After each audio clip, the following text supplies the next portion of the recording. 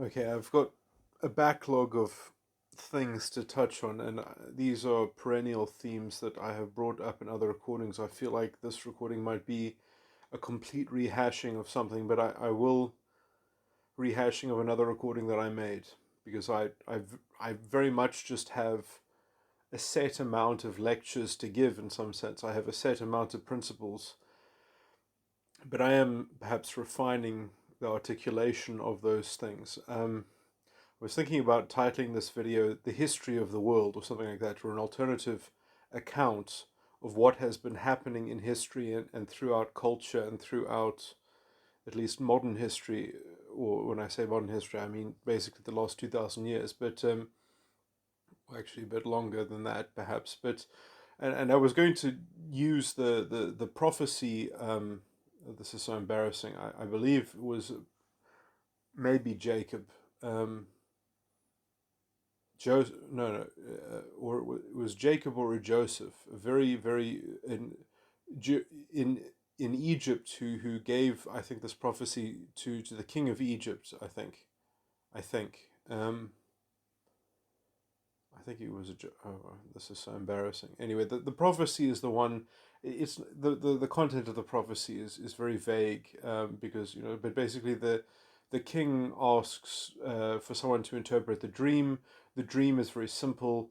The dream has a man standing with a golden head, and I can't remember, an iron torso and clay feet, and he wants to know what the meaning of the dream is. And the meaning of the dream essentially is that you are the golden head, but and essentially, and it's going down through the clay feet is the future essentially, and it's a metaphor for the ages to come in the future. And right now we're in the age of kings, and what will eventually transpire is the age of iron, and then after the age of iron will be the age of clay essentially, or there's bronze in there. Perhaps it was gold, bronze, then iron, and then clay feet. And this prophecy, which I've just given a horrible rendition of or whatever, um, is talking about far-reaching things in the future, and it's almost not worth talking about the prophecy so much because so much of it is compacted so densely into that kind of metaphor, but in some sense, this is not just a metaphor of social politics or let's say cultural evolution or something like that. It's not about culture. It's not about society. It's about psychology. It's about people in some sense, and in some sense, we are profiting from being at the end of the line of quite. We are in, I think, 350 years early into Jung's sort of prophecy in Aeon, I believe. I think that what Jung thought would take 500 years to transpire will take 50 years to transpire, or maybe 100 years to transpire. But anyway, um, anyway, but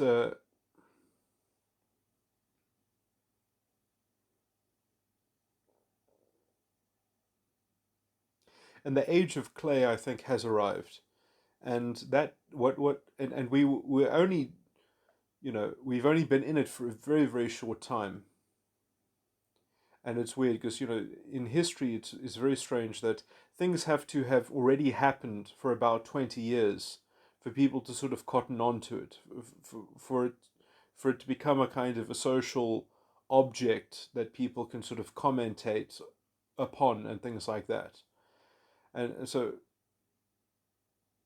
what I would consider the age of iron is this recurring regression into what I have described in many recordings as the Napoleonic corruption.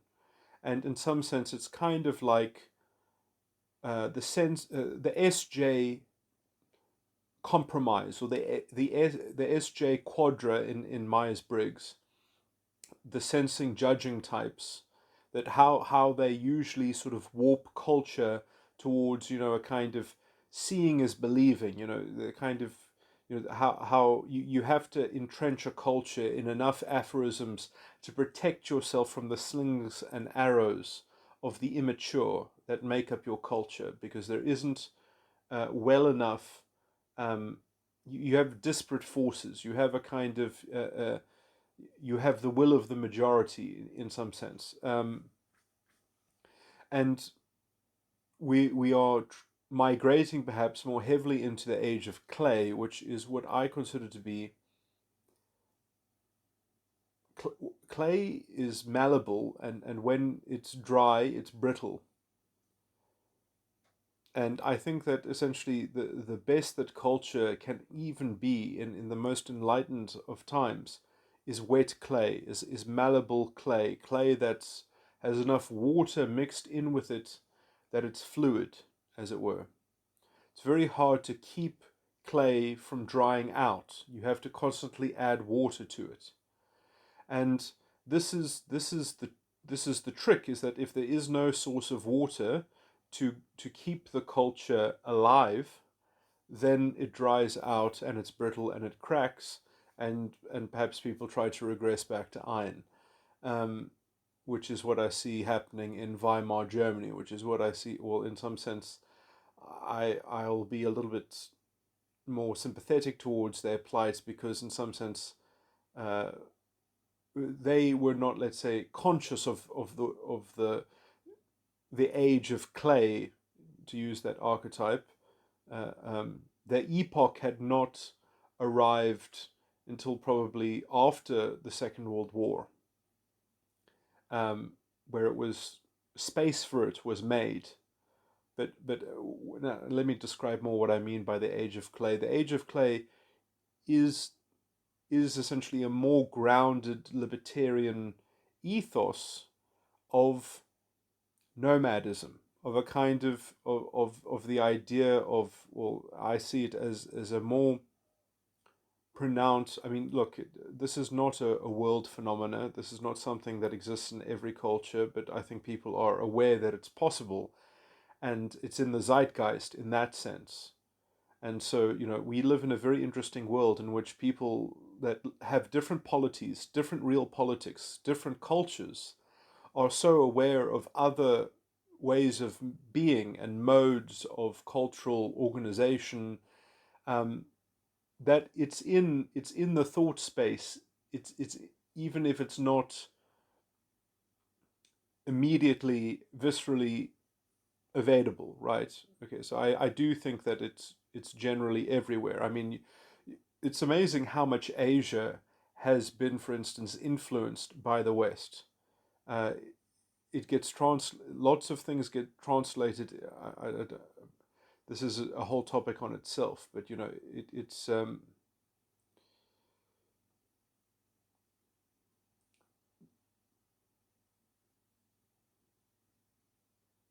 they have the same types of enemies to progress as every culture does. They have the same kind of sensing, judging, compromise in culture that always tends to sort of. I mean, you can see it in some of the names of some things. Like the Shining Dawn. You know, that concept, the Shining Dawn, has always been around. In the you get this very sort of toxic mix of sensing, judging values being headed by a kind of by a slither of sort of intuitive feelers, NF, and a few NTs, usually ENTPs and INTPs that go along for creating the narrative, that go along for entrenching and making their secondary sort of pseudo intellectual economy of sort of grounding and justifying the space, that where essentially it's a simple gimmick, which is that we need a new dawn. We need to hit the reset button. And this is the borderline tactic, that, okay, well, we can just by agreement collectively create something out of our imagination, and if we all are on the same page, then we can sort of use our collective social imagination to sort of override history or override reality or override something.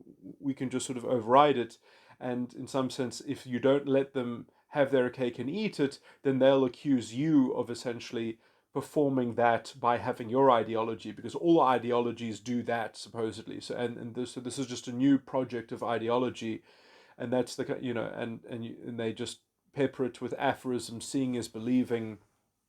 They have emotional arguments, they have investments, but I mean, in some sense, you could say it's a Keegan stage two sort of uh, peace brokering, and a kind of a Keegan stage two armistice. Where you have a kind of political edifice, or you have a deeply entrenched cultural hegemon that is actually premised on validating itself by emboldening or insulating a particular formulation of Keegan stage 2, that a certain Keegan stage 2 is regarded as the rightful child of the state, or a rightful child of the ethnicity or the culture.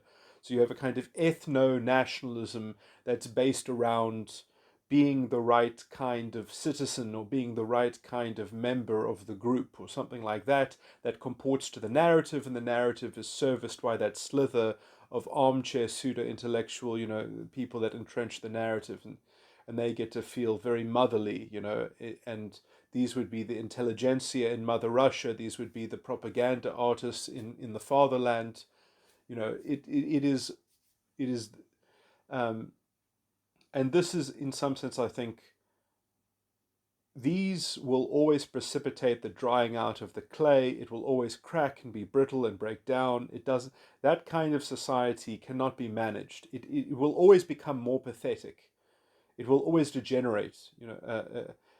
I mean, there are. I myself have seen the accounts of the young children that grew up in Nazi society.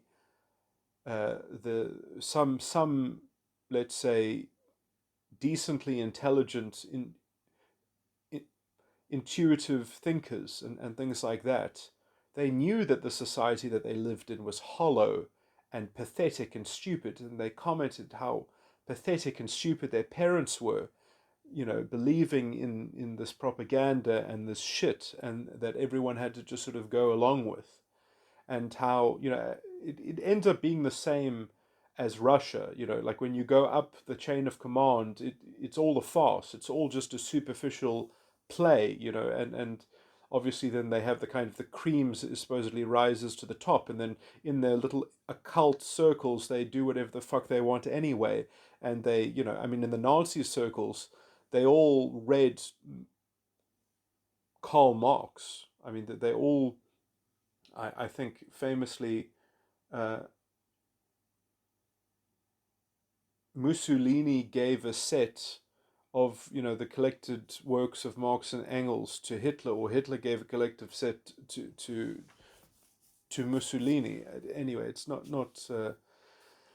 important, but I mean that kind of narrative stuff, they love it, because it's sort of, well, in some sense, fascists are very ideologically in the same pattern as any kind of Leninism, in some sense. I mean, it's all a kind of maternalism or paternalism or something like that. They just have a different object of affection. The one would be some kind of ethno mass, and the other one would be the downtrodden working class, or something like that. In some sense, it's all based on a sympathy with something.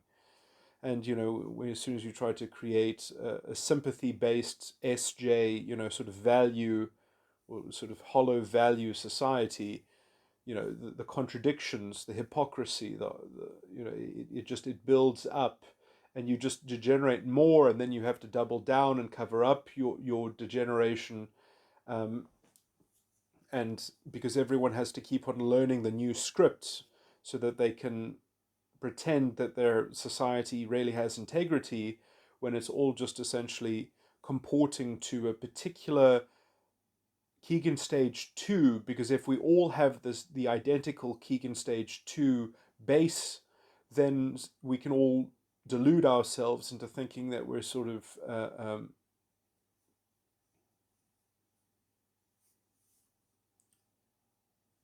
that we found a way to cheat death or something collectively, or I don't know, that we can dream whatever we want to dream collectively. But anyway, it's hard to say like what it thinks for itself, because it's in some sense it's the uninvention of thinking. I do actually believe that if you had a society like that for so long, you wouldn't need to have people removing words from dictionaries. It would naturally occur.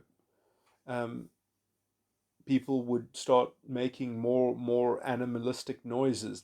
They would literally, because thinking itself would be, they wouldn't have a considered life. They would have life in a narrative that was already sort of, the script was already on hand.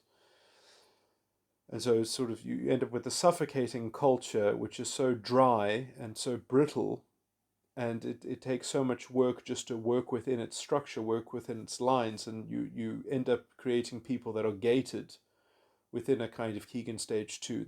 They have a truncated line of development. Um, anyway, I mean, the real thing that it messes up is that the humility, it ends up defining humility in some prescribed way that's very inauthentic and ingenuine, in fact. And I mean ingenuine as opposed to disingenuousness, because I believe that there's a kind of, to be ingenuine, there's a kind of, it's weird, I don't even think I want to call it nescience, because it's almost like a bad faith nescience. Well, I mean,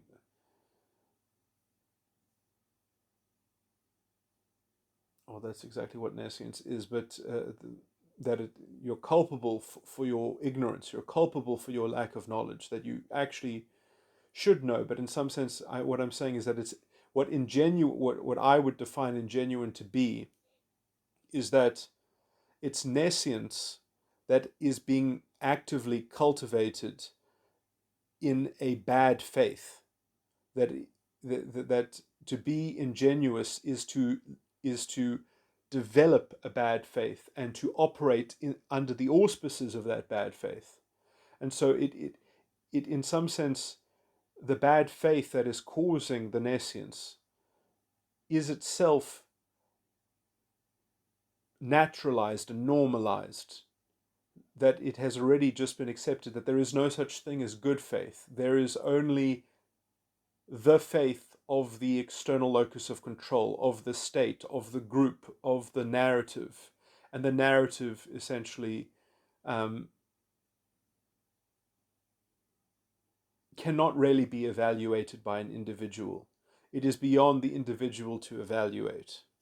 So you've created a god. You've created a god of the world, and you are marked by that god of the world. Now, anyway, I've been talking a lot all over the place. Let me just say that there is a beautiful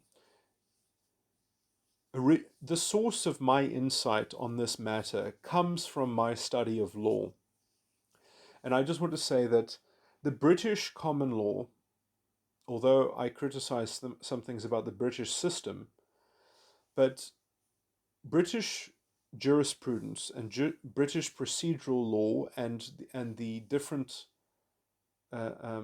thinking on the different sections of the law, which there are some sections of the law which are, I forget the actual phrase to describe it, but they're called, they are complete. There are some sections of the law which are absolutely complete. Some like the law of contract and the law of trusts and the law of some of those subjects are complete and some are incomplete. Complete sections of the law means that they can be used to settle a matter definitively. It means that within their realm, every other part of the legal system is duplicated within its structure. So within that segment of the law, it understands the law as a whole. One of these sections or segments of the law is called the law of trusts. So if something in the law of trusts says something about a certain topic, you can't break it. You have to sort of color within the lines, or you have to navigate it on this within the context of the law of trusts in what you're trying to do about it. In some ways, there are ways in which you can bend certain things and you can break other things depending on what you're trying to do in that other section. If that other section is also a complete sort of thing, then that might tell you how to maybe, I don't want to say it's not, it wouldn't tell you how to interpret something in the law of trusts, but it would tell you how to go about. It's the law is a very interesting, complicated subject, because essentially,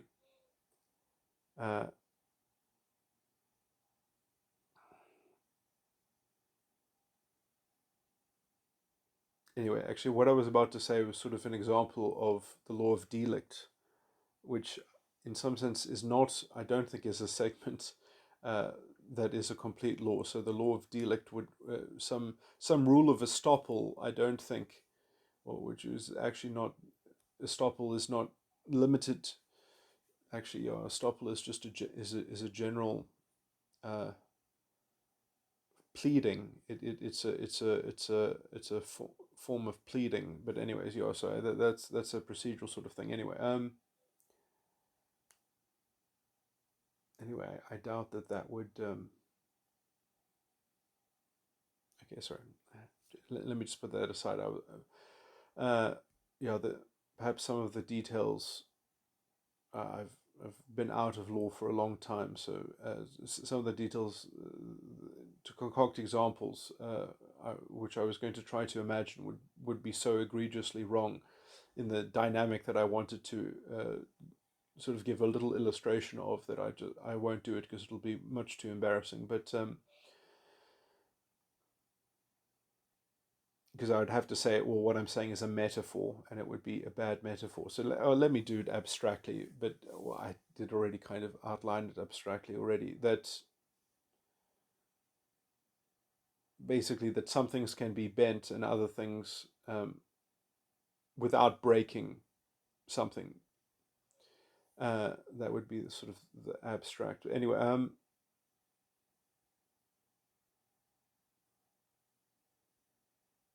okay. The point is that the reason why I talk about law is because the kind of esoteric Christianity that I'm interested in, which is a very different and special breed of Christianity, which believes in a kind of Christ consciousness, and makes a lot of, sort of particular and interesting claims, which are different from, let's say, so-called Christianity, which is, the most sort of common breed of it or whatever. But and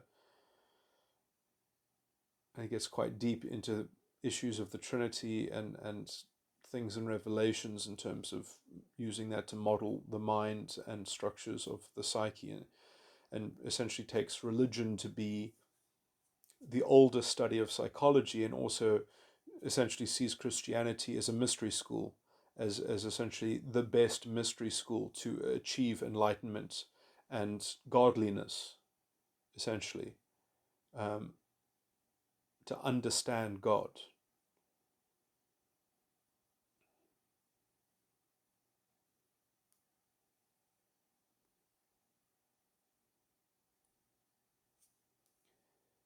And that God lives in the understanding. He doesn't live in the sky. There's no pagan sky father or something like that.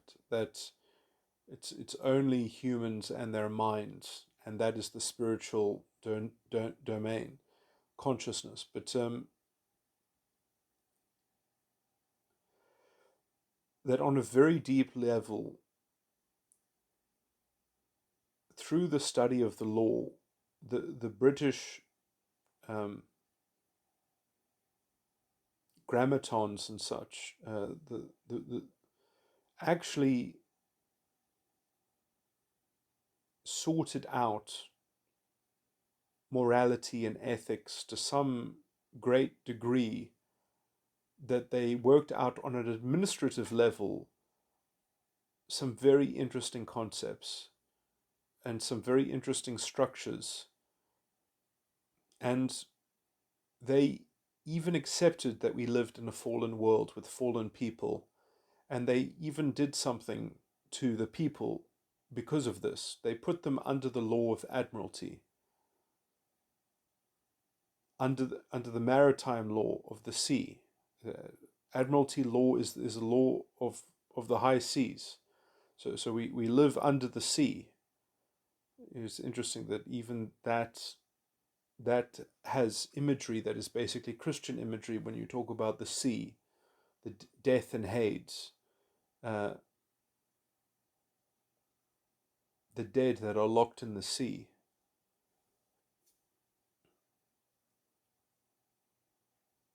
But my point is that they really understood at a deep level the sovereign soul and the sovereign spirit and the sovereign individual well enough to create a system that honestly evidenced or honestly set out the predicament that we live in, that they actually created a structure in which we can locate ourselves in the legal structure and know what is fallen about our world, about the status within which that we operate. And really, if you just unwind that legal structure and work out how to unwind that legal structure, you will see how the world works mechanistically. You will see how the cogs all work together, and you will see that to unplug yourself, that's how you unplug yourself from the matrix. It's literally how you unplug yourself from the matrix. But maybe you don't want to live outside the matrix because it's a war zone.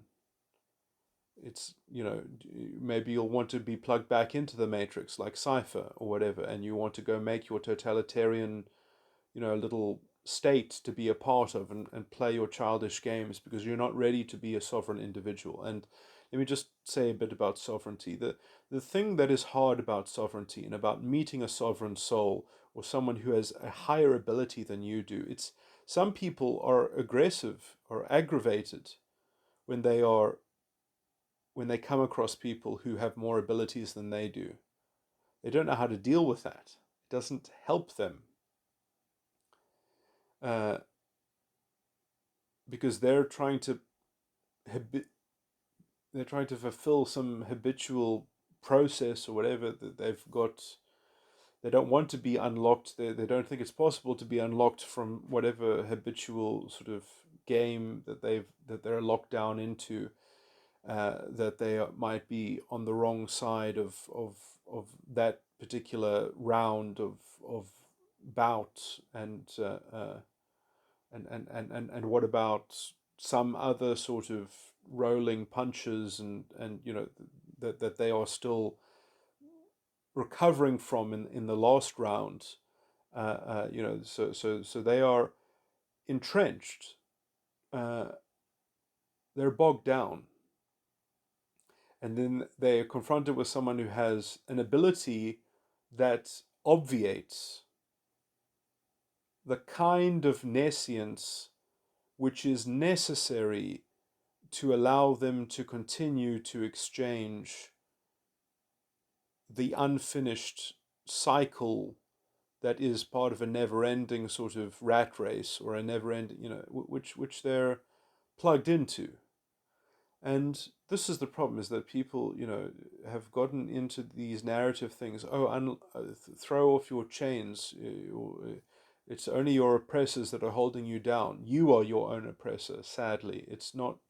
It's not society. Well, in some sense, you could say, well, the problem is that we live around a lot of people who are also so committed to oppressing themselves that and then a small, or not even a small fraction of them, want to just believe in conspiracy theories instead of blaming themselves, which in some sense is an empowering thing. That then there's something that you can do uh, differently. But anyway, I don't want to create more sort of strange aphorisms, because that itself can become its own narrative. Oh well, if only we just sort of, that we're held back by a majority of other people. I don't think that we are. I don't think that if the solution just needs to be modeled, and then the people who would follow it, and perhaps it shouldn't be followed by everyone. Why does it need to be, why do you need safety in numbers or something like that? Just craft something that's more uh, robust at not being pillaged, perhaps, or something like that. There are ways and means, essentially, to entrench yourself in the right way, to secure yourself in the right way. I mean, obviously, nothing is 100%, but you know, I would argue also to not commit yourself to being judged on your outcome, and to rather be judged on your workings and your responsibility and your accountability over the things that you were knowledgeable of. But just make sure to leave no stone unturned in terms of this nescience and things like that. Anyway, the subject of the nescience, which I'm wishing to unlock, is that, and what I'm saying is not new at all. I would encourage other people to go and research and look up the creditors in commerce, who gave this in their teachings quite explicitly, uh, that really there's no point in helping people legally becoming sovereign with some kind of status if they don't understand what that status means. If they can't, you know, you know, being sovereign is not a label that you attach to yourself. It's a form of consciousness in some sense, and that consciousness itself is irrelevant if you don't actually have the ability to provide credit, to be a creditor in commerce, that you have to have something to give. If you have nothing to give, you can't be a sovereign individual, because you don't have any power. A sovereign is powerful. The powers of the spirit are real powers as well, and that is in some sense the source of all that we have to give. And if you don't, in some sense, I I think that the thing that is holding most people back from being sovereign to a large extent is this idea that, well, I must already be sovereign, and which is a paradox, because you are already sovereign. The thing is how do you know that you're sovereign? That's really the question. How do you know that you are sovereign? Answer that question, please, because that is something that we have to talk about, or that we have to see in each other, if we're going to be sovereign as a group, or as individuals relating to one another in our relation, in the context of the relation. So how do you know how you're sovereign, in some sense? Now that is, and in some sense, I mean, that is something that you can know for yourself as well. But your ability to give, your power to give, in some sense. Now, power is a very interesting thing, because as soon as you exercise power, you no longer have that power. It's sort of like the paradox of pursuing things. If you're in pursuit of something, you can't already have it. So I don't know if you can sort of smell the paradox that I'm outlining, because I haven't perhaps explicitly said it out, because I the easiest way that I can sort of illustrate this point, perhaps in a more simple way, is that there are two forms of motivation, and I take this from an alchemical point of view. Mark Passio talks very well about these kinds of concepts in some small part, but I don't know how much detail I've heard him go into the mechanics of this. But essentially, there are two ways of doing things, or there are two ways of acting or doing. And when I say acting, I mean general. I mean in terms of consciously uh, actualize, or there are two modes of being in some sense. The one is from a motivational point of view, in terms of your your purpose. So you can, in the purposes that you set for your action, you can either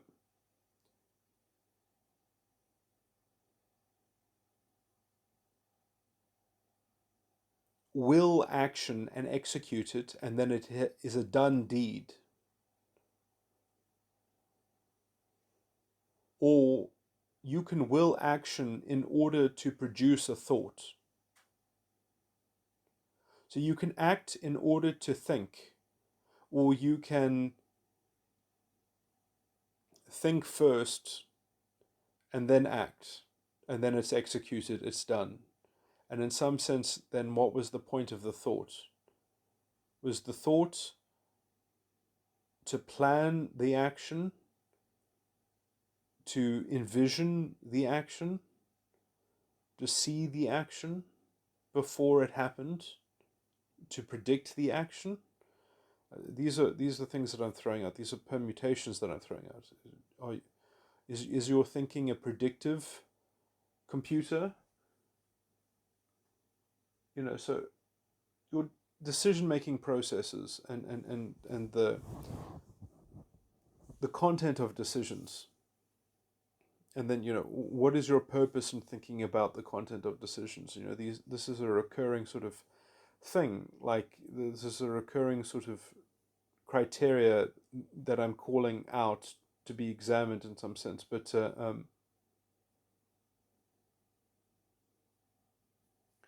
and it gets you to the thing. Well, what is the end?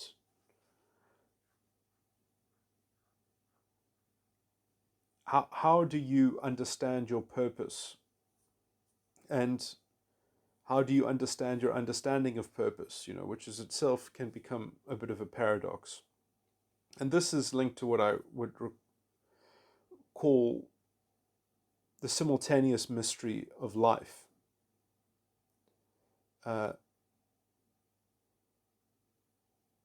Which is that notional thinking, which includes theories and concepts, and even definitions of things, which are notions. The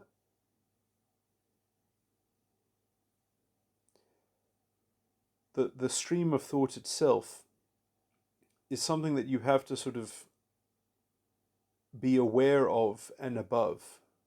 You have to sort of read the stream of thought, and that means that if you can do that, then your subconscious, from that frame of reference, your subconscious is dead. That is the first death, when your subconscious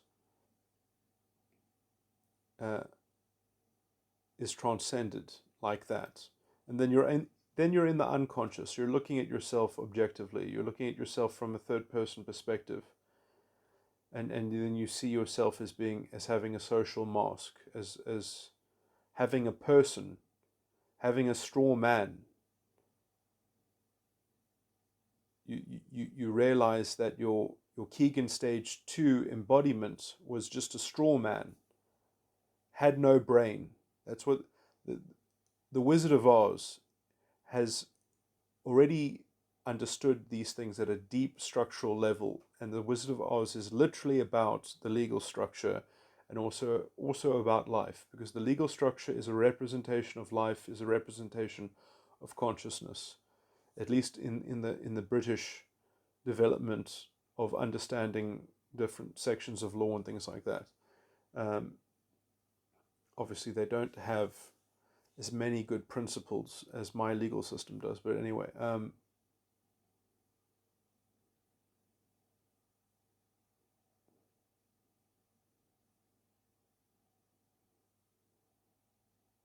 but the common law has enough to get the form of things and the structure of things just right.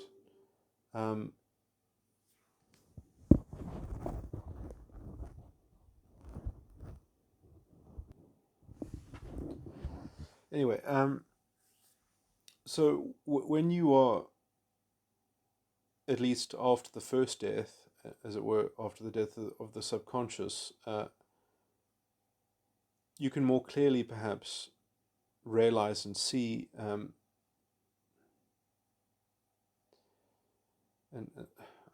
I have to think about this a bit more perhaps, but let me experimentally talk about it, that I don't know if this necessarily, what I'm about to say, slots into this perspective neatly, and perhaps it relates to a different one, but you realize then that it's not about using power or not using power, but in some sense the capacity to generate and create, the ability itself, the creation of abilities, the uncovering of power in some sense, the unveiling of it, that you're unveiling it unto yourself, the ability to unveil it unto yourself. And that in some sense comes from just knowing, just having awareness, and in some sense it's what you know is possible in some sense, or not, what you know the truth is. And it, in some sense, that truth is not notional, it's beyond notional. It's in some sense on the same level as the force of principles themselves. It's the kind of the thing that makes axioms special. And in some sense is deeply connected with self-determinism, with essentially the internal locus of control, where you can create your own universe, your own reality, and you, by agreement, you can extend that and share that with other people, that sort of stuff. Which is interesting that there's a version of that being fabricated in the SJ value system, because essentially they want to collectively push the reset button or something like that, which really has to do with trying to supplant a scapegoated game with an updated game that is premised on scapegoating the old game, because it doesn't have the power already, or the ability to unveil power unto itself. And so it has created a system of labels and identities and sort of and societal triggers or whatever that have to be comported, that have to sort of take on some image in order to essentially give people that are on Keegan stage 2 the ability to pretend that they're at a higher level without actually doing the individual work on the individual scale. It's kind of like collective narcissism. It's kind of like, well, I'll give you an identity, and the identity will have magic so that you don't have to actually grow as a human being, or grow as a consciousness, or grow in your actual ability, because your identity has the ability innate in it. So you're sort of giving people a secret, I was going to say a secret weapon, but that's a bad metaphor. You're giving them a cheat code in the matrix. You're like, no, let's huddle together and create a cheat code and call it the new game, and everyone who doesn't let us use the cheat code against them will be the protagonists. Sorry, will be the antagonists. Weirdly, what I said is both correct, because in some sense they are the protagonists, and the idea is that they have stolen protagonism for themselves, and therefore they have to consider themselves to be the antagonists, and they need to give up their protagonism. They have to sort of, because these people who are proselytizing to them and broadcasting this decrepit sort of bad faith, negative projection of value onto other people, they have to say, no, stop being protagonists so that we can be protagonists. You're stealing all the protagonism in the game. You're stealing all the protagonism in the narrative. Not because of anything uh, about us. It's because it's all about you, and you are forcing the narrative onto other people because the narrative that we have has these standards which aren't being matched or something like that. So it's just like sort of satiate our projection of and broadcast of standards. So they've got this kind of debt. They're debtors essentially, and their form of debtorship, always produces hypocrisy and weird kinds of strange things. I was watching an interview with Gina and Ben Shapiro, and she was talking about this, or was it a media person who came to teach her how to use social media, and the social media person wouldn't even take off her sunglasses and has these kind of dead eyes, and was like, you can't ask an intellectual question or an analytical, you can't be logical with people that are demanding an emotional response to an emotional question. You can't use reason or logic to answer an emotional question, and just saying, no, you have to let them indulge in their witch hunt. You have to let them become a school of piranhas. Because they need to hunt in a pack, because they're bloodthirsty wolves. They believe in the wolf pack. They are a wolf tribe, as Dostoevsky spoke about the wolf tribe.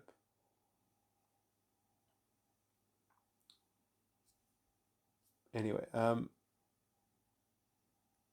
this is their, I mean, these are the people that develop fascistic states. They have the proto-fascist mentality. That's what they are at heart, and they have been allowed to create the structure because academics have given them the permission to. They've given them the false credentials, the intellectual authority, the cultural power, and no one is wise enough to actually say, no, but this is a joke, right? Like, no, but we're actually adults, right? No, we actually grew out of this when we were 5 years old. Oh, in fact, you're still like the 5-year-old who uh, gets spiteful and didn't grow out of fighting with other people in the sandpit. Uh, didn't work out how to settle your own disputes, didn't work out how to mediate your own gripes with other people, and to arrange your own affairs, and to sort things out.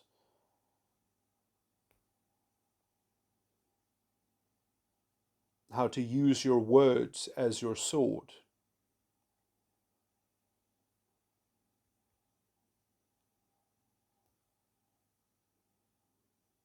I mean, these are people that honor is not anything other than a social game, but a socially contrived label that must be sustained in propriety according to the social norm and the social etiquette or something like that. It's all about decorum. It's hollow, vacuous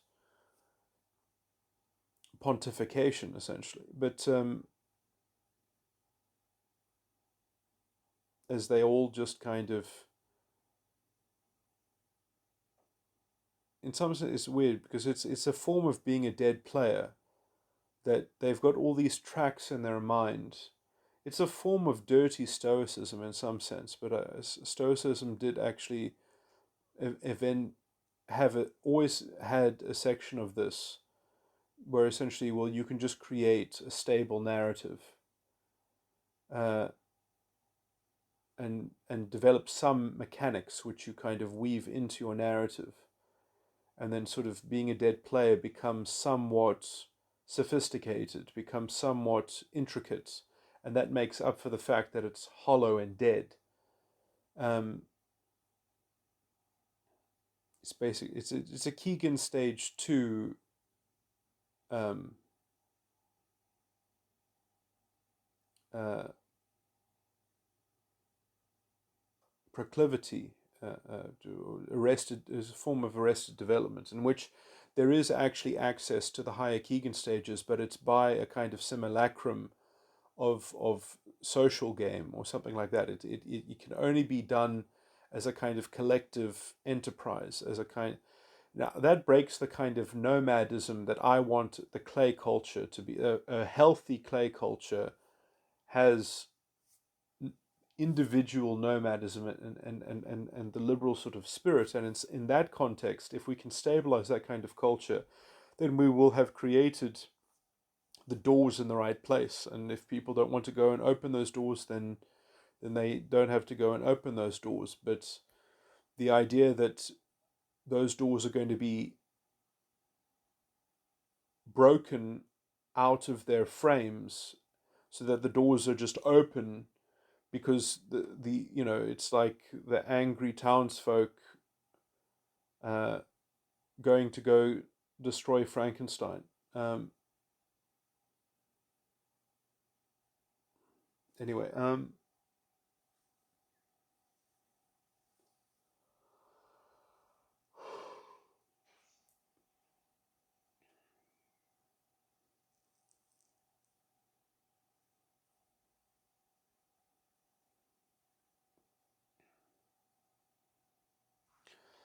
okay.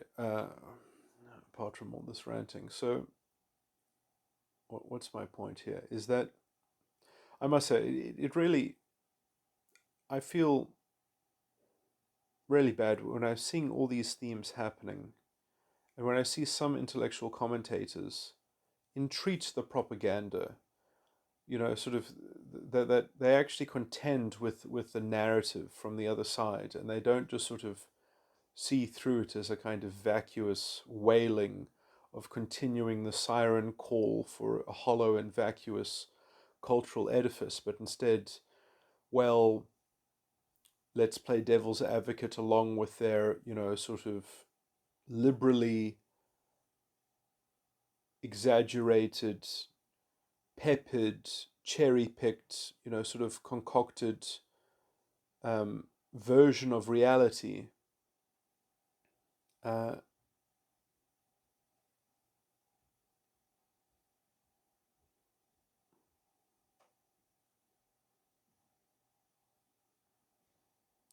I would say this is why people got so much Trump derangement syndrome, essentially, which I do think is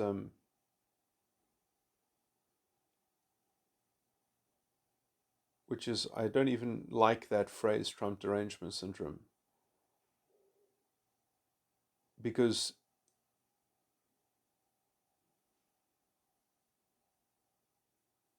it's actually incorrect because these people were already deranged. Trump just gave them the trigger to allow it to be manifest in some sense, because what they don't like about Trump is that collectively they are trying to do what Trump does with his intuitive communication. Trump,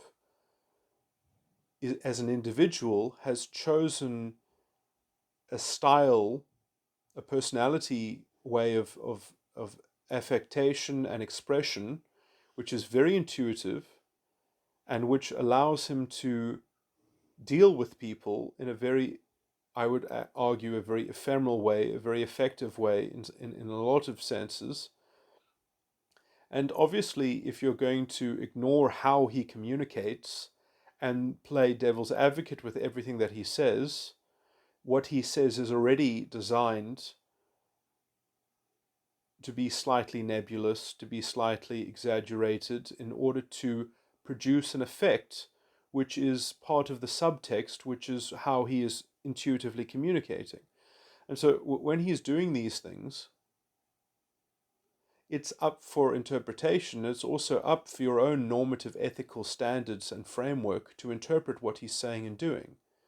Now, if you don't have any normative values or ethics and you instead are plugged into a narrative and that already projects accusations of systemic oppression, systemic guilt onto people, then yes, Trump is an amazing sort of chimeric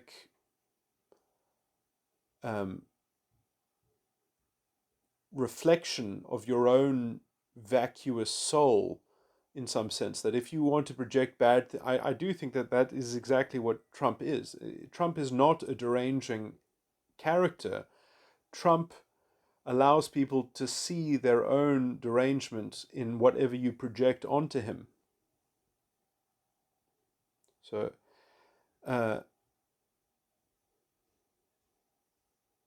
because if you actually look at the letter of the law, if you look at the actual, in substance, everything that Trump has done, it's been on point. In some sense, he's been the best president in well, certainly the last sort of 20 years probably, but or especially if you realize how much worse things have been in the context that when Trump took his presidency, it was 180-degree shift in gear, which was necessary. Um, anyway, the point though is that um,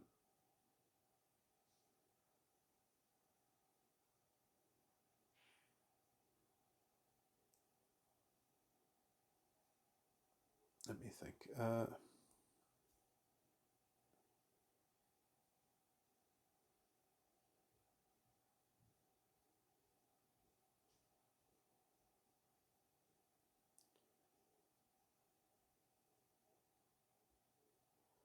So why was I talking about Trump derangement syndrome?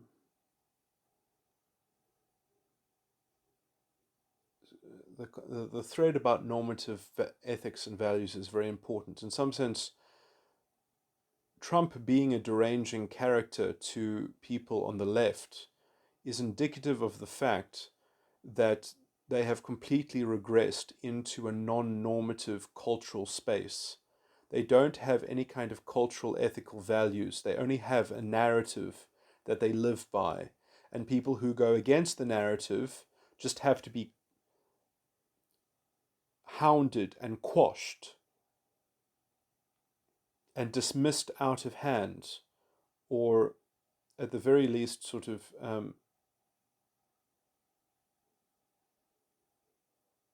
the target of very sort of, I'll say, badly crafted sort of character assassination, uh, narrative witchcraft, essentially, sort of bending details and essentially making up for the lack of substance by just getting a chorus of people to repeat the same indictments, the same accusations, the same bylines. It's like it's hollow propaganda.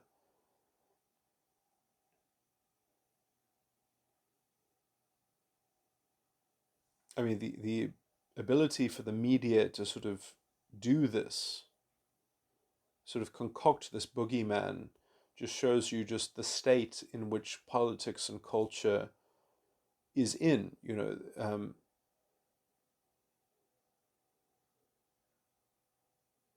or at least the state that the left is in, or the so-called left. I would call them proto-fascist, but essentially they have no normative values. They have no argument. They have no ability to win the argument or to try to win the argument. Essentially, all they have is identity politics, which is kind of like a corrupting influence because it will keep on doubling down. It will keep on destroying the edifice. It will keep on undermining normative values and ethics, because if you the more affirmative action that you deploy in the disgusting racialist consciousness sort of way of having just quotas for people, the more dehumanizing the whole sort of system becomes. Uh, and as soon as you normalize that kind of dehumanization, and then things continue to deteriorate because you've just basically created a whole lot of toxic racialist red tape, then it's like a positive feedback loop of toxicity, and it just entrenches the narrative, and it's like we always just need a more radical version of the narrative. South Africa is a perfect example of how affirmative action is just a veil for corruption.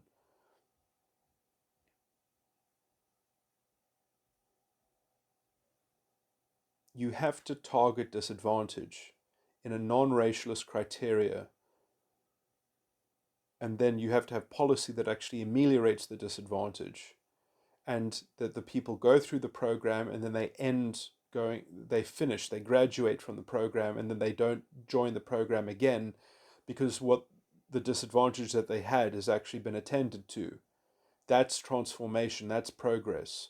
And you can have a common, decent society that has policies and programs that seeks to uplift people, but they actually have to do it, not by fudging the numbers, not by lowering the standards, not by tilting the field, not by creating strange sort of... And in some sense, you'll realize very quickly that the problems in America have nothing to do with identity.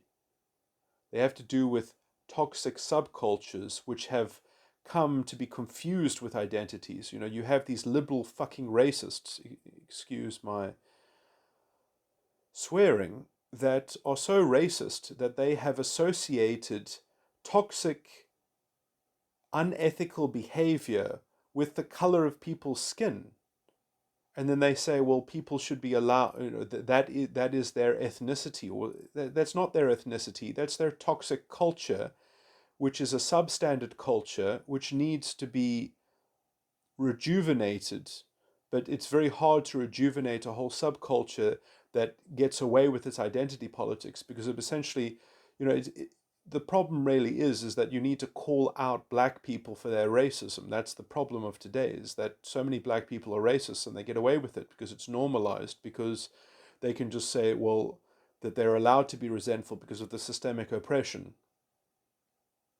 They're allowed to have words that they use which other people can't use. Therefore, there is a they and an us, because they can say the word and we can't say the word. Who does that? Who is doing that? It's a toxic subculture. It's a fucking narcissistic, toxic mess. And because no one will call individuals out for doing this toxic shit, it perpetuates itself. And who are peddling this identity mongering? The people on the left, the so-called anti-racist people. And so you've got these toxic intellectuals from all colors on the left promoting this utter putrid proto-fascist narrative hollow bullshit, just because it's a useful way to have a totalizing sympathy-based political reset button, because they're all collectively borderline personality disordered schmucks that are banding together so that they can say, well, we can elect the scapegoat, and then we can push the reset button, and then everything is nice again, or something like that. Because they just need a token to throw under the bus.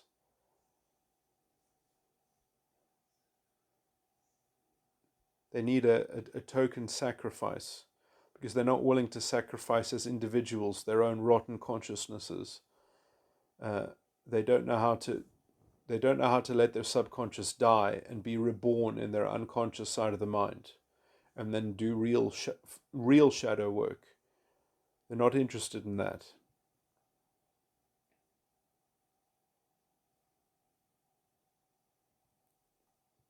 Anyway, now the state of the unconscious side of the mind is itself also not prone to perfection, is not automatically good. You have to overcome the second death, the death of the unconscious, so that your ego can actually be properly actualized and properly formed, which is a very painful thing, because the proper formation of the ego is something like being an unplugged human being in the universe of the story, of the narrative, of the Matrix movies. Is being an actualized person is someone who can plug themselves into the Matrix and go flying around, and outside the Matrix they're still working on a plan. They're still in the middle of the grotto. They're still in the middle of the bowels of the earth, because they still have a war to navigate, or to avoid, or to, there's still a conflagration of great proportion that they're in the midst of. I did actually want to make a recording that would be an update of my own. I'll make that a separate recording because it's an important. I need to talk about my own experience of perhaps my own rebirth, and how I've seen how I see the sides of the mind, and just to try and get more recordings and more structure of these things, because I do think that it is useful and important.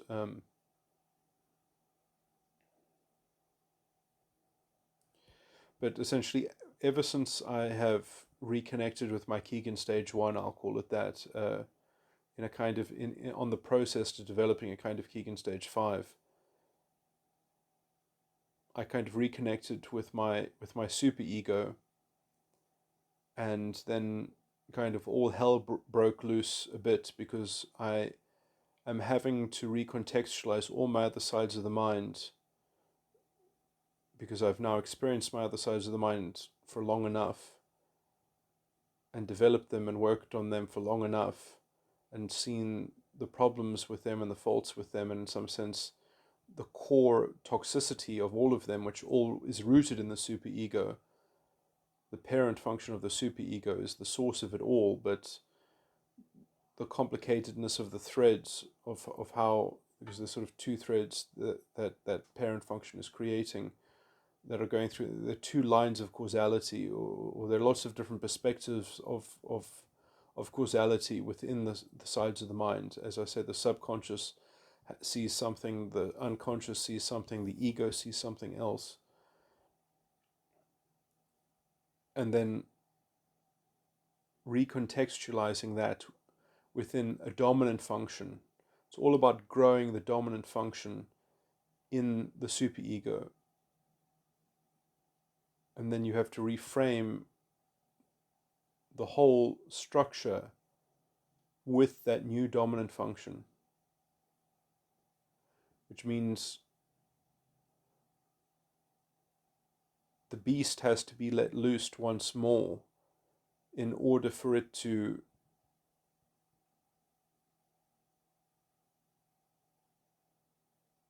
take account of itself in relation to that new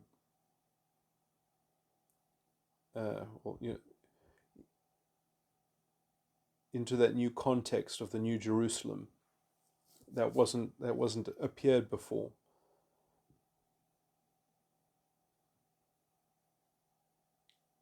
And recontextualizing essentially the tree of life in relation to the dominant function, which then I still don't know how that's going to go in terms of obverting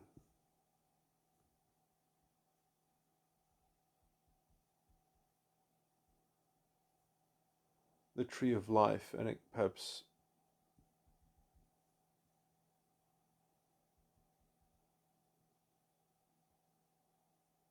excoriating the remnants of the false prophet.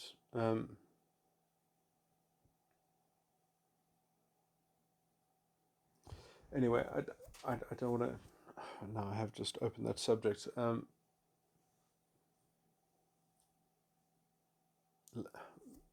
Let me just mention some of the things the notes that I had made that I wanted to have a recording of on that subject. And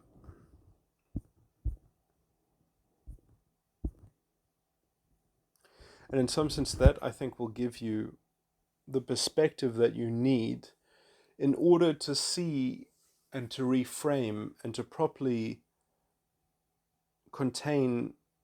Well, it's giving me a new perspective of my false ego complex circuitry, which is something that I've been thinking about as well, that essentially that the chains of emotional tones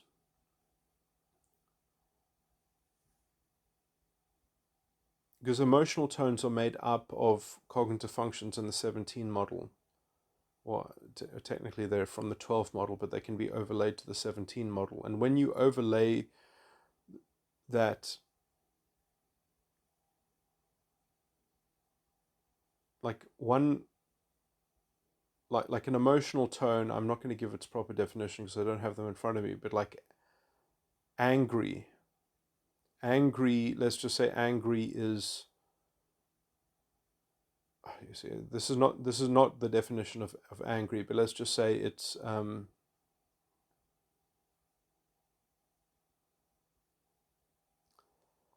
expression of faith with a negated or an expression of faith with a absent sense or a negated sense of some other cognitive function. And let's just say that was the definition of angry.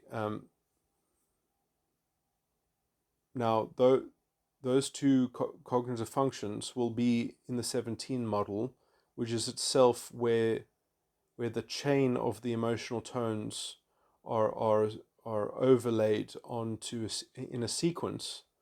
Now, that emotional tone is referring to, because emotional tones are always made up of two things, two cognitive functions. So if you go look where those cognitive functions are in the 17 model, one of them will refer to a section of one of the sides of the mind, or to an element in one of the sides of the mind. And another one will also refer to a section of another one of the sides of the mind. And so those things, I think, actually, those elements, those components of the sides of the mind are what is being reflected on in the content of the emotional tone. So the emulation of that emotional tone, which is, for example, the generic definition is angry, but the personalized definition of that for that individual would be their parent function of their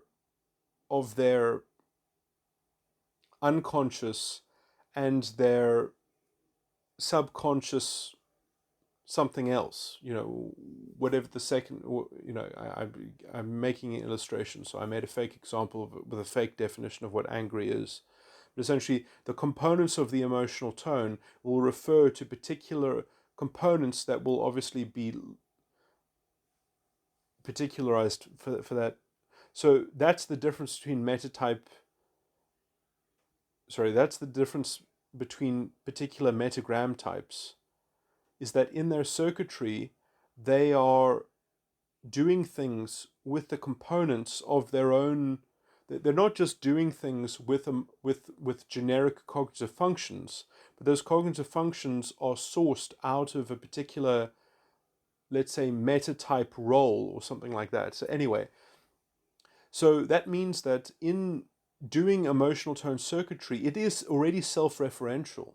The emotional tones that people are habitually in the process of cycling through and being encased within or whatever, but within that chain of sequence of thought processing, or sort of locked into a kind of thematic cycle of action, they are looking at a particular aspect of one of their sides of the mind juxtaposed or in combination with another side of the mind. So they are focusing or juxtaposing particular links in their chain, in the emotional tone chain. Or the chain is being represented by the set of emotional tones or whatever.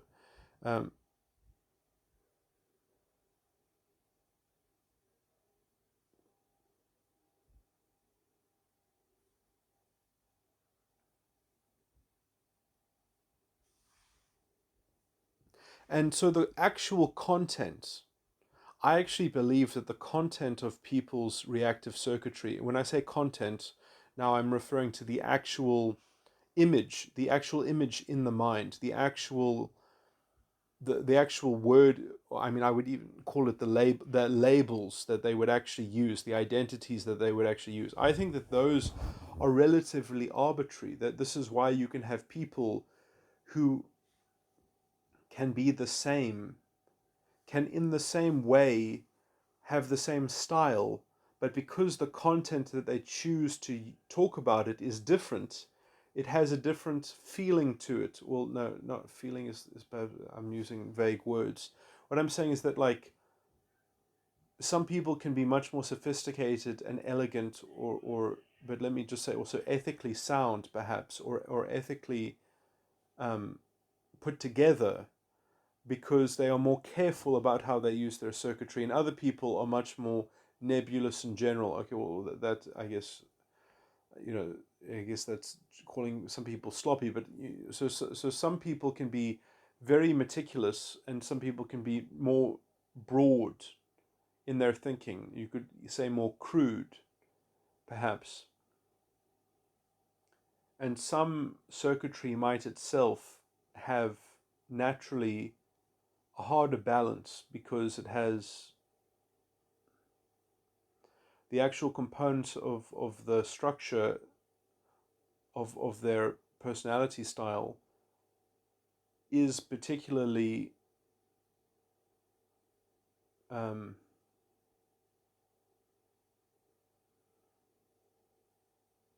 structurally precarious.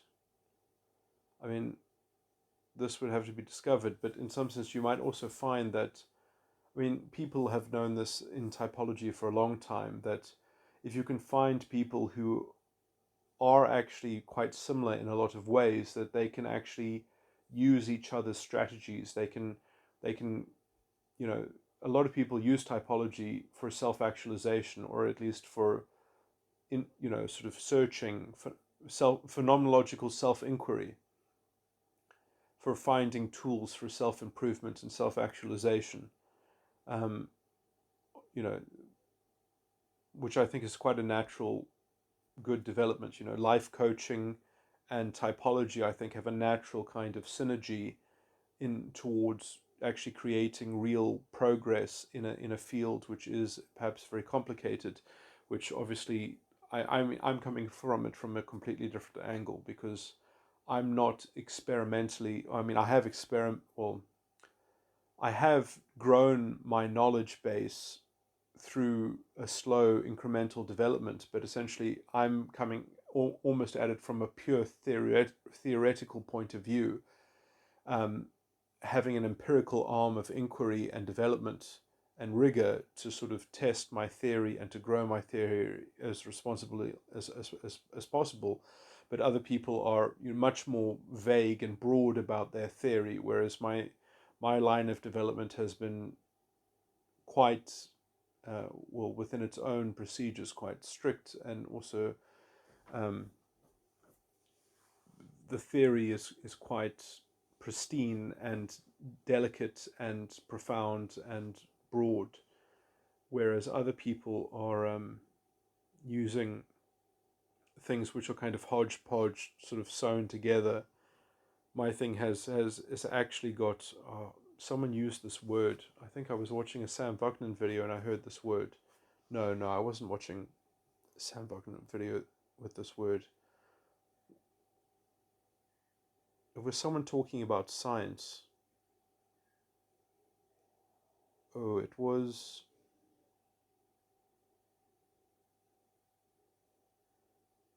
No, it wasn't. Who was talking about science? It wasn't Brett Weinstein. It was. It was someone talking maybe to. It was someone talking from a kind of scientific background, saying why some people, why the why people in the soft sciences were never. Oh, it was someone talking to Jordan Peterson. Who was talking to him? It was some other psychology person. No, it was Camille Pagiel. Pagiel. Oh my word! I can't. Wow, I can't speak. I mean, I want to say Pagella, but that's not how you say it. Um,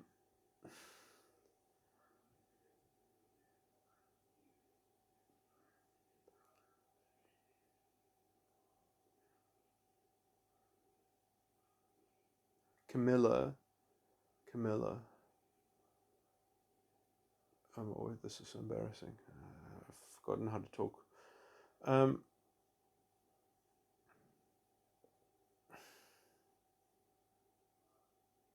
No, I don't think it was that. What was the word? The word starts with a C. It was like con. Was it? I, I don't think it was Viveki. It was someone talking about the contrast of physicists. I think it was someone who. No, it was. Damn, this is going to haunt me. I'm going to have to find the answer to this question. Because the word itself is an important word. And he was making an important emphasis on this word, that this is what makes physicists. This is what makes physics have integrity, and why everyone wants to emulate the integrity that physics has, because it's sort of it all fits. It must have been someone talking to Jordan Peterson, but who was it? It was someone who's big in psychology as well.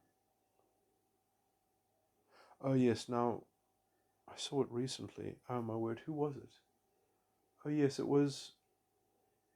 Oh yes, it was Sam Gad. Gad Saad. Oh, wow. Yes, it was Gad Saad. That's who it was.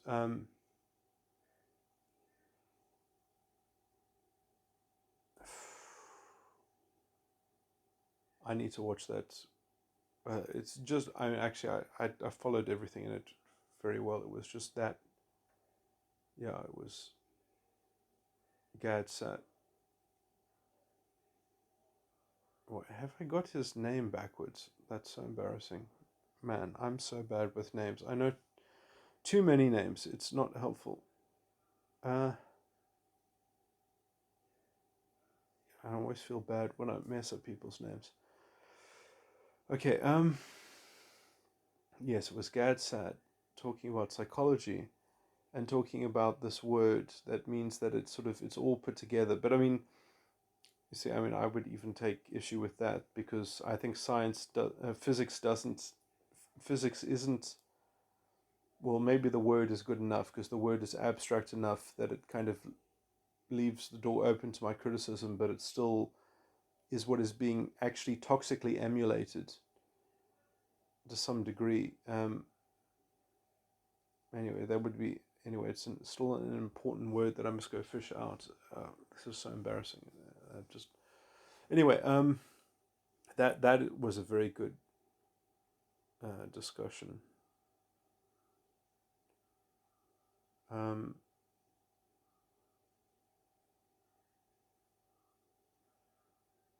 but essentially, Jordan Peterson saying that, well, it's the biological component of psychology that has kept it somewhat resilient to some degree from the insanity of the loony left, or something like that. I don't consider that to be any merit of the subject itself. To my mind, it just shows the weakness of the subject, that it needed such a fickle protection that is that arbitrarily weighs the subject down and stops it from getting anywhere. But I mean, I will forgive psychology that it is the hardest field, because in some sense it is the last field in the first field. So what can you do? Um, if you don't understand psychology, what are you doing in any department? You can't get off the ground.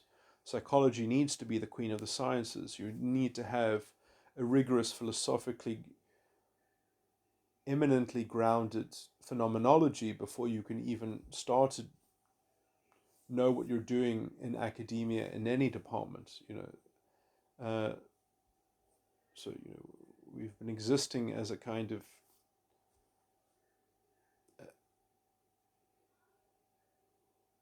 as looking for ontological narratives to substitute for the lack of epistemology, which has always been a controversial subject, and therefore you've got mountains of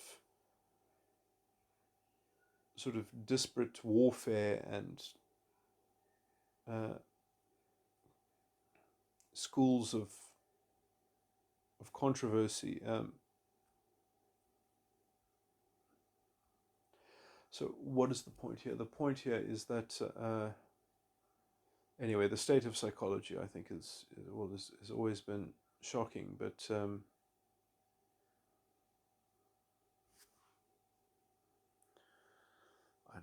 this.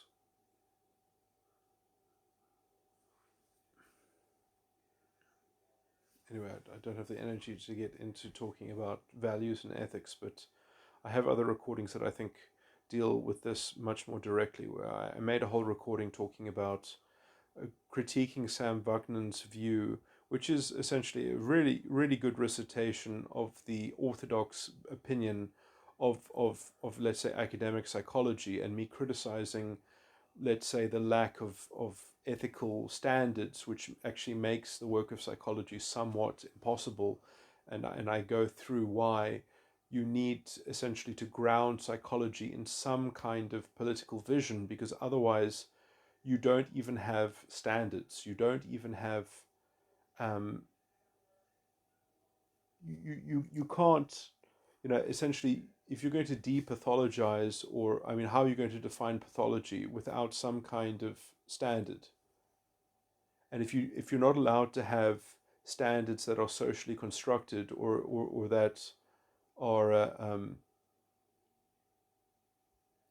like what's going to uh, I mean, this is a famous problem essentially, but um, in some sense, you have to have a vision of positive psychology. You have to have a vision of what psychological health is. You can't define illness as a pure negative. You can't have negative values.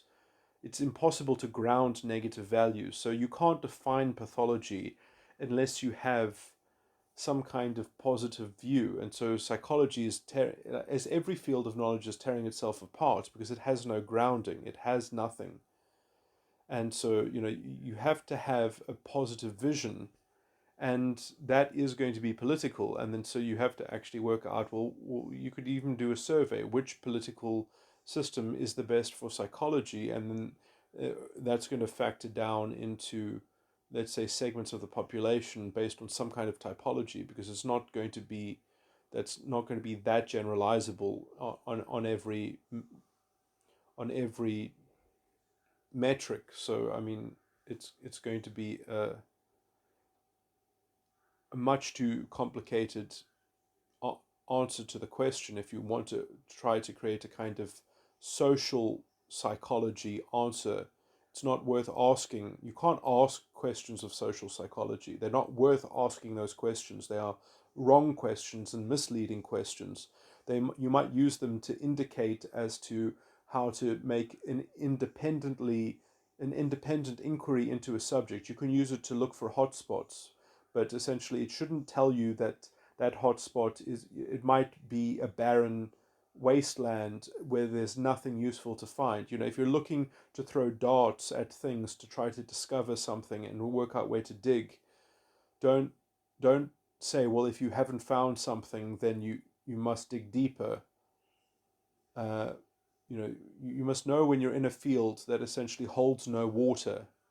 And if you don't know that you're in a field that holds no water, you are just breathing hot air, and you are drying out the clay, as it were. And anyway, so this goes back to the concept of that you really have to have a positive mass to begin with. I mean, okay, I'm rounding out this recording somewhat thematically, but and I was going to try to explore some aspects of that sort of positive psychology to some degree, but it's not really that useful to go into it in the abstract, because it's really just illustrative. It's much better to actually, I mean, to talk about it to someone individually, and to go into their thought processes and actually find tangible examples of creatively deconstructing and reconstructing, and seeing that they have the ability to destroy and create structures within their own decision making processes, and therefore they have the ability to uncover power.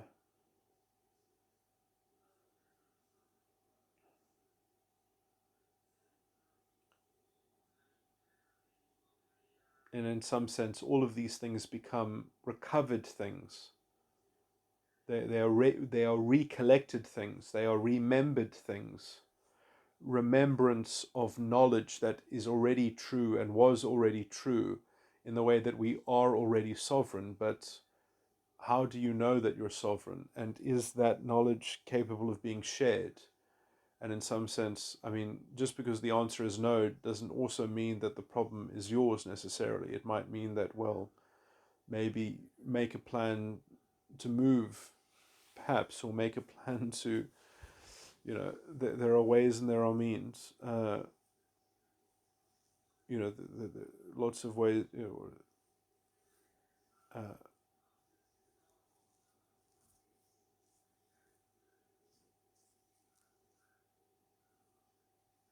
How many ways are there to skin a cat? Is that the phrase? Is that the idiom?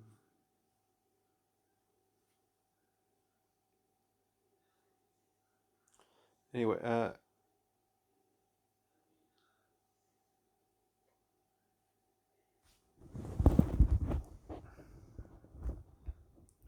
guess I'm not going to say anything that much more intelligent. I need to make a proper recording about my current. Anyway, I've gone through a smorgasbord of topics.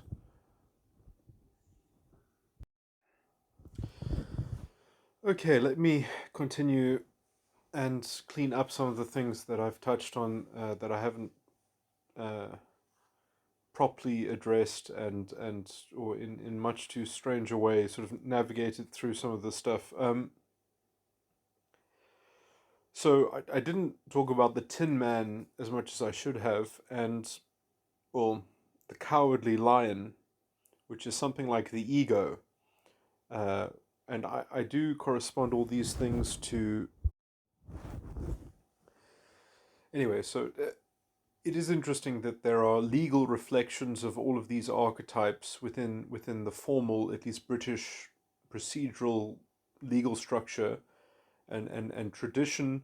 And there's I would say, at least a loose correspondence which one can make with the Keegan stages, that the straw man is like Keegan stage 2, which I would generally call the subconscious. The Tin Man is like the unconscious, and the Cowardly Lion is like the ego, which is really symbolic of, which is corresponding to Keegan stage 4, and which uh, uh, also, the Cowardly Lion, you could translate in that is the cowardly sovereign, the cowardly ego, the cowardly soul in some sense. I do think that Keegan stage 4 systematicity, or the ego itself, um, is an interesting perspective. It's an interesting paradigm. It's something like, uh, also I would combine it with Aristotle's final cause kind of analysis.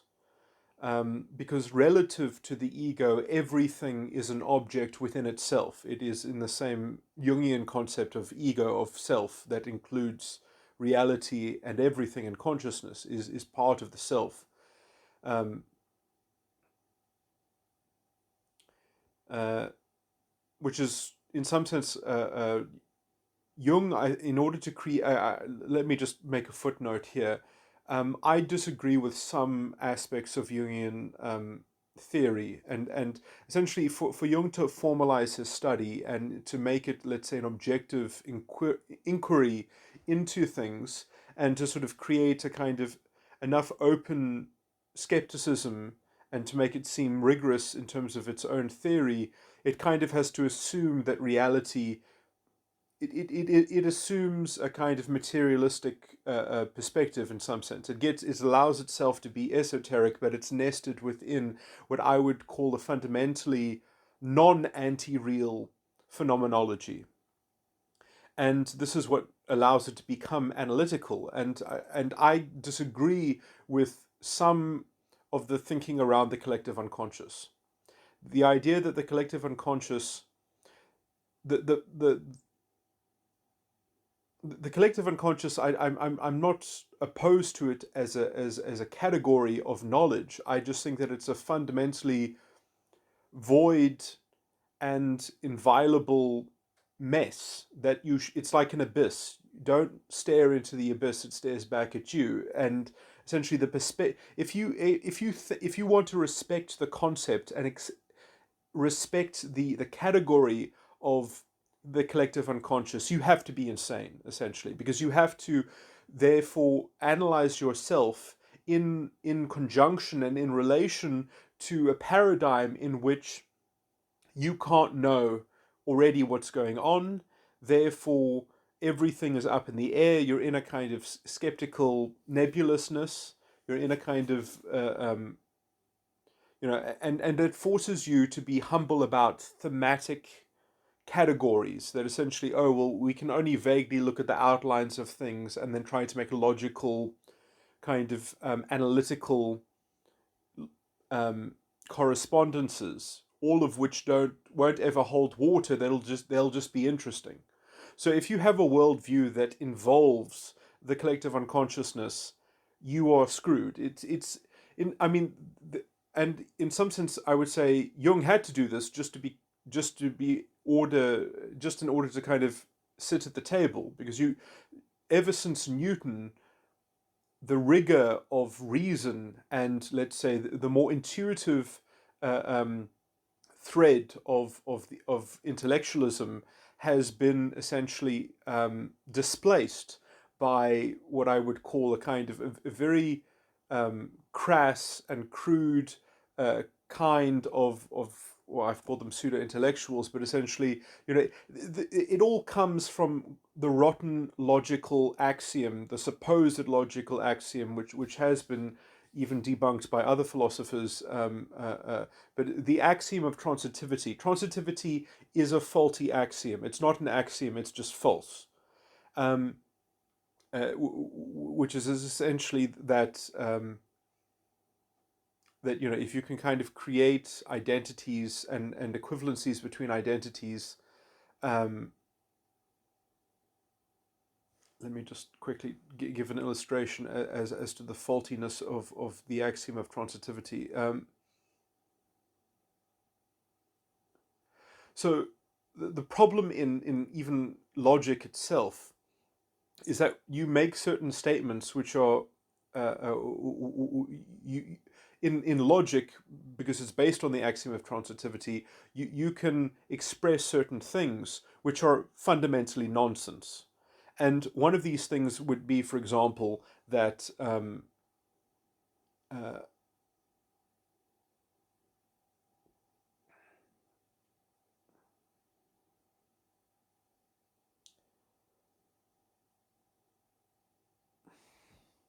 sorry, I'm just trying to remember this sort of this lecture that I used to give, this little tidbit or whatever. But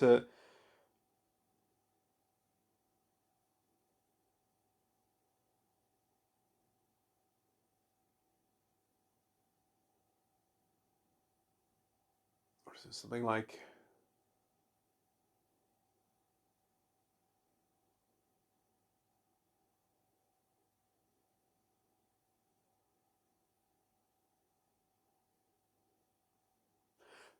there's a recurring, or there's a similar problem that occurs with other forms of.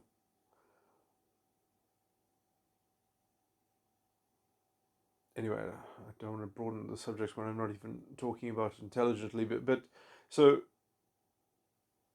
I'm just trying to remember the basic example of a transitive nature.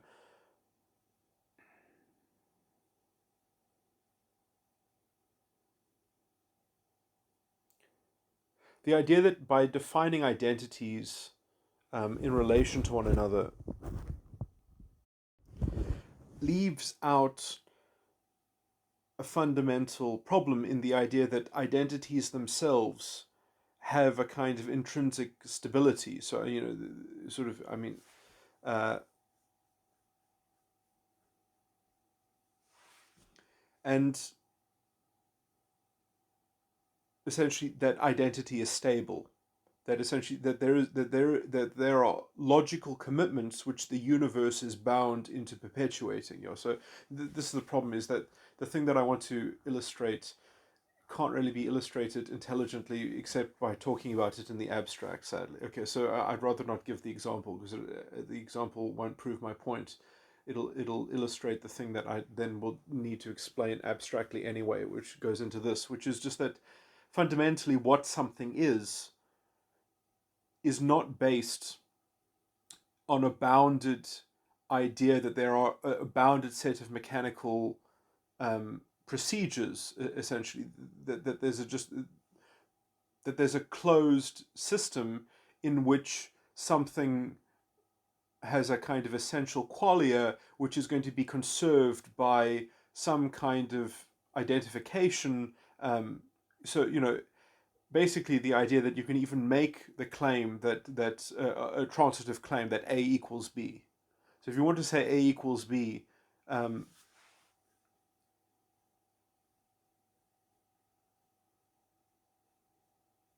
now, so I mean, in some sense, I guess maybe you could say that. Well, then I'm complaining about one of the axioms around um, sort of definition itself, but I would say that you can kind of that you can't get away with defining something unless you're capable of defining everything. Because if you're not capable of defining everything, um, and then what is the categorical distinction if you want to delimit identities that are definable and identities that are non-definable? You are either saying something about the object or you're saying something about the contemplative procedural paradigm within which that you're actually operating. So if you're going to say, well, the paradigm within which we're operating, in which there are definable identities that we can use like objects, and that they're stable, then we're making, we are in some sense, we're projecting the internal, that piece of internal logic. Now we are just projecting onto the universe in some sense. So it's a kind of, it's a sort of, it's a hidden deism in some sense, or it's a hidden sort of, even a kind of fundamental sort of projection. So you're creating a cosmological predicate and premise that you're just sort of assuming to be true, and you're tethering it within, let's say, the narrative in which what it is that you're even doing. And the idea is that something's almost quite stupidly table thumped. Well, this is what it's called being logical and rational, and if we don't have logic and rationality, then we have nothing anyway. So this is the first thing. This is the basic principle, and it's not. It's not a first thing. It's not a principle.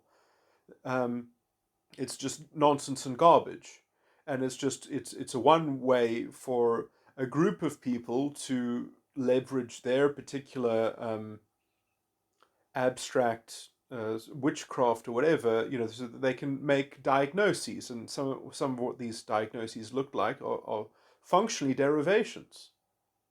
They are the triple exclamation, sorry, the triple equal signs.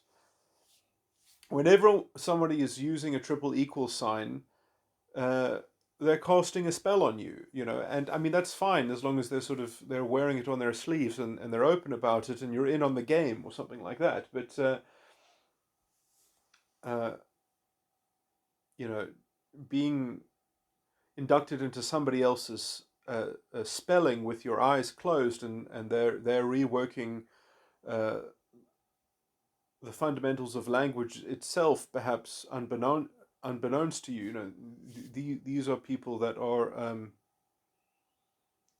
some kind of intellectual huckster, some kind of cerebral charlatan. But we have had a species of these types of intellects which have been so successful under the weight of Newton, under the line of Newton, that now this kind of hucksterism has become normalized. It has become enthroned in the academy, and the brittle form of, I would even call it a kind of SJ cultural bickering, and their neo uh, pragmatism, neo academic pragmatism, um, allow them to sort of pontificate and get away with themselves and continue generating the kinds of fractious controversy and insoluble, sort of, well, we can just go look far further afield and more specialized so that they can isolate each other from having to put up with each other's sort of excoriating corrosivenesses relative to one another. I think that you can look at the the dysfunction of the academy and the fundamental dysfunction of intellectualism, which is, I think, a direct reflection of the impoverished.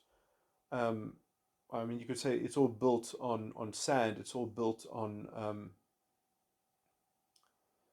faulty premises, essentially. What proceeds from an erroneous assumption inherits that style and ends up manifesting it. Anyway, this all comes out in the ego. Now, it's very problematic when you're dealing in a culture which obviously has a lot of built up Keegan stage 2 sort of arrested development in various different modes and various different sections of cultural mass, or whatever you want to call it, and sort of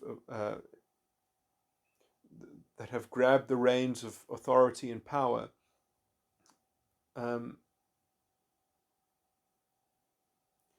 and people growing up, young children growing up, they grow up from Keegan stage 2. You have to have a society that's capable of entreating these people to some degree. You have to have a pedagogy, which is, somewhere like a halfway house between principles and assuaging the immediate need of these people to feel that their beliefs have a controlling hand over the world, that their beliefs can be right and that their beliefs can be validated and such. In some sense, this is also, I mean, you need a certain amount of naive narcissism in order to healthily start to uh, engage with and hopefully move into um, the unconscious side of the mind, the tin man, that doesn't have a heart um, to some degree, or the. But let me just say that the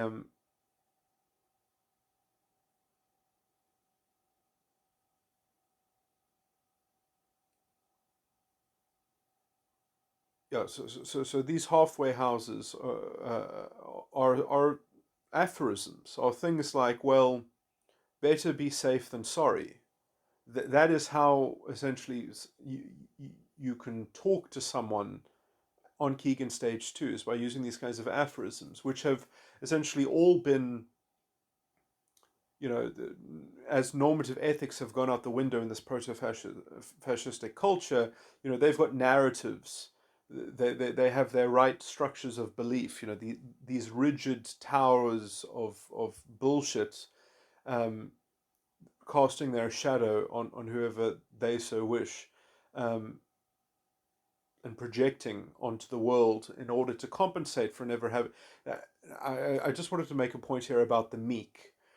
It says in the Christian scriptures and the Christian doctrine that the meek will inherit the earth. This is really to do with the quality of the Keegan stage 2, the quality of the subconscious. And the meek, again, like, this is not like a faux humility or something like that.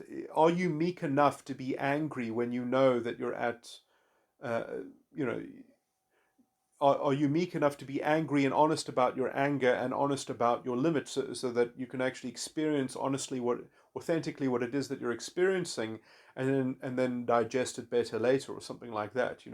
There is no point in losing your grounding. There's a meekness that knows where its center of gravity is, that knows, so that it can gauge how far it is from whatever obstacle threatens some form of discombobulation or something like that, but also a meekness of being able to sort of try to integrate and synthesize with things that it sees that it perhaps it should be able to digest, it should be able to compensate for or endure. And, meekness is a very sort of dynamic, kind of quality in some sense, because I don't think you can just lump in meekness with just sort of being humble. Again, meekness of spirit uh, is quite a lively sort of thing. Is quite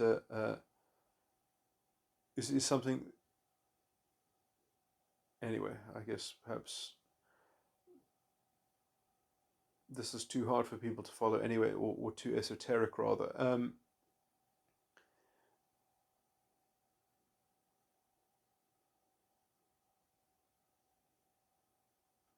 But narcissistic injury is not meekness. Essentially, is another way of diffusing the thing that I'm trying to get to turn upside down on this point. Um,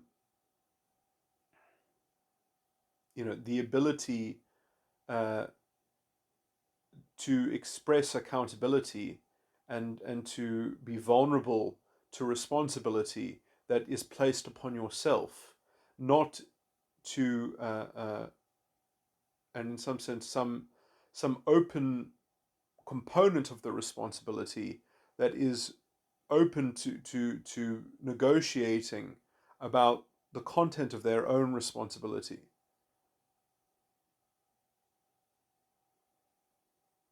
In terms of a visceral, immediate um, interplay, visceral, immediate, when someone brings something to your attention or something like that, how you engage.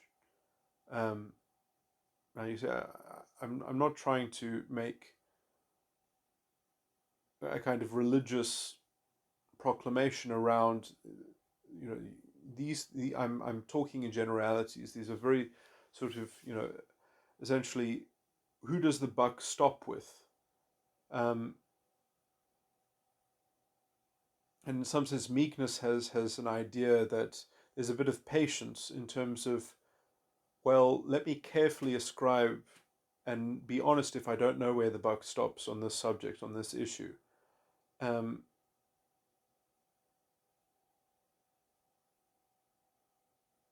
that you're meek about the inexhaustible mystery that is above and adjacent and below subjects.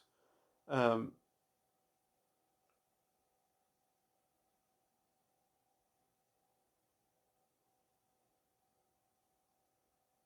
in some sense, I mean, I would just take meekness as I'm describing this quite badly, I guess, but essentially, meekness is is just another facet of the truth of being in tune with your own spiritual disposition. Again, the center of gravity thing is more close to the meekness in some sense. That you're not trying to embody a container or an image or a projection of a self concept, and in some sense you already have given up a lot of the fat around uh, the value of actions. In that, there's already, I mean, there's something about meekness in which it's not committed to thinking for its own sake. It's already, there has to be a kind of purpose, perhaps, if the purpose isn't clear or obvious or whatever, or in terms of discerning what purpose is, but there's at least a investigation. There's quite a concerted investigation into what does it mean, truth seeking essentially. That there's a meekness that comes as a correlate to truth seeking. So anyway, in terms of Keegan stage 2, which I think in some sense is the condition within which the particular um, uh, motivational component of the false ego complex, the motivational structure,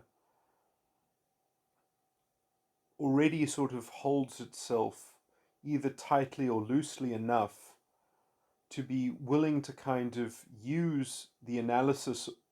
In some sense, there's a resonance, I believe, between Keegan stage 2 and Keegan stage 4. There's a kind of natural resonance there. Um, there's already a naive internal capacity latent within Keegan stage 2, in which the fate of, because the beginning and the end of a journey, you could say, will always have some kind of reflective uh, component, in terms of how something starts germinating, how something is in its very beginnings, in terms of how it generates itself, um, is going to have a big impact on the on the final. You will perhaps be able to trace deep connections between the very beginning and the very end. So in that sense, there's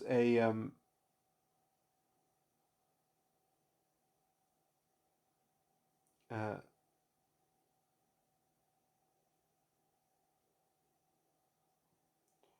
there's a kind of a potential within oneself which is being outlined by the operations of Keegan stage 2, and I've tried to depict that by talking about the concept of meekness, but that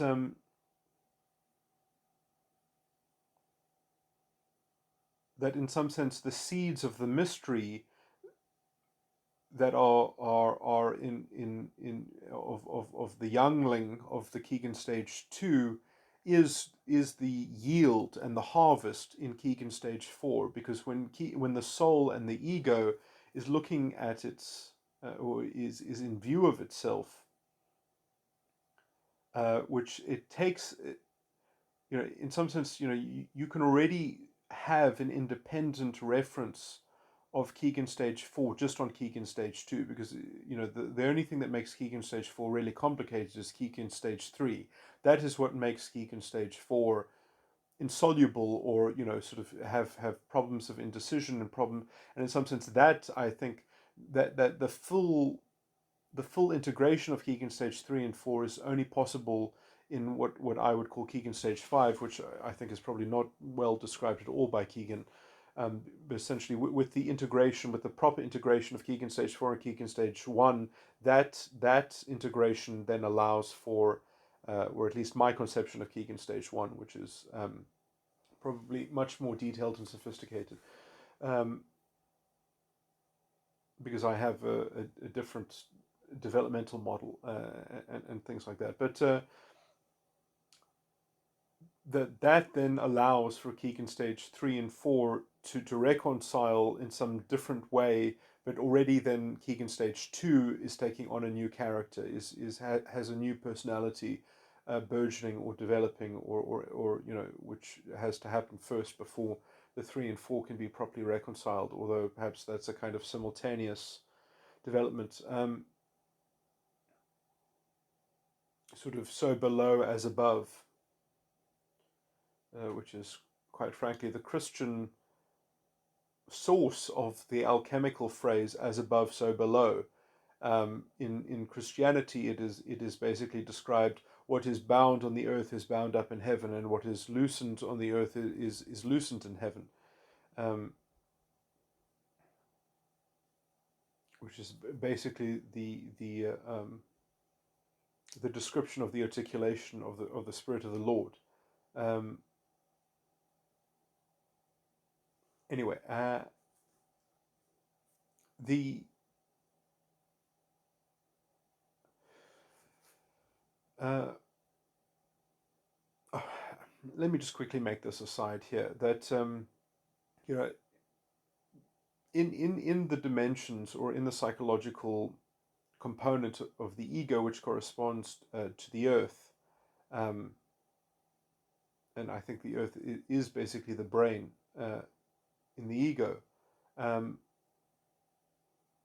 Even scripturally, that is what the earth is referring to, at least in Genesis. That the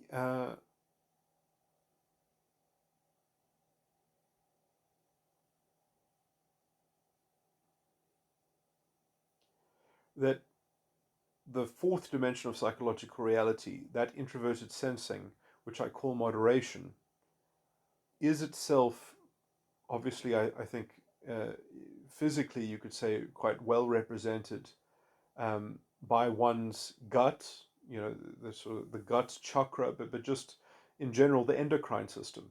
That your particular form of suggestion, your particular form of what is suggestible to you and what you like to suggest, what is it, what is sort of on par with your suggestive, kind of palette. What inclination and suggestions do you jibe with in terms of your gut, which is where a lot of your serotonin comes from as well. So, I mean, archetype, or the Dantian, I think, is very much linked with the concept of moderation and this fourth dimension. But I just wanted to say that in a biological sense could be spoken of in terms of the state of endocrine health, I think, is quite represented and reflected within the fourth dimension of psychological reality. And the idea that, we can't be spiritual beings because we have this physical component. Or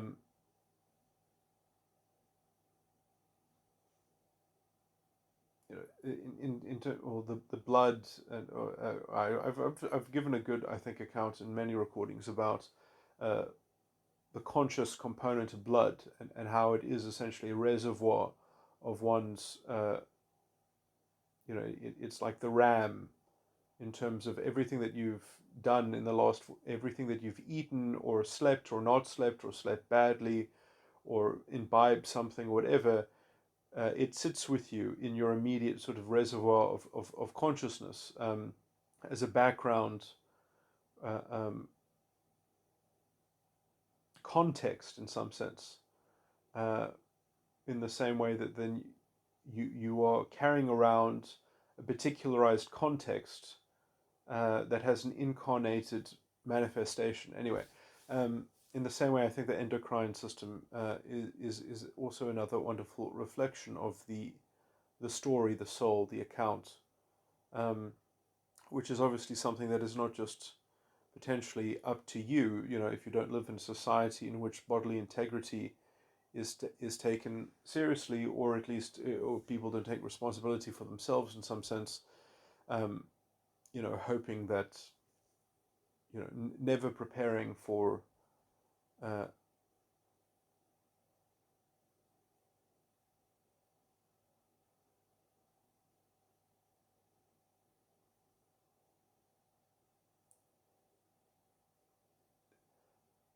never preparing for common occurrences, or even eventualities of potential disaster, or anyway, I'm getting into a tangent on a tangent on a tangent. Let me find my way back to my main course. So that's talking about an endocrine system, and then before that I was talking about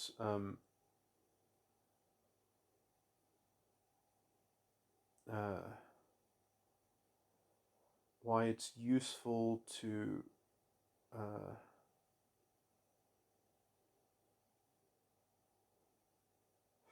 I was talking about meekness, authenticity. I was talking about Keegan stage 2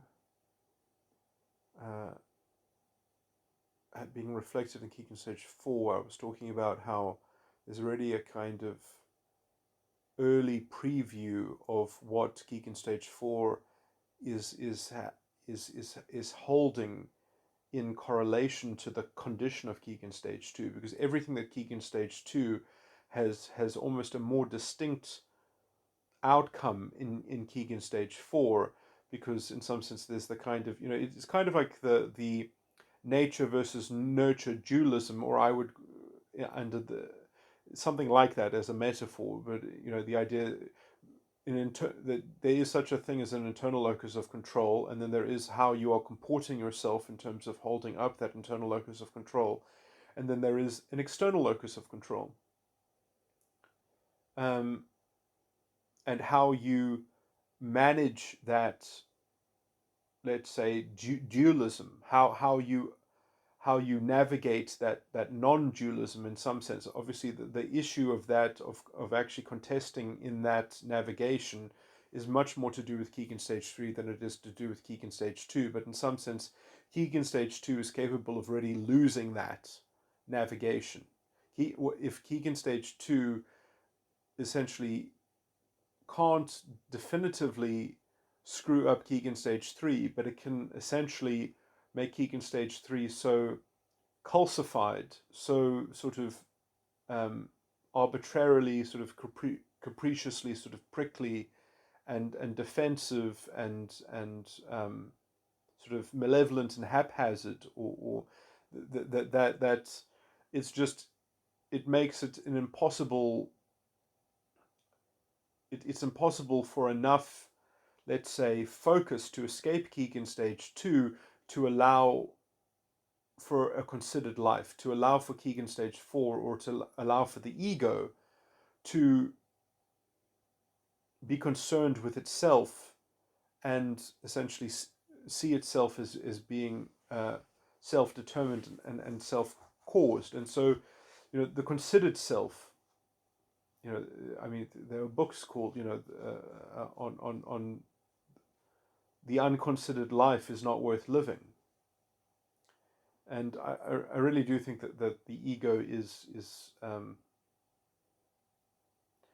ego, or let's say an ego that is not in love with its own soul, because in some sense an ego that is actually capable of sacrificing its soul for some higher purpose then can actually liberate itself in the paradigm of purpose itself, in let's say in a kind of in what in the Platonic system would be the ideal forms and such, but that then can be used as a template for one's Keegan stage 3 and Keegan stage 2, the rationale in Keegan stage 3.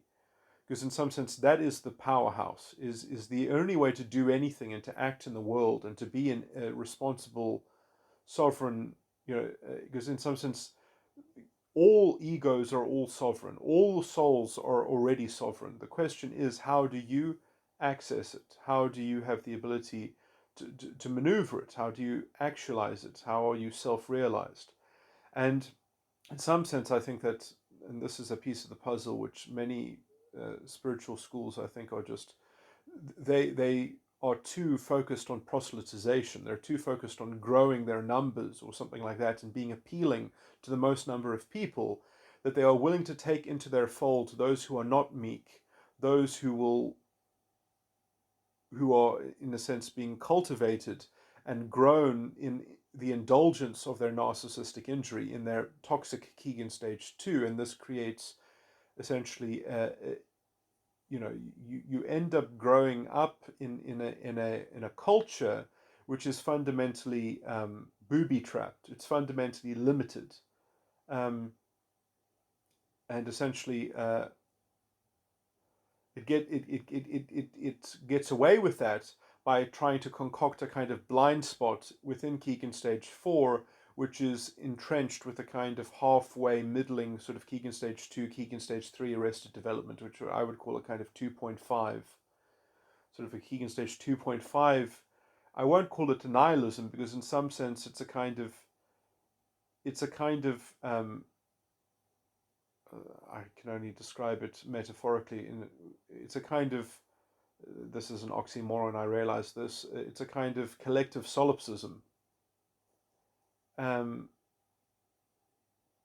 it's a kind of self-indulgent autism that gets away with itself by creating a scapegoat, by just sort of creating an enemy and then organizing around that common cultural anchor point. So the Keegan stage 3 is so requires a narrative and requires, let's say, so in some sense, it's not just language. So they're not happy with just sharing language with people and making themselves understood.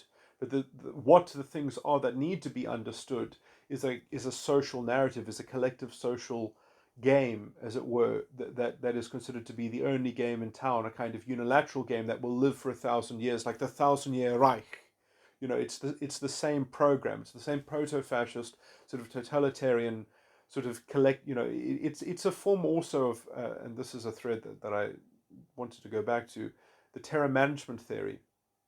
That you end up just, that's what science will do. It will always approximate towards concocting something like terror management theory, essentially, which is, I don't want to talk too badly about terror management theory because I do think it's a very useful way of summing up the totality of having such a successful theory in the social science. Terror management theory is the most successful theory in psychology and social science, essentially. It's the most, but it's, as a theory, it can't. It's fundamentally incapable of being useful in terms of actually working out what's going on in people's minds. It can give you containers looking at it from the outside. It can give you themes. It can give you maybe hotspots that are worth investigating through some other independent, substantiated, self-referencing, independent uh, uh, inquiry, and because you can't use terror management theory to substantiate structure. It's because it doesn't have a deep psychology built into it. It's just identifying labels. It's a descriptive narrative. And the premise of, let's say, the core of the hypothesis of terror management theory is something like it's an interesting indicator. It's like, in chemistry when they use, different kinds of, pH indicators, a universal pH indicator or an alkaline pH indicator. Well, it is a kind of indicator, but an indicator of what? It can't ever know what it's an indicator of. An indicator of the whole something about psychology, what percentage of psychology and which parts and sections and segments of psychology. No, it's a it's void for its vagueness. It doesn't, so look, but I mean that's, you can't do better in empirical research. Um, in some sense, like empiricism, inductive arguments never lead you to any conclusions that have any validity that can be, and you know, and you people that exist that have diatribes about standard deviations and confidence levels, and these are people that, I'm sorry, they might as well be demon spawners. But I mean, it's not as if that doesn't have its value in some dead branch of of some dead player intellectuals that are trying to find, but you have to take any of those, any findings that are based on that kind of inductive reasoning are dubious and questionable, obviously. And so, if you ever want to, and it's not as if they can't be useful, they can be very useful, but when they are repurposed, you have to create a structure from the ground up when you digest that thing. So, it can give you lots of clues for something else. I'm not saying that it's not useful, it's just, it's hollow, it's superficial. But anyway, um, but so my point here is that, I mean, this is why I love terror management theory, because it's a way of essentially, because terror management theory at least is so successful and comprehensive about the behavior that it predicts, that then you can say, well, okay, well, let me show you how terror management theory is quite reasonably debunked, and how it can't be falsified on these metrics, essentially, which is that how do you know that the behavior that it predicts is based on the assumption that I mean, because I mean, the basic assumption of terror management theory is the denial of death. Is that the reason why people do things is because they are avoiding the fact that they're going to die one day, and therefore they need to find a conduit of finding immortality. And so some people will do that through their in-group preference or something like that. So the idea is that the common theme is the denial of death, and that people are unconsciously driven by the denial of death. Now, I can even say that that is even true for 99% of the population, but it doesn't have to be true for 99% of the population. And also, the 1% of the population for which that isn't true, they might also do things that are predicted by terror management theory, but they're not doing it because of the denial of death. They're doing it because it's actually also a reasonable course of action. Maybe they have a conscious account of why they are doing what they are doing, and that conscious account is essentially just completely independent and in some sense it's not a mask for the denial of death.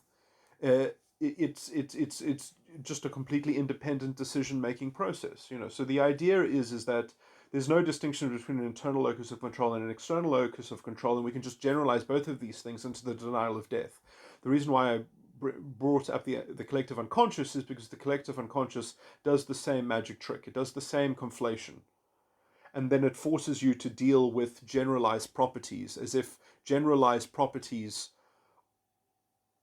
that straddle and conflate the internal and external locus of control, which is something that you can't just blithely do in the field of psychology or a field that touches on conscious agents that are making decisions. In some sense, you are reductively negating even the possibility, just by definition, by the structure of the hypothesis. You can't actually work out what the motivational structure actually is. You can't see it. In some sense, it's another form of behaviorism in some sense. But so, I mean, it's fine. Like, you can predict behaviorism, but then what do you say about your own theory? What do you say about the content of your own theory? What do you say about its account? Its internal account is wrong. Its internal account can't even be falsified. It's just a fucking label. So calling it that, oh, the reason why it's happening is the denial of death. Well, no, it's not a reason. It's a theory that it's the denial of death. And the validity of that theory, well, I mean, what is the value of having that theory attached to terror management theory?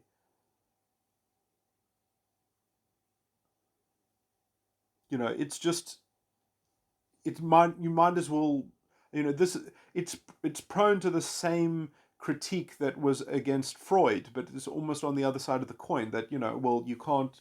There's no point in complaining about Freud, because any complaint that you make can just be digested by the subject and assimilated by it. And the same thing happens in the empirical wing, in the inductive empirical wing. So the one is happening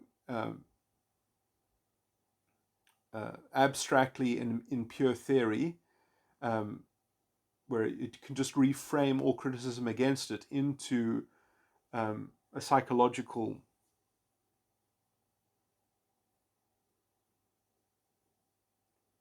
sort of metaphysical arena, because you're just creating a metaphysical environ that is almost a kind of,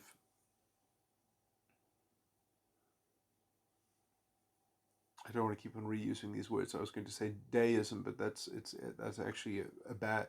It's an analogy. It's not really a good word. I mean, I would call it a kind of. I mean, it is a kind of anti-real sort of perennialism, at least I would say.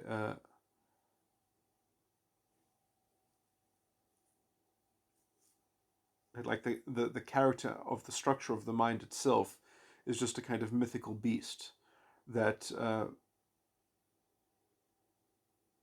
is being theoretically modeled, and any criticism to that model will just assimilate that criticism and will refer to you what why you are producing that kind of criticism using its essentially a kind of I don't think that this is necessarily an invalid move to make, but essentially what it levies against its detractors is a form of and is analogous to a kind of ad hominem attack. But I mean, you can't get away from that. You can't get away from, in some sense, true intellectualism is always going to have, let's say, an ad hominem component in this deep sense, in this deep sort of um, analogous sense. Uh, in the same way that the terror management gets away with it is just because they have a cultural edifice that already tells them that, you know, rigor and science and replicability and you know, sort of confidence in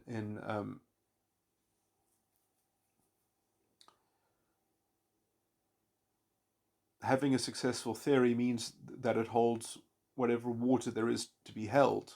And then it's just projecting that nebulousness of holding water onto the nature of reality itself. So, in some sense, the one is a kind of implicit ad hominem in some sense, because it's like, well, I'm not saying something about you, I'm just saying something about the reality in which you live in, and you can't stop me from saying something about the reality in which we all live in, because we live in an external locus of control. So it's a kind of it's a kind of inverted ad hominem, I would argue, um, and it perhaps even has a kind of religious component to it, which is, well, this is the dogma, this is the orthodox paradigm, uh, and you know, and then you've got massive, strange propaganda around rationality and the usefulness of rationality. Um, you know, so we end up with a kind of, with no epistemological thread to even pick up, and because essentially everyone who tries to pick up the epistemological thread gets dogpiled by the pseudo intellectualism and the gnats and the parasites and the second rate intellectuals. But anyway, um, and then as soon as you pick up the epistemological thread, then they say, oh, you're throwing ad hominems around, you're throwing ad hominems around, because you're invalidating people's narratives because they're stuck in a kind of Keegan stage 2 arrested development, essentially. Now, there are, so essentially, I mean, I think at a young age myself, I rebelled against my Keegan stage 2 as I was growing up, that I knew that it was dangerous and dubious and such, and that I think made me meek. And meek, in the way that I've described it, is knowing where my center of balance is, where my center of gravity is, which is again a metaphor. Um, and that made me quite forceful. That made me quite direct. That made me quite authentic, I would argue, is because why dance around a subject? Why not bring it to its natural conclusion? Or obviously, you can't always do things on your own time. You have to wait until perhaps it's anyway. You know, you can't always hurry things along unilaterally. Um, so, you know, having some sensitivity to needing to develop patience and needing to develop whatever. But anyway, there's a lot of self repression in that process. There's a lot of self denial. And in some sense, that's part of growing up into a greater awareness of seeing yourself, uh,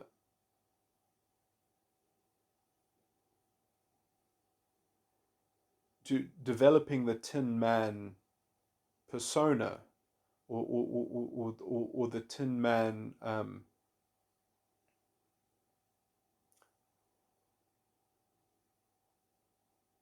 Now, the Tin Man is essentially the part of the false ego complex which metaphorically doesn't have a heart, because the heart of it is bound by the context within which it's immediately engaged. And so you have a kind of, now the heart in some sense is a kind of, the heart, I would say, is not about feelings and emotion. It's about an understanding. In some sense, the Tin Man is like when you go for a job interview, that's the Tin Man. You're polite, you're curt, perhaps, or you are whatever. I mean, if you're wanting to be a salesman, then you perhaps have to show some flair. I don't know. Like that is what the Tin Man is. Is the Tin Man is a jobber. The Tin Man is an employee. The Tin Man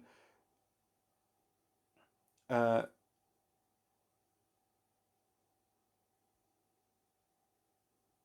is tracking something like function in the context of a. So I don't think I have perfect language to describe this, because it's hard. You can't really describe something without a purpose, and in some sense, the Tin Man by itself is incomplete, because it needs to be um, it needs to be used in conjunction with a commixture of other features and, uh, quite frankly, attributes which come from the other sides of the mind. And in some sense, the Tin Man is what you get when essentially the straw man has become crestfallen, and you're in a state of debtorship in terms of trust. You don't have your own trust. Uh, to be yourself. You're not your first name. You are Mr. or Mrs. or Mrs. or whatever second name. You are the second name. You are a Mister. What are you really? Well, it's a bit of it's misted up. So the heart is missing, and it is missing, and it's misted. Okay, well, anyway, I'm trying to do some wordplay. Anyway, um, so that is what the Tin Man is. And this is embarrassing. I should have paid more attention, I guess, but because this stuff, I'm very bad with retaining jargon, I guess. But it's interesting because the Tin Man can become its own tin pot dictator, when it becomes the boss as well. And it can sort of take on a life of its own if it's not properly integrated and with the other aspects, with the other attributes that it needs, that need to be healthy and in a healthy state, so that, so some people are more effective employees than others. Some people are more effective managers and bosses and middle managers, and capable people that have to be good employees and good bosses, because some roles include both, include a chain of, anyway. So, but in some sense, just your position itself does not tell you about the capability or the health of one's internal composition. So, don't disguise or sorry, don't mistake. Again, I'm talking just generally as a way of. I'm not being prescriptive when I talk like this. I just mean it in an expressive sense. Um, don't mistake. So I mean that as a turn of phrase. Don't mistake the position of the Tin Man for the quality of the Tin Man, because some Tin Mans, although they might not seem to be doing things that are quite interesting, are Iron Men of great renown and great capacity and great ability. So just because this Iron Man is shoveling coal doesn't mean that it's not incredibly proficient and wise. And in some sense, the creation of abilities, and because in some sense the only thing that you can see about a Tin Man is the power that it has, but the ability to create power, which in the egoic sense is recollected and remembered, because the ego is eternal, the soul is eternal, um, and it's okay. I need to clean that up. Okay, I'm jumping around too much. The ego and the soul, it's I think it's a decent parallel to draw. Um, Although the condition, when people start to uncover the condition of their soul, which is in some sense, in some conceptual sense, it's not really possible to see your own soul because you're in it at the same time. So you can see large parts of it, but you can never sort of know the whole thing um, uh, in some kind of static state. I mean, the only way to know the whole thing is to merge with a kind of perennialism or something like that, become a kind of inanimate object, become an atlas of some sort. But the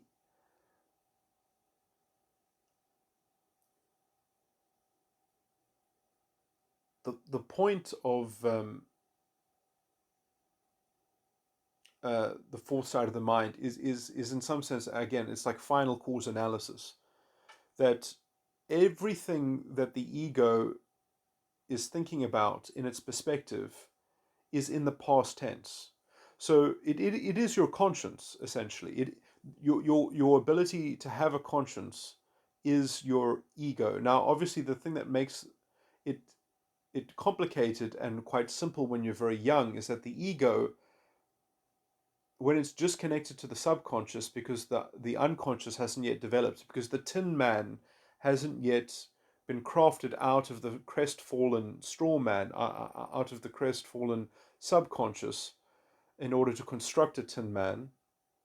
Um, After that sort of the death of the straw man, or the death of the idea that the straw man is, you people grow out of their own straw man, uh, hopefully developmentally speaking, um, except in sort of totalitarian proto-fascist epochs, in which we're kind of living through a cycle. Hopefully, we'll survive it with our culture intact. Um, that the Tin Man, uh, the Tin Man's interaction with the ego perspective, or the ego's perspective on the Tin Man itself, is tricky. But when that becomes a fixed axle, when you can contextualize your position and your place with a meta-analysis of purposes and then you've got, let's say,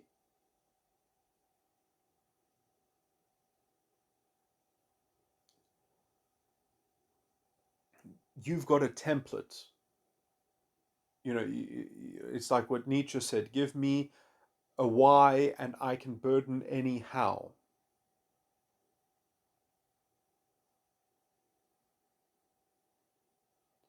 It's not the other way around. It's not give me the how and I can burden any why. That's not. So so so the Tin Man is tells you, has these powers of how it has these capacities of how it can go along and things, but once you have more ability in terms of how you might be able to do things in an embodied sense, then the why can actually become out of whack, because the why can create, depending on how well developed and sophisticated your ego is, you can sort of get into perhaps mirror tricks, between the Tin Man and the purpose, sort of meta analysis. And this is why there's so much caution in the book of Revelations, where it talks about the second death, and the people of the world will wonder whose names were in the book of life since the beginning of creation. the people of the world will wonder that, but the chosen and the called people, they don't wonder, because that's the work. That's the work of salvation. Uh, that's the latter half of the work of salvation. But anyway, um, it's not the beginning steps. In some sense, the beginning steps is to understand that the straw man needs to be controlled by a via negativa, by the understanding of a negative that is understanding the lack of what is in the subconscious, the lack of what the straw man lacks. And in some sense, what the straw man lacks is held in abeyance by the Warlock of Oz, not the Wizard of Oz, because he's not a wizard. If you're going to call him anything, he should be called a warlock, because he has put a state of stasis. He has put the world in a stasis, but it's a good stasis because it's there to be uncovered. That when you shatter that mystery and the truth is revealed, and the integration occurs, and the ego, in some sense, stops becoming the ego grows up from being a cowardly lion, and it stops being a cowardly sovereign.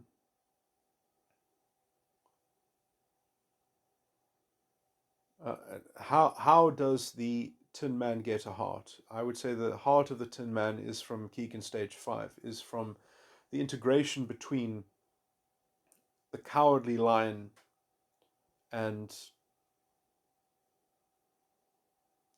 I would say, Keegan Stage 1 is represented by Dorothy. I must say I can't actually remember the story of the Wizard of Oz so in detail. So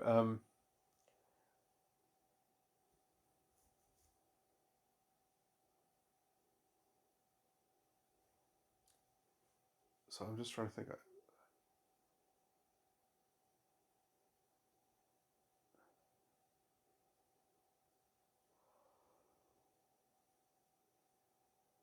I wonder if the order of what I've mentioned it anyway is reflected in the story. But anyway, it's not that important.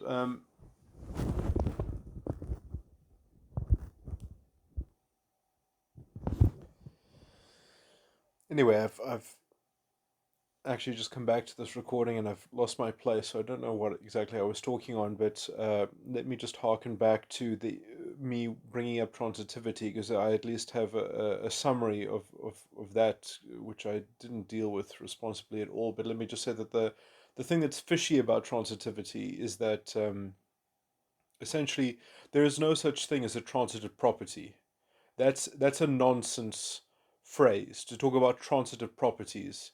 Transitive properties are that's a manner of speaking that's technically incorrect, essentially. But there's no such thing as a transitive property.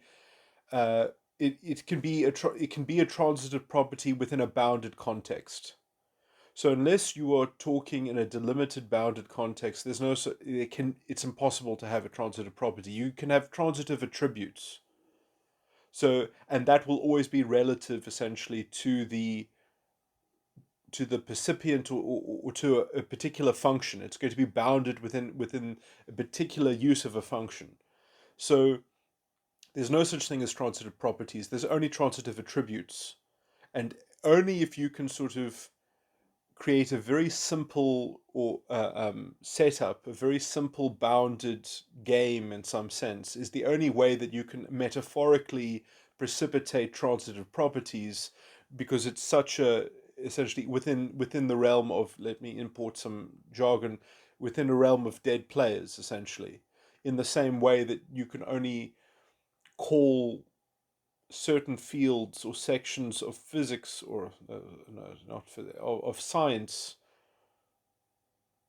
Yeah, because essentially you really have to pull a fast one on the epistemological thread in order to play these kinds of linguistic and semantic games, essentially, to get away with, oh no, okay, no, because as soon as you let transitive properties in through the door, you've got a food fight and it's insoluble and it's just a mess or whatever. But that's what people do so that they can claim to have knowledge which they don't have, that they can claim to be part of some lineage of progression, of some accumulation of some data that has some kind of built-in integrity or import or something like that, that it's intrinsically significant or something like that, because you've just snuck in this predicate that there's a transitive property. So if we collect these transitive properties, I mean, how would you even deductively know that they're transitive? I mean, I know in logic you are creating things by definition.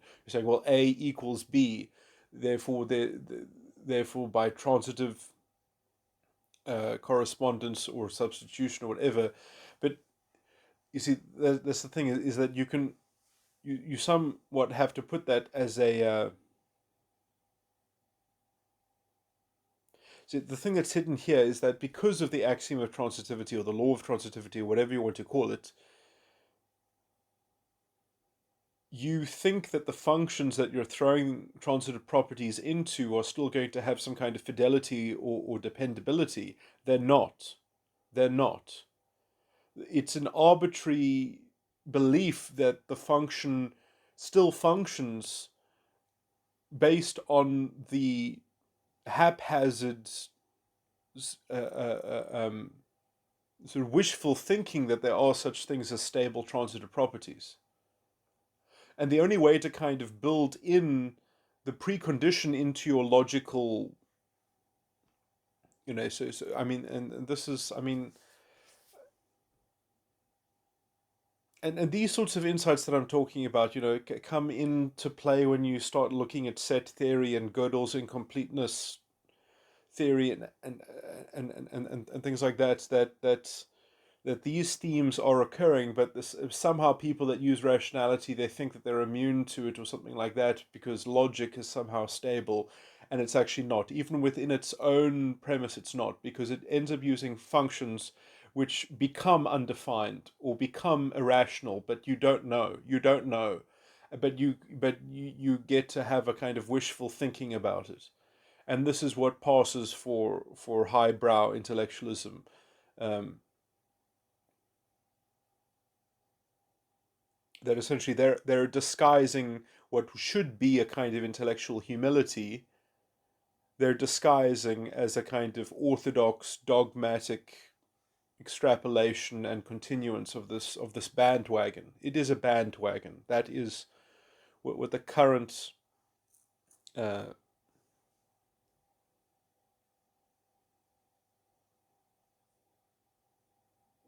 cult of anyway. I run out of poetical ways of putting them down. But and their toxicity reaches near and far. It's broad. It's a broad societal inception in some sense, and to some degree you could lay it at the feet of Newton, because Newton really did destroy the epistemological thread in the scientific world. But you know displacing explanation with models, that, oh well, you have a model so you don't need an explanation. The model somehow is a substitute for an explanation, so you just get descriptions.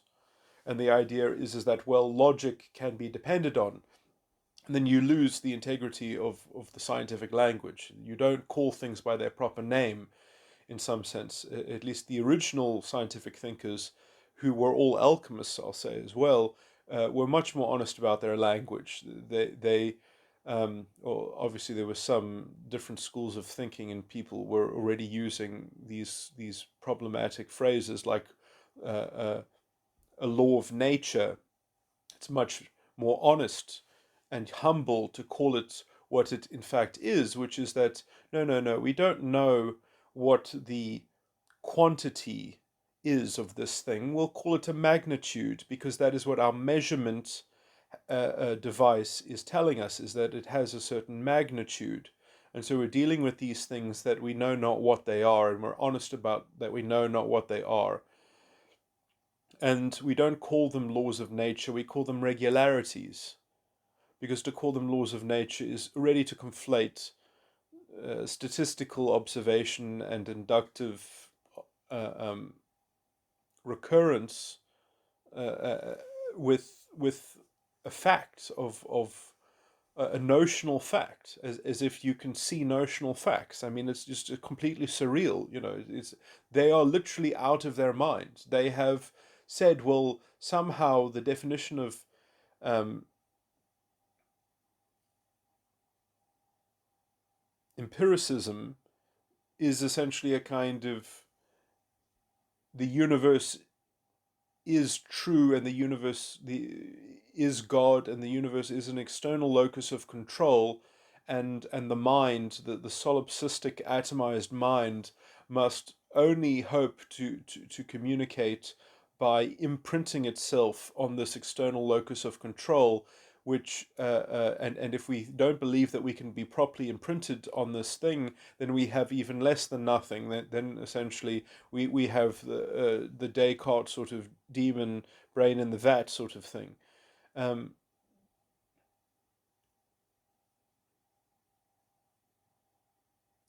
but in some sense, these people they are the brain in the vat, but they want to believe that the demon is their god, is on their side, hopefully, or one can only blindly hope that it is, and then they continue on in their blind faith because it has cynical concessions built into it. So they have a god, they just uh, deploy an impenetrable veil that they cannot see it, and so that they say, well, you see, we are honest atheists because uh, uh, uh,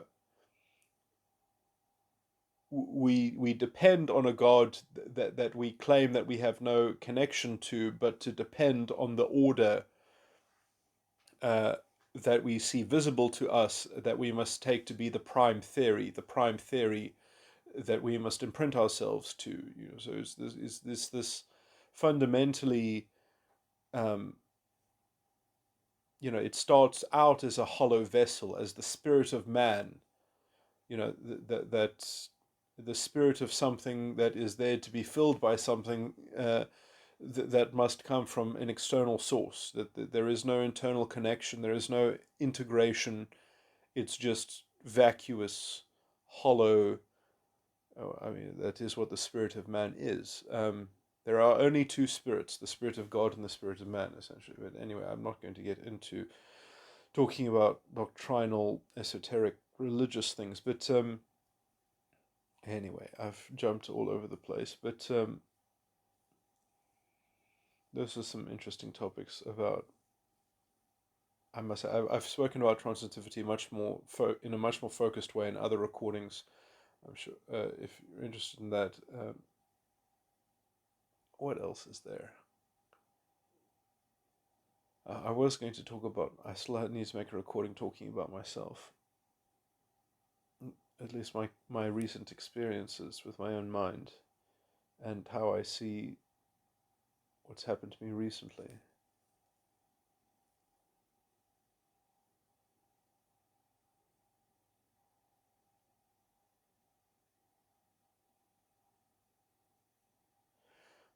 At some point, I need to do more work on modeling and putting together things. And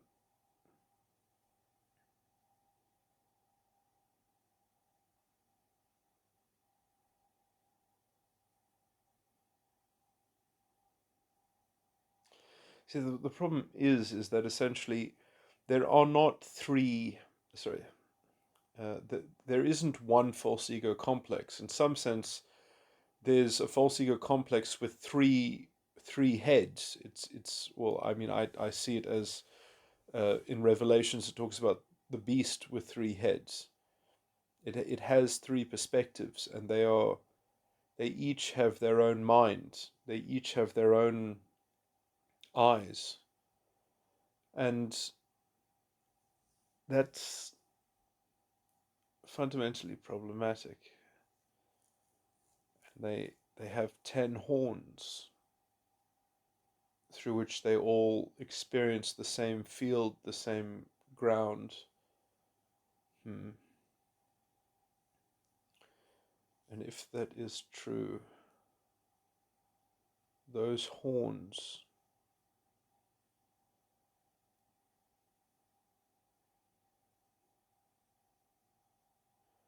kind of like thorns in the side of the structure of the basic structure of consciousness. It's really the horns, which I would, at least in how I'm talking about them now, talk about them as thorns that which can't essentially, they can't just be wished away and they can't just be dispelled. They have to sort of run their course. They have to they have to reach a kind of a slow, well, it's not one thing, it's a whole series of processes probably. Um, because each individual perspective, each side of the mind has to. Now, I wonder about also.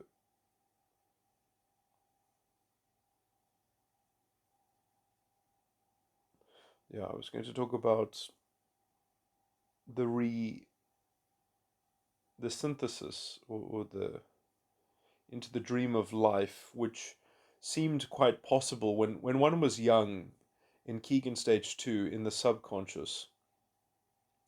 The subconscious holds so much promise because the subconscious doesn't have the baggage yet.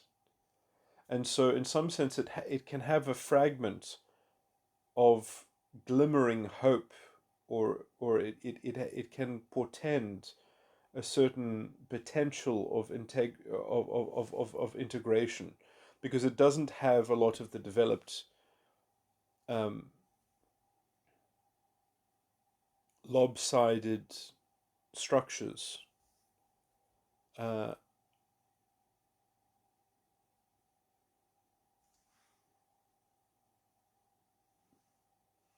and then that kind of people always want to sort of chase after their childhood because everything was simpler and purer, and it didn't have these other valences and perspectives that kind of muck up and bog down, and working out how to integrate tools and structures between these different perspectives, so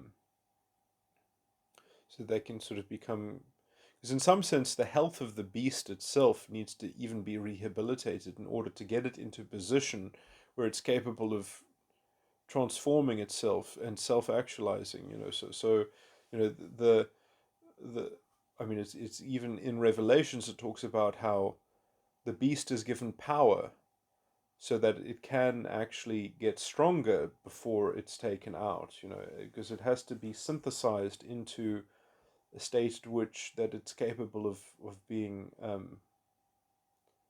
finally dispensed with and exhausted and executed, uh, in terms of the underlying structures. Now, yeah, now I wanted to use myself as an example of this because I can talk about my own experience of, which is a process which is perhaps still unfinished, of self-actualization, and talk about the steps that I've gone through already and how I see it in relation to my theory, because that might go a long way in at least getting some kind of useful commentary, although anecdotal, that might help give clues as to seeing what. I mean, obviously, the point of my theory is that it becomes generalizable, is that I have. I mean, that was part of the work of my theory, is to create a false ego complex that I live within myself, and then create a theory that describes everyone's false ego complexes in the same level of detail that I can see within myself and map and model within myself, and then work out what my model says about myself, and then I can sort of work out what that says about other people, and then end up with a deep theory of mind that gives a full account of personality, and the structure of the mind. So, and I mean, I do think that I understand what's going on in people's minds well enough. I really do. But that's not that interesting at the end of the day. At the end of the day, the question is not, can you model what's wrong? The question is, can you change what's there? Can you do something about it? Can it be, well, at least can my insight in being able to model these things, can that lead to therapeutic uh, tools and instruments, and I mean, I believe the question is basically yes, or the answer to that question is basically yes. Um, and can it also offer insights into other things, and the kind of the emotional tones themselves, just a model of those emotional tones and circuitry and things like that, even without metatype as a sort of as a standalone sort of thing, would even perhaps be quite useful in some forms of sophistry or rhetoric. Um, just a kind of a more when I say sophistry, I mean that in the original school, into actually canonizing a version of sophistry that would actually have some kind of weight behind it. Although it would be like I mean, it's still not. In some sense, it would be obtuse. It wouldn't be. I mean, so sophistry would be a good term for it. But anyway, it's not that important. Which could also that knowledge of sophistry might be useful, because it wouldn't tell you if it would tell you the style in which it would be useful to answer a challenge if you wanted to answer someone, or how to. It would give you some stylist. It would give you a kind of a form of. You say I don't know the right word. A style guide, but not style in terms of the form of content therein, not the style of the content. So it's a meta style of content. So, but it doesn't necessarily describe the actual charge, or the actual the character. Oh, no, all these words are the actual ontology. It doesn't tell you anything about the ontological thread that you're dealing with. It only tells you about a style of the epistemology in some sense. So, but not epistemology proper, a stylistic interpretation of epistemology. Um, and if you included metatype, which then would make it much deeper than sophistry, then you could actually get contextualize it within some markers of ontology again, but that would be a kind of ontological style, um, and filter, that then you could read things with. But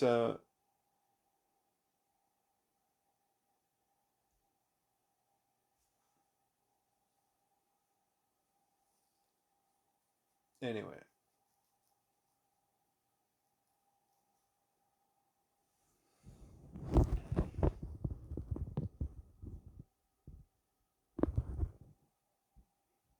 it's a weird thing to talk. But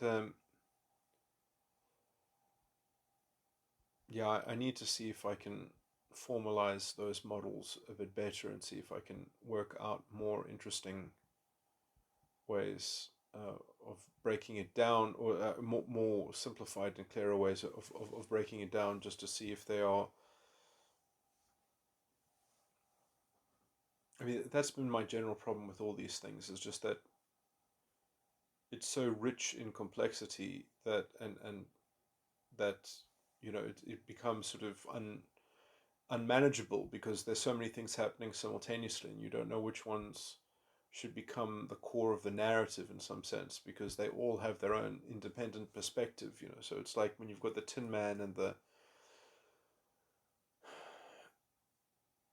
because in some sense then there are these deep recurring themes, which is in some sense you could definitely regard borderline personality disorder as being a kind of Tin Man obsession, right? That they are obsessed and fixated on creating a kind of powerful Tin Man, that all they care about is whereas narcissists want they want to make the world safe for their straw man. They want their straw man to be the king of the earth, and the Tin Man wants to actually create a kind of religion. So the borderline Tin Man wants to create a Tin Man religion in the image of their Tin Man. The narcissist wants to create de facto control and manipulation and actual subjugation around their straw man, um, and then in some sense, they are both doing weird things with the ego. They are both therefore using the ego in different ways. Although I would say that the narcissist is not directly impinging against the ego; they are indirectly messing with other people's egos. Um, Whereas the borderline is almost quite nefariously doing Machiavellian sort of mechanics, even against their own Tin Man. Using it's almost as if their Tin Man religion has got this kind of diabolical computer chip that's been installed into it, which seemingly has a mind of its own. It's like a kind of rogue AI, but in some sense, that is where they are. They're in that sort of rogue AI, and therefore, if they get their Tin Man to kind of be a bit dysregulated in their own sort of identity, then they can kind of continue to use their Tin Man in their algorithmic domination of this kind of religious form of sort of inception, which they are kind of broadcasting. So they're these kind of mind control robots that are hiding within the microchip of, so they have a kind of, where within the microchip they have their own private little matrix where their Tin Man is a kind of is a demigod. So in some sense, their Tin Man in their virtual reality inside their microchip is a kind of like a narcissistic straw man. So their Tin Man, they kind of have both. They have it both within themselves autistically, and that's sort of where they're lost. And in some sense, the kind of what happens with identity politics is essentially people are doing the same thing, but they're doing it quite strangely on a macro scale collectively. They're not doing it as an individual module, they're doing it as a collective. They're embodying the same strategy, which is effectively what Hitler did. Hitler invented this problem, this borderline person. Hitler imported borderline personality disorder into into a worldview, into an ethos, into a kind of into a form of cult. It's almost like a kind of political cult of membership and belonging. And in some sense, variants of this do exist in certain schools of thinking, in certain forms of religion. They can. It's interesting because in some sense, these themes can be generalized, and people can say, well, being a particular member of a particular culture will certain have unconscious mechanisms like this that people have naturalized. I I'm not that pessimistic because I do think that in the same way that people can embody unconsciousness and collectively seem to exude a certain thing. I mean, all it needs, as long as you're allowed to speak your truth, as long as you're allowed to speak liberally and you're allowed to discuss, and as long as there are people in a community that are interested in seeking the truth. I mean, obviously, you cannot have a hope of living a good life if you're in a community of people that simply don't care about, they don't value integrity, or they don't value honor, or that or I mean, I I don't want to. You see, it's not safe for me to say things like that because now I'm making too many generalizations about democracy, which I'd like to sort of clean up, or whatever. But I mean, it's a bit of a rough approximation, but people get the government that they deserve, essentially. Over the long term, people, or a group of people, will always get the government that they deserve. But obviously, in a democracy, at least. But and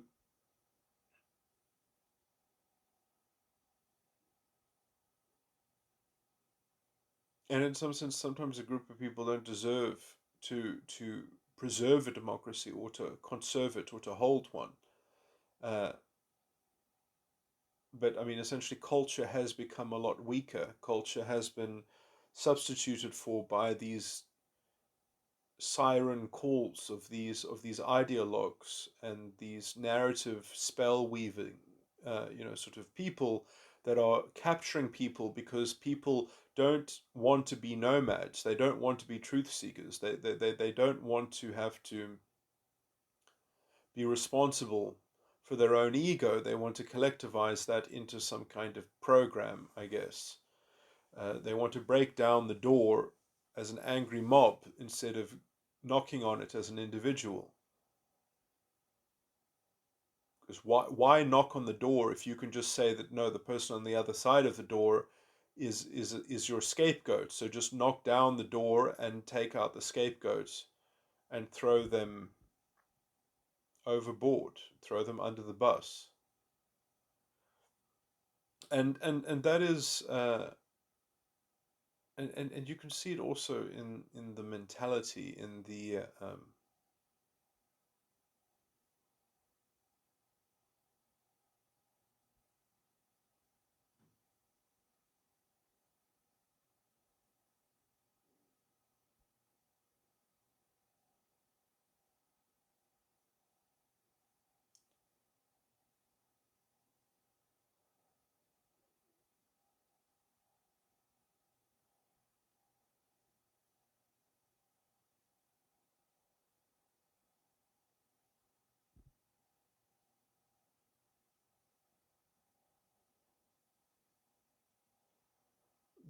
selective.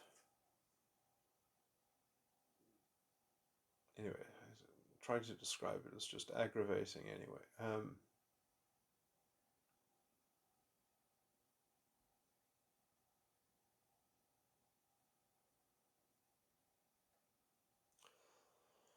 yeah, it's very interesting. I must say, I wish I could be involved with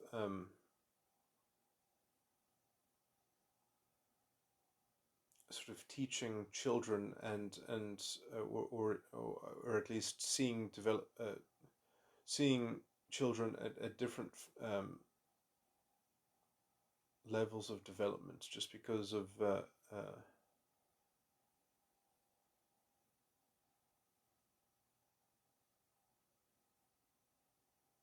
I guess to start to model things. But I mean, it is slightly annoying because essentially I do think until the dominant function in the subconscious is properly formed, is properly sealed, as it were, which happens with a kind of correspondence between the subconscious and the inferior function in the unconscious. Um, I think the 10 horns aren't in effect. But when the 10 horns are starting are essentially uh,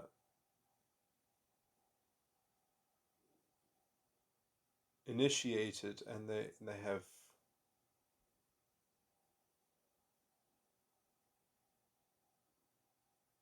then you've got a self-reflection, and in that self-reflection you have a tin man. So I do think that the tin man is kind of like is a is a clo- is like clothing that is hanging between the clothesline on either end. On one end it's the subconscious dominant function, and on the other end it's the ego's inferior function. And the clothes that are being hanged up to dry is essentially and that's a bit of a strange metaphor, but I mean, who is doing, and the person who's hanging up the clothes in some sense, in some metaphorical sense, in some deep abstract sense, is effectively the parent function in the superego. The superego is the one who's actually constructing the Tin Man, and you really have to sort of wake up as the dominant function in the superego, which can only even be uncovered once you have constructed a form of Tin Man that is capable of being self-aware of the fact that it is a clothesline that is actually, for the Tin Man, for the clothes being hung up, it's more important for it to understand the ego side, at least first, that between the close and the one end of the clothesline, the ego's side of the clothesline, that has to develop and incubate and develop something into a proper proto new being that will not be complete. That is actually, in the alchemical language, that is the red pulvis solaris. That is essentially one of the most important precursor to the precipitation of the philosopher's stone. That on the way to synthesizing the philosopher's stone, essentially the red pulvis solaris is what I've just described, I would say. And from the red pulvis solaris, you have a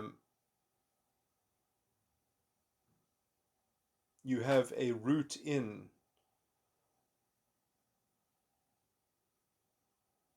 to uh,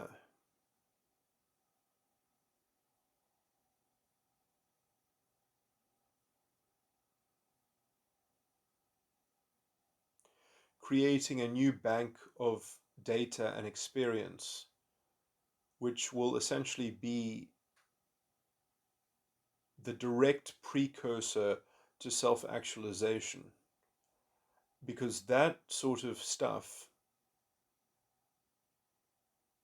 is essentially the antidote to the superego, is the fix to the superego. But applying to the fix to the superego is itself a long process of integration, and it doesn't happen overnight. It's sort of, so in some sense the red pulvis solaris is kind of like I'd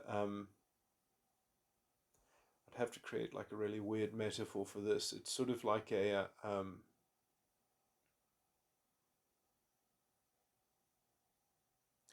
a concoction of essentially, it's almost like homeopathy. It's sort of like the hair of the dog that bit you, or something like that. It's sort of, it gives you the general idea of how to fix it, not the particular idea.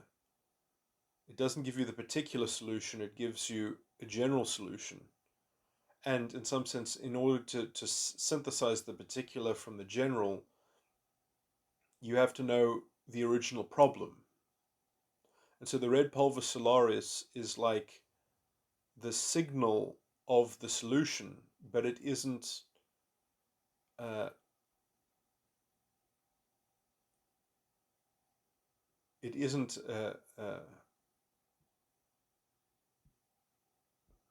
It's like a general guru. It's not a particular. It's not a particular practitioner of healing. So, in some sense, the superego has to heal itself to some degree, and so you actually have to go through a kind of rebirth, and I would even say by fire, uh, rebirth in spirit, in terms of, and in some sense that is something like the crucifixion, the work of the crucifixion. And so what you are doing is you are discharging the ego's. Um, I mean, there are lots of ways of describing it, but I mean, you could say that you're discharging the ego's child function to a large degree,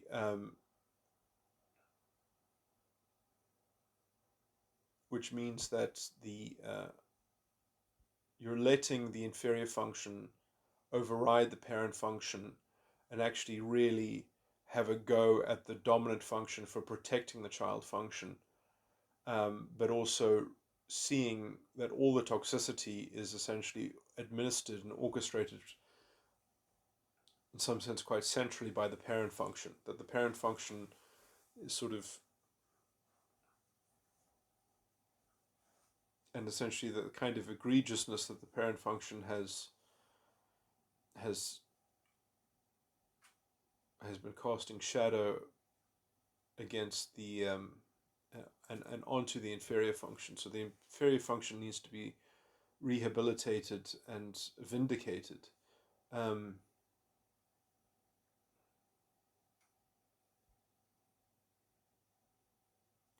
and as the inferior function is being vindicated, you have this very, very strange, complicated set of remedial functions in which energy is being discharged, psychic charge is being discharged, in the sense that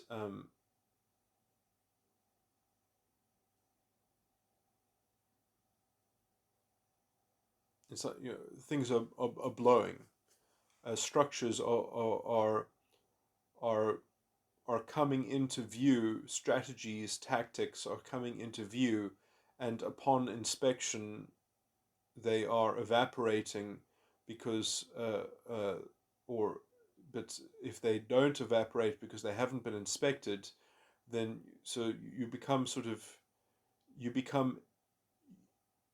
embodied in terms of your ego, and then you have to kind of either you notice what you are now embodying and then it blows up, or you enact it and it's there residually as part of your action until you identify it and decide to do what now, uh, and to renew time again to create a new iteration, uh, a new basis. So already there, that's a bit sloppy what I've just described, and that's a necessarily sloppy sort of thing. And in some sense, this is the refinement of the beast before the final slaughter, before the final evisceration of the beast by fire, which will expunge it, the holy fire that comes out of heaven.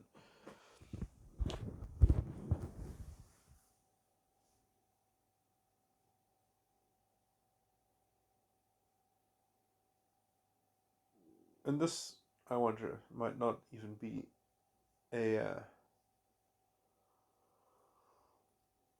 This might happen, I think,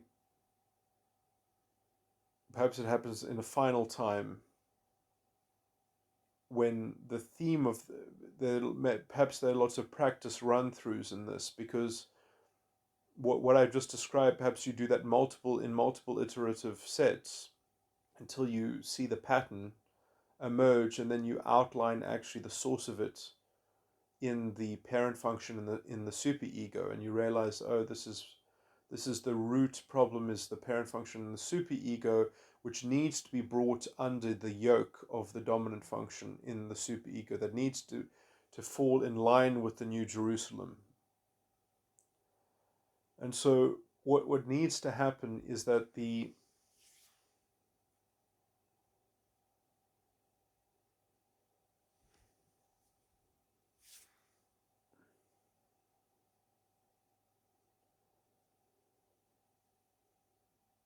dominant function has to recontextualize and reassert itself, well, not reassert itself because it never asserted itself in the beginning, but it needs to encapsulate everything that's gone on. It needs to reframe the life in a new personality which is founded in that dominant function. And for it to assimilate all of that stuff, it does so by destroying the beast with holy fire. And so, as I say, that there are lots of practice run-throughs as the ego is essentially refining itself. And again, this might be an elaboration of the process of the red pulvis solaris. False starts until the philosopher's stone is fully synthesized. And anyway, it's interesting that when it talks about the New Jerusalem in Revelations, that the tree of life is within the city. It's described as over past some roads and past some and there are other trees there that have 12,000 fruits and such, but anyway, but within the city is the tree of life, and that tree of life is the rehabilitation of the parent function. The parent function is the tree of life that has been, anyways.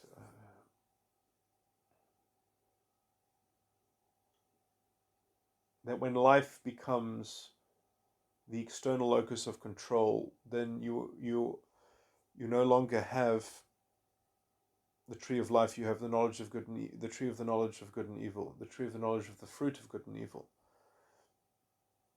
and you have the life has an external locus of control.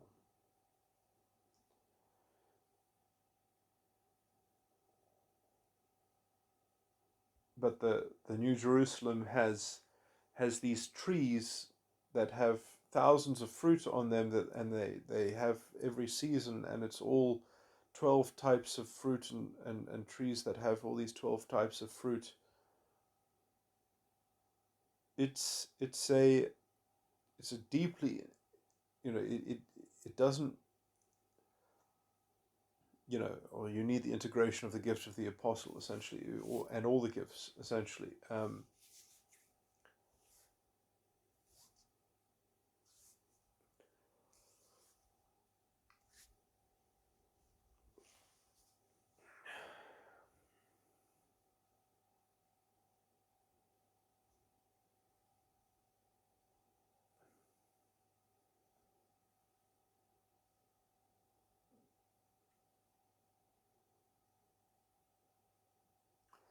Okay, well, I need to make a more careful recording about this stuff, probably. Well, I'm going to finish off some or loose threads, and which will lead me on into more interesting topics. So, the word that I was trying to recall that Gad Saad used when talking about science and why the social sciences and psychology and the soft sciences are so envious of science or physics is because of the word conciliation. That I do think it's correct to say that physics does have an internal conciliation. What it doesn't have is reconciliation in a general or in a broad sense. Science cannot be reconciled. It has no epistemology. It actually suspends epistemology and holds it in abeyance, because supposedly the fruit of science is sort of tending towards the parabolic, sort of limit of uh, uh, and so there's a reduction of reality into that parabolic, kind of enterprise in some sense, and so if you can kind of see science through that kind of mathematical analogy, you understand that it's essentially it's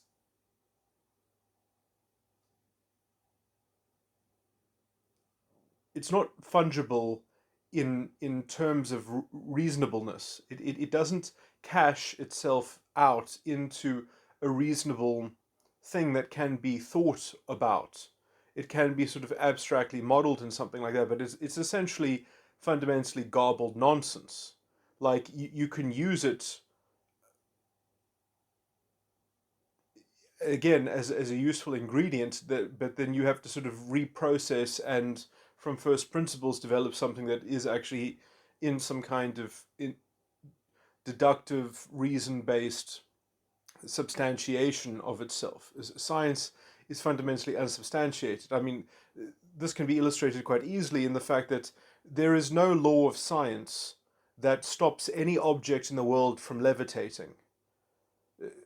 Quantum probabilities mean that anything can happen, essentially. Miracles can happen.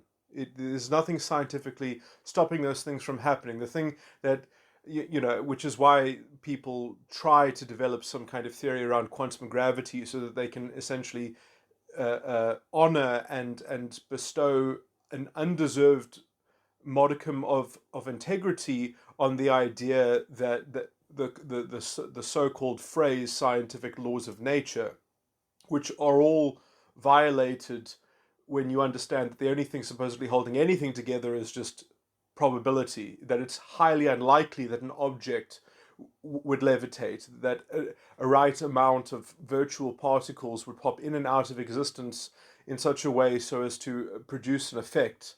Uh, um, and so the kind of the post hoc concoction of something like quantum gravity is a very useful band-aid on a field which is fundamentally I want to say insoluble in some sense. Um,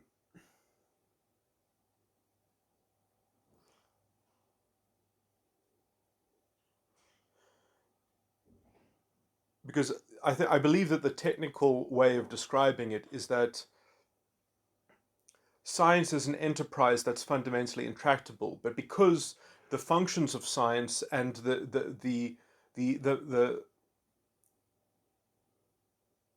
uh, you see, I can't even talk about it because they've literally fucked up their own terminology beyond recognition.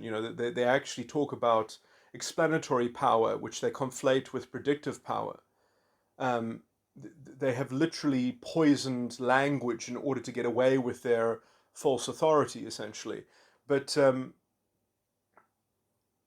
essentially, because their instruments and the content of science is computable, but they can kind of get over the fact that it rests on essentially depending on the fact that intractable objects are there's nothing fishy about intractable objects, that they can have intractable identities that are depended on in their in to make it computable. So they're using identities uh, um, which they can, I just want to say that when you are computationally dealing with identities that have intractable natures, um, there is a bit of there is at least a shadow of a doubt that gets assimilated into the process, that gets assimilated, and if you don't account for that, and which science doesn't have to account for that because it just has, it just calls it, well, that's a rounding error. They'll just be, oh, no, no, well, we only have to look at the significant figures. So it doesn't matter that we're dealing with intractable issues here. And what gets lost off in the truncated decimal places? Well, they have no fucking clue. They really have no fucking clue. And you're not allowed to ask because it's just not done. It's just the orthodoxy. So it's a Ponzi scheme essentially, and it's a magic trick at the end of the day. And in the same way that they hold epistemology in abeyance, in the way that I have just described it, the proto-fascists and the social justice warriors and the identity politics crowd and people, um, in the same way they hold normative morality or ethical norms and standards in abeyance. It's the same. I mean, if you want to look at science from an intellectual perspective and analyze it, you understand that they are doing the same parlor trick as the emotional logic and the emotional rationale and logistics. It's really two sides of the same coin, but it, now we're seeing it on a cultural side, and I would even say that, I mean, in the same way that Nazi Germany was fostered under the tutelage of, the bunk sciences, of some kind of Darwinistic, kind of, I don't even know what they called it, but the Aryan studies. I don't know what technical terms they came up with it. I mean, we've done the same thing essentially. Only instead of calling it Darwinism and calling it, the mystery of the DNA, now it's the mystery of the group of the historical injustice. It's become essentially much more ephemeral. It's become much more esoteric in some sense. It is firmly grounding itself in social constructivism, whereas before it just had a materialistic edifice or a materialistic outlet or a franchise. It's the same. It's the same Ponzi scheme under a different vehicle, essentially. But anyway, so I just wanted to point that out. That internal conciliation is nothing to write home about. The question is it reconcilable? And only there are very sort of few things that are reconcilable. I would say that the source of reconciliation in the broad general philosophical sense can only come from a deep theory of mind, from a deep, you have to get psychology right. You have to get sort of get phenomenology, an epistemology that's somewhat, stable within understanding consciousness and the mind and things like that, before you can kind of have anything else. And this is actually woven directly into my structure of cognitive functions, which I was thinking about getting into, but because it also touches on the things that I was talking about the why and the how. And it's interesting how on some esoteric level, how things operate, how things are constituted, is the secondary manifestation of why I am. But I shouldn't say it like that. I should say I am why I am, because it is rooted only in the ideal form. It's, in itself, things in themselves, in the Platonic sense, that's why it's reconciliation and not conciliation, because conciliation, how can something ever be independently conciliated? It's sort of, it doesn't, it's nonsense. It's a kind of impossibility. Things can only be reconciled with something else. So and this is quite clear in the Christian doctrine, for instance, when it talks about that we were loved by God in some sense. And the reason why I'm bringing up these things is because it actually dovetails perfectly with me talking about the ego and the perspective of the ego and the paradigm of the ego. Because essentially, the only way that the ego can actually be moral in any sense and have normative values and normative ethics is for it to relate to God. And how the ego relates to God, how Keegan stage 4 systematicity, which is what I think is being at least referred to in Keegan. I think it's right that Keegan's work is used like that, because Keegan was just aggregating things. He was collating and absorbing great swaths of psychological, reports, and he brought them into a model, as it were. But yeah, so, and I think that they can roughly be repurposed and slightly redrawn in the detail, because I see him as an aggregator more so. But anyway, so as I've already described Keegan stage 4 quite a bit, calling it sort of that everything is in the considered self, and you can only sort of even be conscious of the ego, and in some sense it is the seat of your conscience, that everything is analyzed as a final cause, that within that paradigm there is only the self. It's the ego in the Jungian sense, that the self is,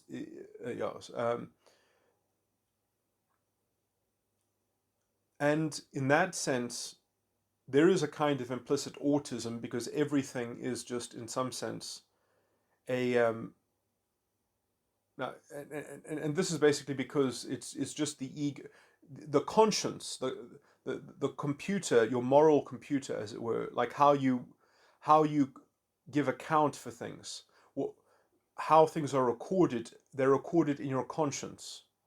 So it's not the witness, but it is the record, and the source of the accounting of things, right? So these are first things. These are things that are in the greater of the greater, in the Platonic setup of the four segments of the divided line, which is also an overlay that I use for the four sides of the mind. The superego being the lesser of the lesser, Keegan stage 2, the subconscious being the greater of the lesser, the third segment of the divided line, the first part of the realm of the intellect would be Keegan stage 3, the unconscious, and the fourth side, the greater of the greater, the ideal forms, justice in itself, love in itself, which all comport into the one or the good, the brilliant light of being, as it was described in essentially the Platonic religion, which was all about, in some sense, the full integration of entering the sudden, of being alive in the sudden, the great religion of the sudden, the quickening. I mean, it's almost there, the quickening of the spirit.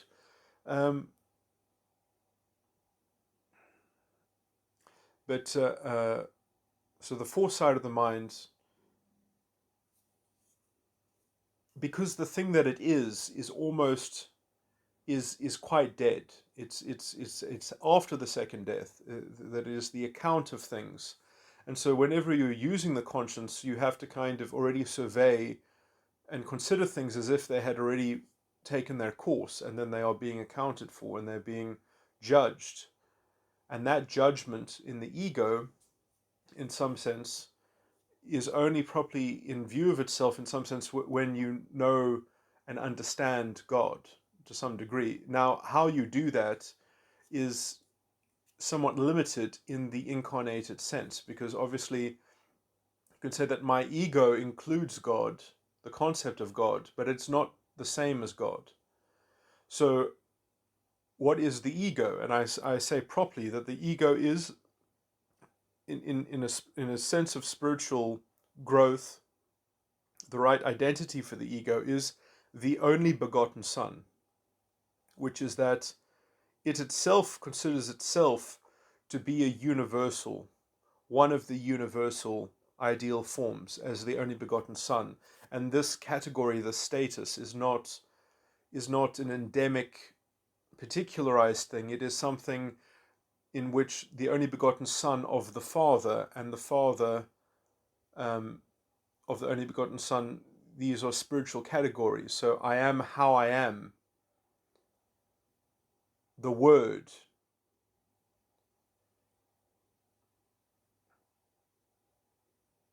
that we can all attain to having the same core source, original source code of the Word, and therefore we can all be in the same reality of what things are, which is again not a tangible what things are as in the ideal form of what things are in some sense, although what things are is in some sense is actually deeper than the word. The core of the word is that the ideal forms in themselves, or something like that, which is quite frankly something that I mean, how this is consciously apprehended in some sense is a form of introverted sensing, is how I've described it. It's also archetypally linked to Malkuth, or the kingdom, and what things are themselves then fathered by the Father. I am why I am. So the why comes and before the how. So essentially, what things are is conserved by the Father, which is not your perspective in some sense, and you can't invent the Father. You can't invent conciliation. You can only reconcile with the Father and consider that He first loved you. You can't invent love, but in how you are, give and it will be given. But in some sense, in how things are given, it will be given. That is not the way to understand it. The way to understand it is not that, oh, you do it and then you get it, or something like that. It's that the reason why given it will be given works or functions is because the constitution, the image of the structure of I am how I am, of how the word operates, is that the only begotten Son is in the image of the Father. The Son and the Father are one.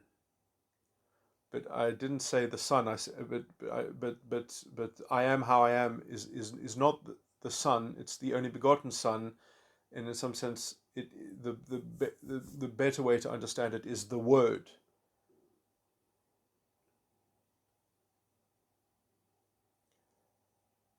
The actual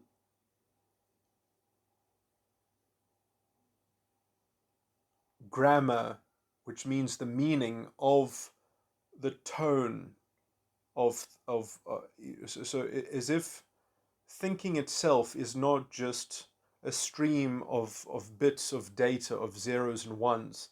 It's actually so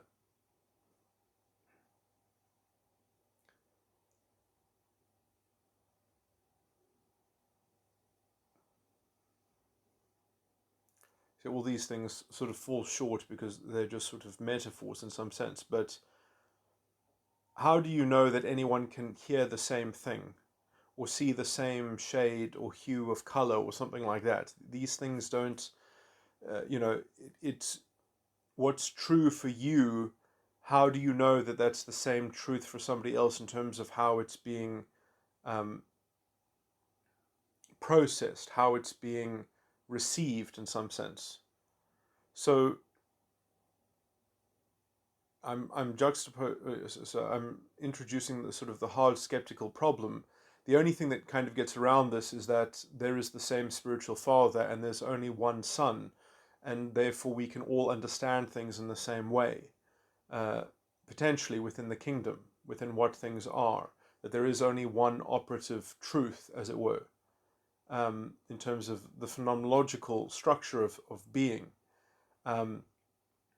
And so I am how I am. The word is not the variance of words. It's not it's not ulterior wordings or ulterior languaging. There is the Word, the only begotten Son of the Father. That there is one truth, essentially. And this is just another way of making almost an axiomatic remark, like reality is real. It's the same kind of claim. Like given it will be given is not a promise. It's an axiomatic claim. It's like saying reality is real.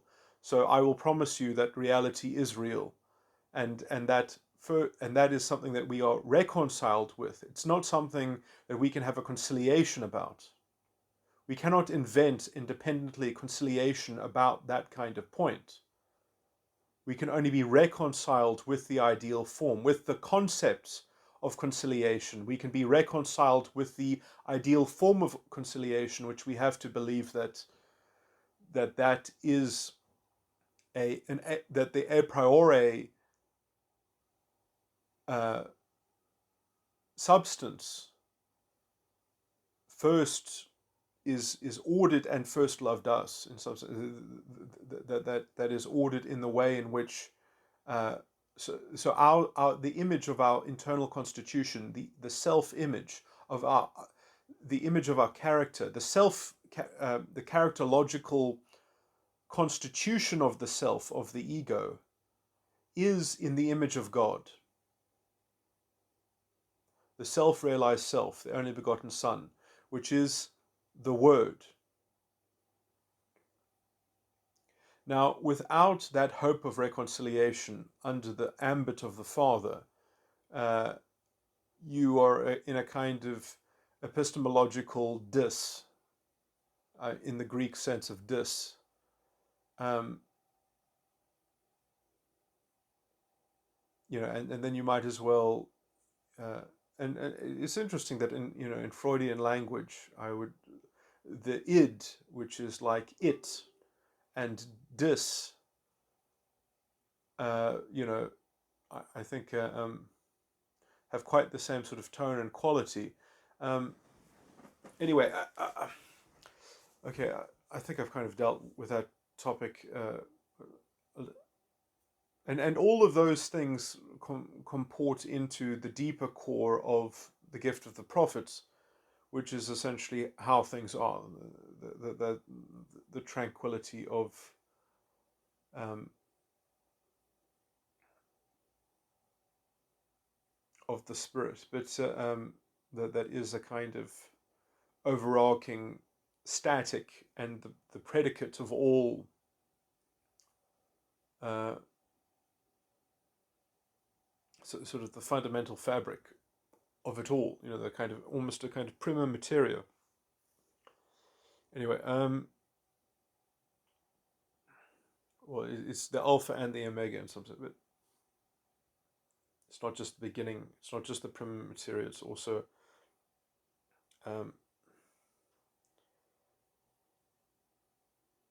anyway. I just want to move on to another interesting topic. Now it's just slipped my mind.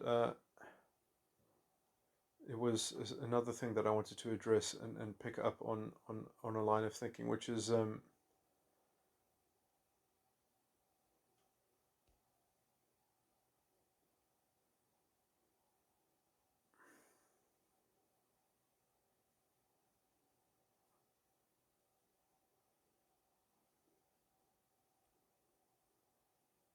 blanking on something to do with the ego and the id. Oh yeah. That the parent function in the ego, which is archetypally related to the whore of Babylon, which is essentially the thing that is holding up,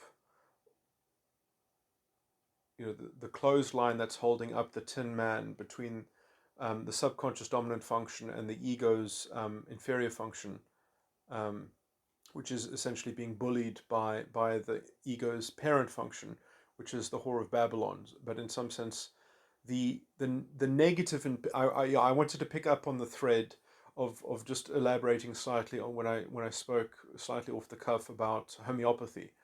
So the operative principle in homeopathy is that like cures like. I mean, which I would actually say is even what is happening in other healing modalities, and I'll explain this in a second. All real healing is self healing.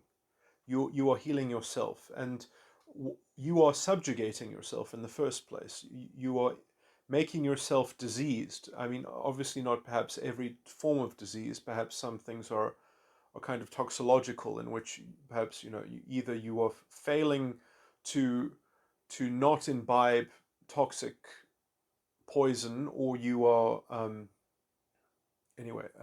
So you either don't know, or you're being poisoned by somebody else, or you're poisoning yourself. Either way, I would say that, well, if you don't hold yourself accountable, you're not going to be able to fix the situation. But anyway, you see, these things don't scale generally. You can't make general sort of claims like that. But anyway, just to talk about the subject, that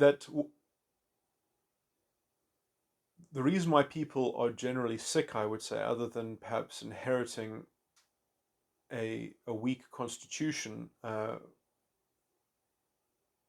from other forms of degeneration that have happened because of gestation and things like that, or toxins in the environment, essentially, is that in terms of the self-impingement from the mind, is that one is self-medicating with a kind of mental image that is overshadowing the word, which is taking up and occupying a kind of, in homeopathy, this is called a miasma, which is essentially, I would call it, a miasma is that you regard yourself as something, as being like something, and in some sense you regard yourself as being like a self-medicated self. It's a kind of like involution within your own. You've created a paradox of your own self-image in some sense, and so you were stuck inside your own form of self-conditioning and self-medication. And so often what healing will do, especially in things like acupuncture, and acupressure for that matter, is that you are actually creating an impression, a physical sensation, a physical impression of the self-medication, of the self-medicated state in an acute sense, so that one can focus and see and regard the self-impingement that is occurring on the level of psychology in some sense. So it's bringing awareness and allowing you to self-identify within yourself your own self imposition.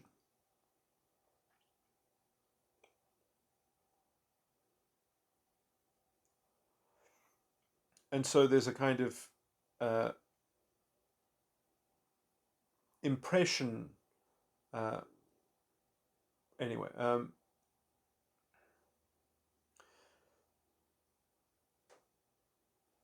sorry, I wanted to link this to the concept of, or what I call it, the concept of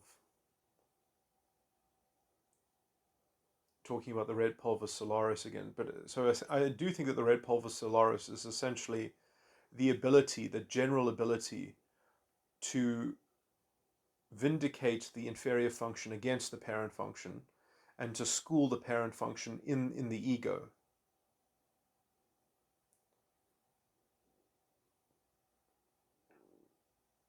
But in the same way that the crucifixion is not the New Jerusalem, the crucifixion is the necessary precursor to the New Jerusalem, but the New Jerusalem is like the resurrection, and the resurrection, when it occurs, is the same life as the life that was in the red pulvis solaris doing the work of the crucifixion. That is the same self, the same ego. So the ego that overcomes itself and is resurrected from its own self, holding itself accountable for its own ego death, um, is resurrected as a renewed, or as a new being, in fact, though, that it is a new being on the other side, but it is also the same character as the ego that did that essentially. But the red pulvis solaris, in some sense, is the it says in the book of Revelations that the whore of Babylon is paid twice as much for her iniquity, that she isn't just.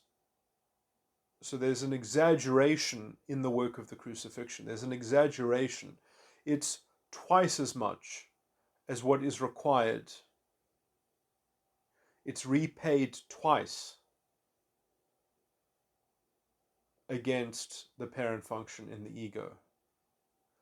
And the reason why it's paid for twice is because you need half of what it's paid back to cancel it out, and you need another half to essentially ignite or initiate the pilot flame, which will be the pilot flame, or in some sense, I don't know.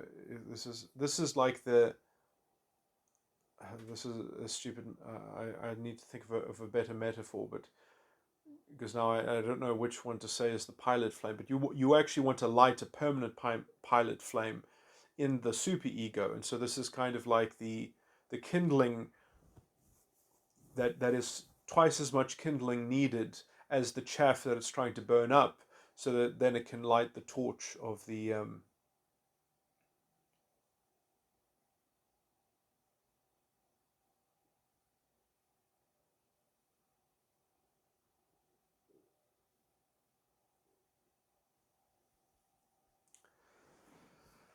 pilot light of the new personality, the new Jerusalem, the dominant function in the superego. Okay, so with those things mapped out, what should I say? Is that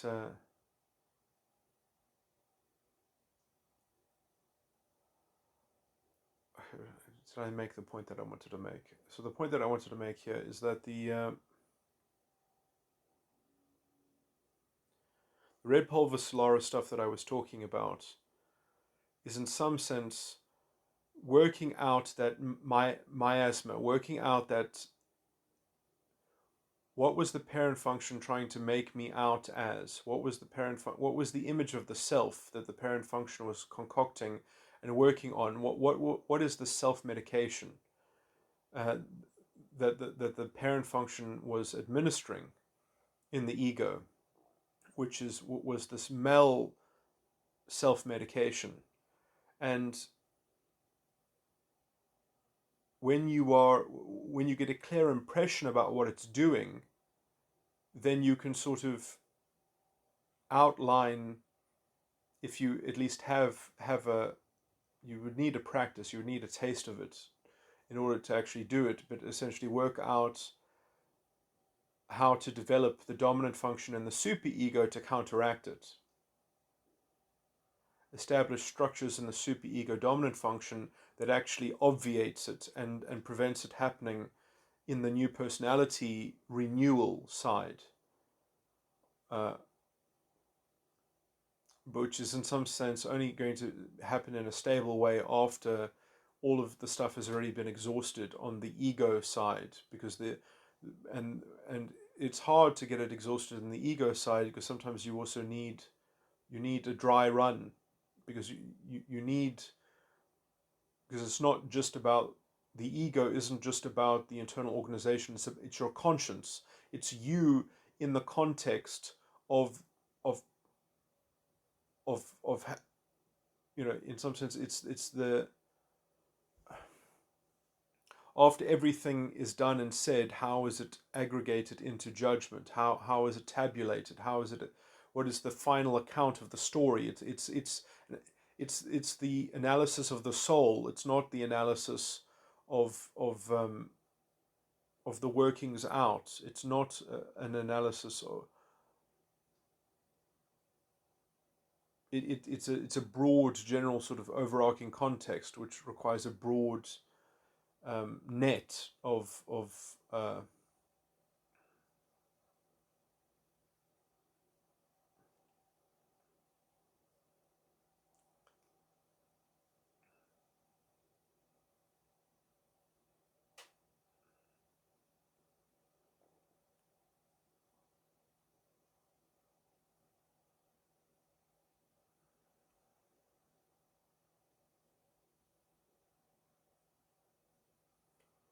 a deep perspective to kind of tabulate it. But anyway, my point is that it considers the conscience only gives a judgment after subjects are considered complete or something, or after, or at least finalized in or perfected, in the sense of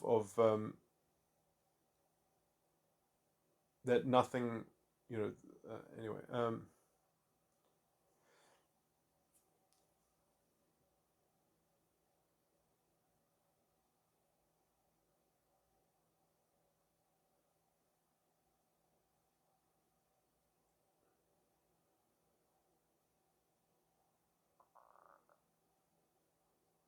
So essentially, the ego is dealing in propositions, collection judgments of propositions.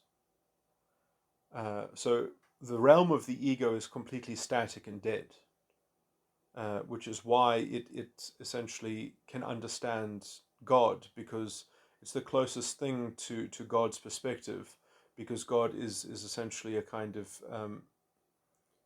uh, is the extrapolated sort of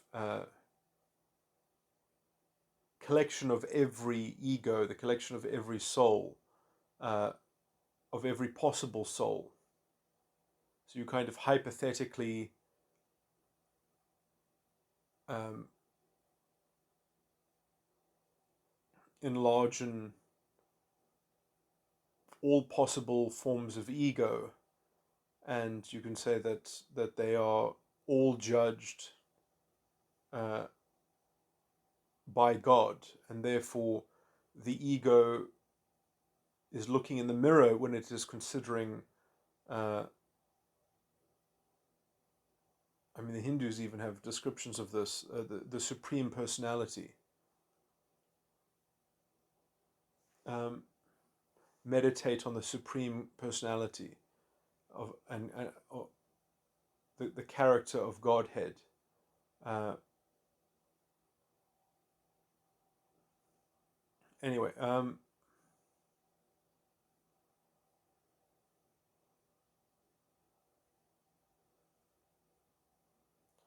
what's my point about the ego? Is that the ego is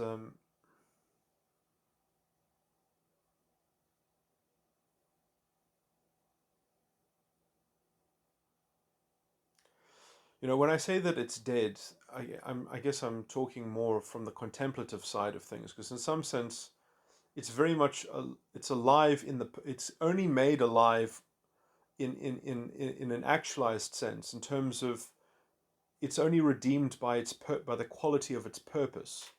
The life of the ego is in the purpose that it affirms. So it resonates with purposes. It resonates, and it judges purposes to be alive. So there's a book of life and there's a book of the dead, essentially.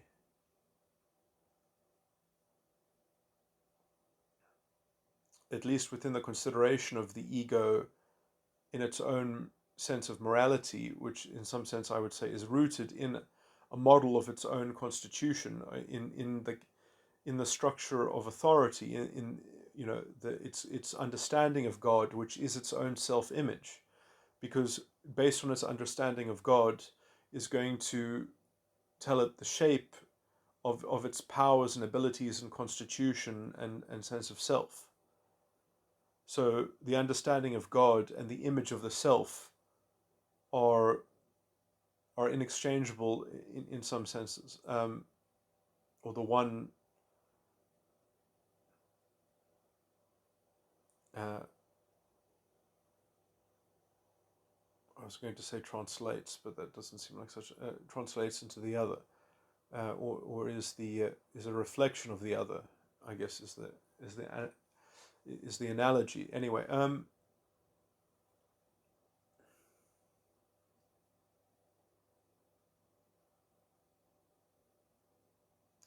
I mean, and this has been in Greek philosophy for a long time, or in Greek culture rather, not philosophy. The Oracle of Dionysus, the inscription there is, "Know thyself, and you will know the gods and the universe," is the full inscription at the Oracle of Dionysus. Um,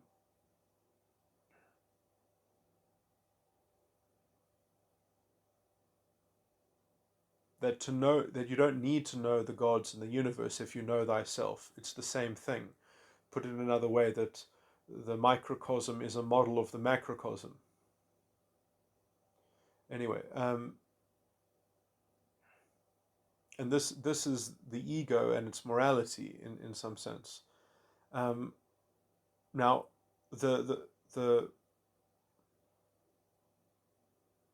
so in some sense the ego in very abstract terms, in very sort of highbrow sort of stuff. I mean, in order to judge your own actions, and in order to have an actualized purpose, or in order to see the purpose inside yourself, and to embody your purpose, and to see yourself embodying your purpose, you have to have an awareness on Keegan stage 4. You have to, which I think has to be grounded in some kind of moral schema. If it's not a moral paradigm, then I don't regard it as being Keegan stage 4. I think that the kind of generically calling Keegan stage 4 systematicity, there are well, let me just say then that there are systematicities and there are systematicities, and some systematicities are quite frankly uh, systematicities in rigor only, and essentially they're just self-deluded forms of false conciliation, that they have an internal conciliation about them. I'm sorry, that's not fucking good enough. That's not real systematicity. Uh, you know, in Taoism, they won't even teach you anything unless you have an answer to every question. Because if you don't think that you're capable of evaluating and having answers to every question, uh, if you're not capable of actually being able to have your own empirical phenomenological self-inquiry, and engaging in an empiricism of the mind, if you can't evaluate things for yourself, then you can't be taught, because you're a peon waiting to become some lemming in some, you know, new school of false authority. You know, in some sense, um, you're not meek enough in some sense, because you just want to be given the right Keegan stage 2 belief structure or something. There's sort of a lacking sensitivity to the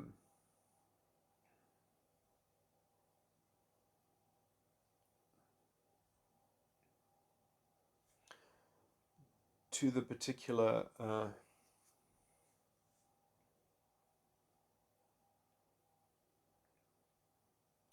dynamics and peculiar structures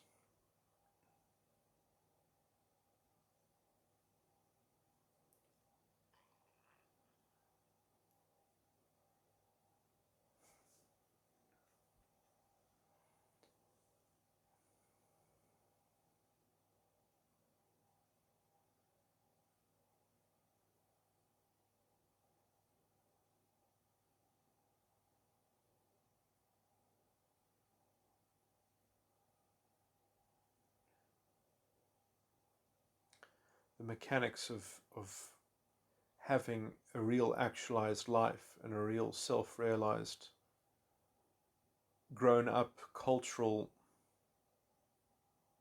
comportment that isn't just hanging on to some historical residue of some transient cultural flux. Uh,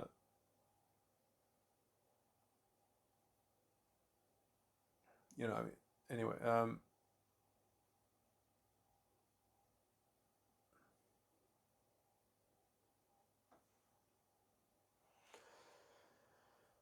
mean, the occlusion of moral judgment from the individual sphere of culture, which has been taken over by a kind of governmental overreach, uh, um, to generalize the problem, and to give it some illustration, you know, that essentially the deflation of the importance of morality on the individual scale, because, well, it's the state's job to set the boundaries and set the guardrails and set the limits and to ensure the outcomes, you know, is a kind of is a sliding sort of infantilism, which has, you know, ever since the government started burying people as part of one of its functions after one of the world wars.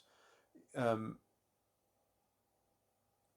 the government started burying people. That never used to happen before. The government didn't pay for the burials of indigent people. That used to be catered to by the community itself, by, you know, religious people actually held up their own communities. Now it's become an expectation, and, you know, in the same way that morality has slipped, you know, accountability has sort of corroded.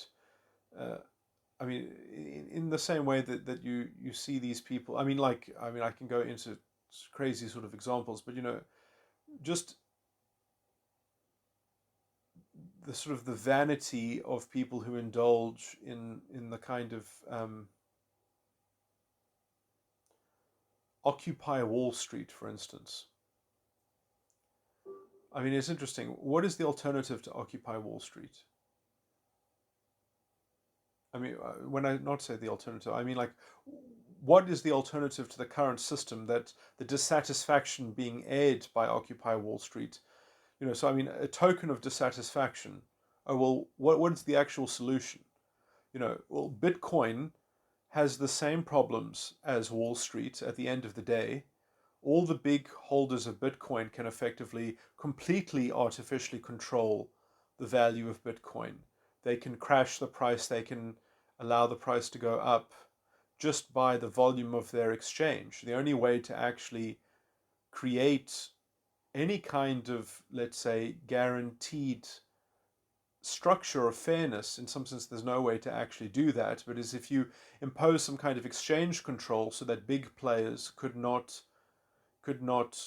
hobble and perhaps extract from the smaller players in some kind of overarchingly sort of maniacal way, that means that then the value of the currency itself, it stops becoming a currency. It becomes a cultural ethos in some sense. And if that cultural ethos is only guarded by an algorithm, the algorithm of the exchange control or whatever you want to impose in order to somewhat enforce a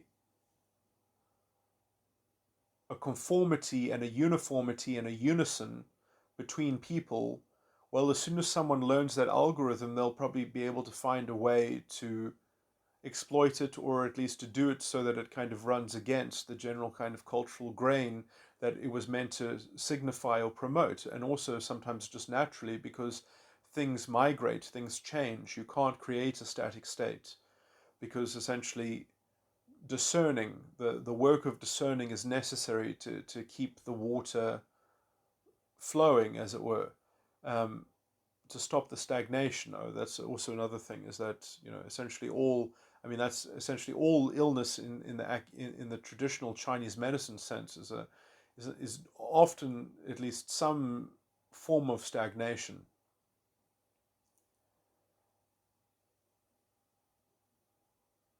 which is caused by essentially the self medication of some kind of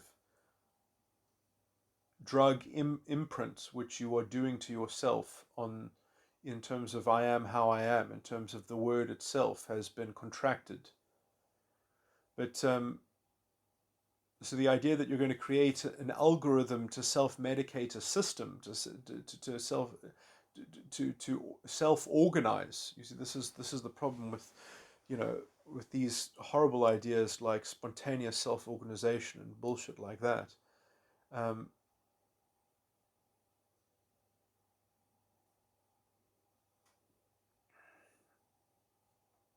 it's like an oxymoron: collective self-organization or collective spontaneous self-organization. Is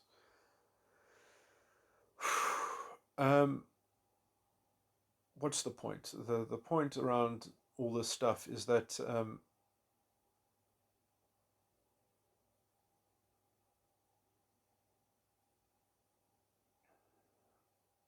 I mean, you can create token rules and game pieces and create an ethos, and then sort of,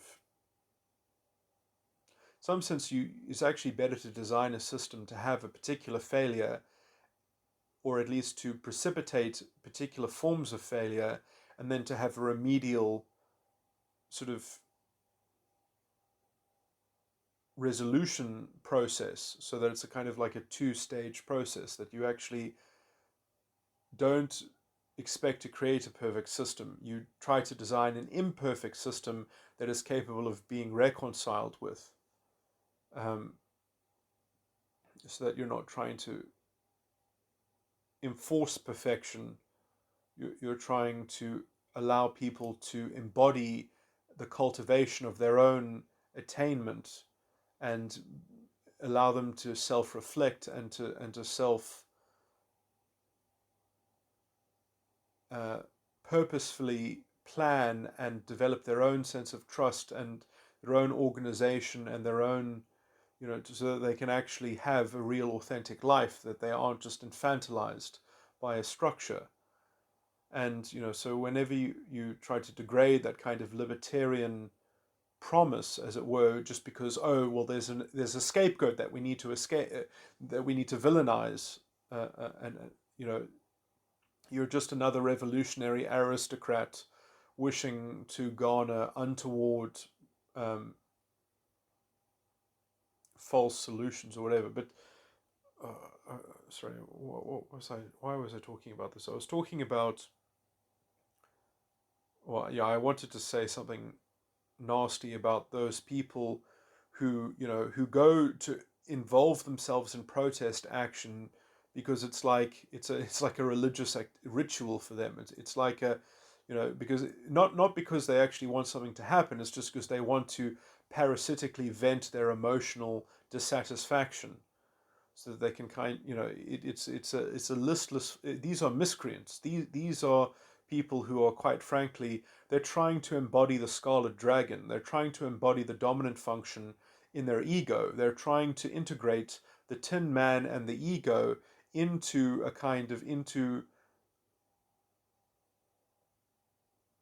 a kind of hybridized hermetical chimera, that they don't want to integrate, they want both. They want it all.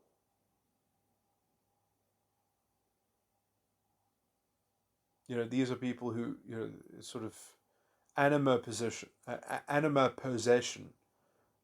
is this kind, is this sort of scarlet, this kind of Scarlet Dragon sort of thing.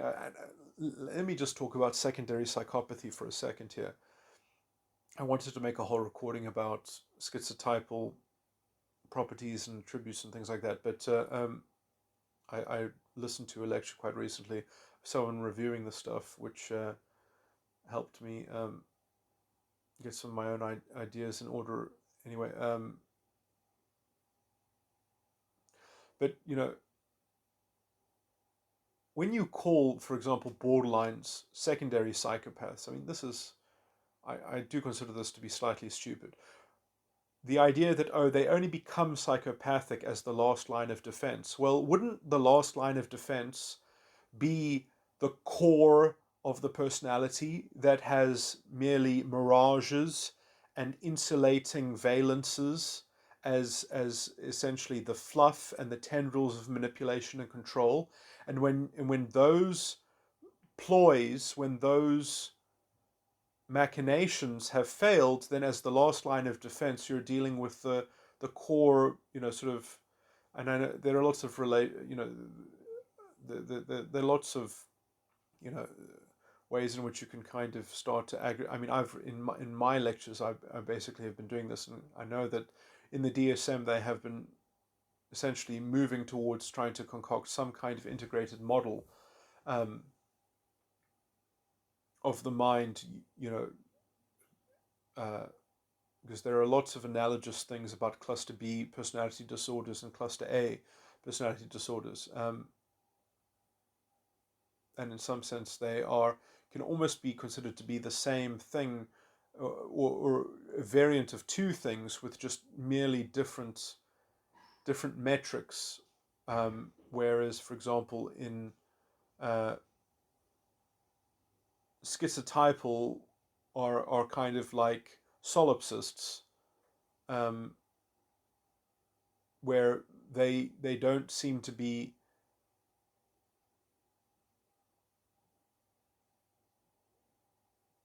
they're kind of I mean, I would they're implicitly grandiose, but they're not narcissistically grandiose, because all their beliefs are about their self-image. And there's actually there's a thread of a kind of schizotypal power. I mean, in some sense, the schizotypal capacity is I think quite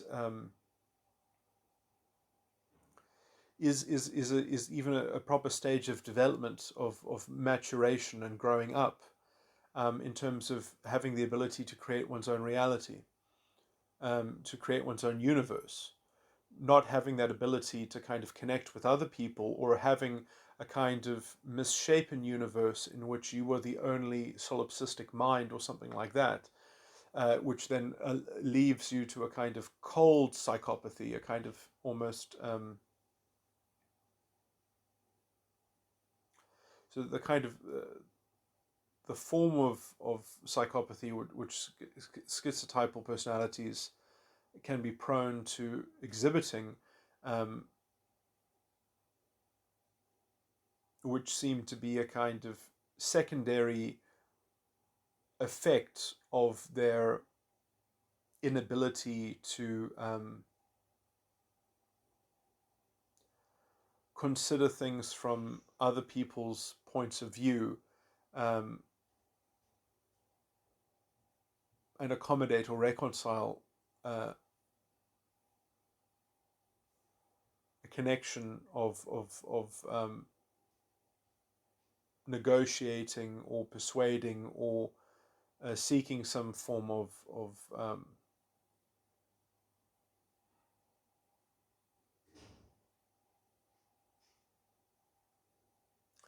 brokering or whatever. But in some sense, there are also a time and a place for everything, and there are ways and there are means and things like that. And obviously, I do think that perhaps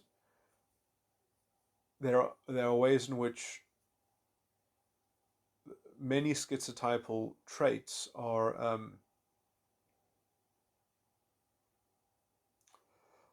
more perhaps symptomatic of a sick society and a sick culture, and people who have abilities that have then become maimed and misshapen and mangled, uh, and accommodating some higher order capabilities within self-organization and phenomenology, but then have kind of um,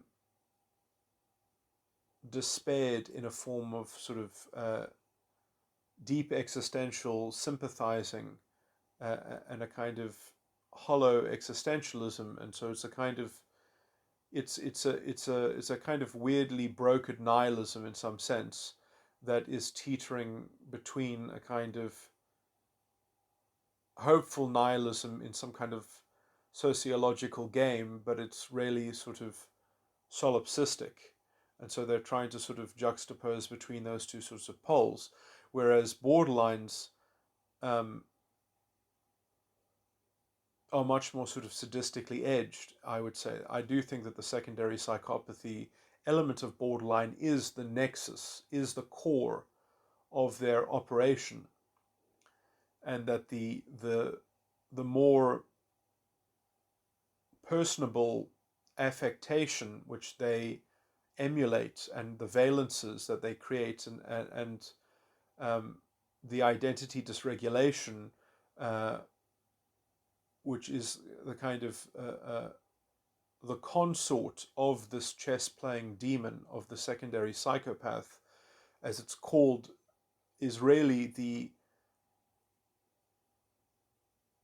an internal self-image. In some sense, they might already know about the dominant function in the superego. In some sense, they choose the Scarlet Dragon over the work of the crucifixion. They've already even seen glimmers of what's beyond the work of the crucifixion. They're just not interested. They would rather ride on the back of the Scarlet Dragon. They would rather endorse their parent function and their ego and go for a ride on the back of the Scarlet Dragon and keep the Scarlet Dragon on their side than do the work of the crucifixion, vindicate the inferior function, and actually work. They are, in some sense, they're set against that.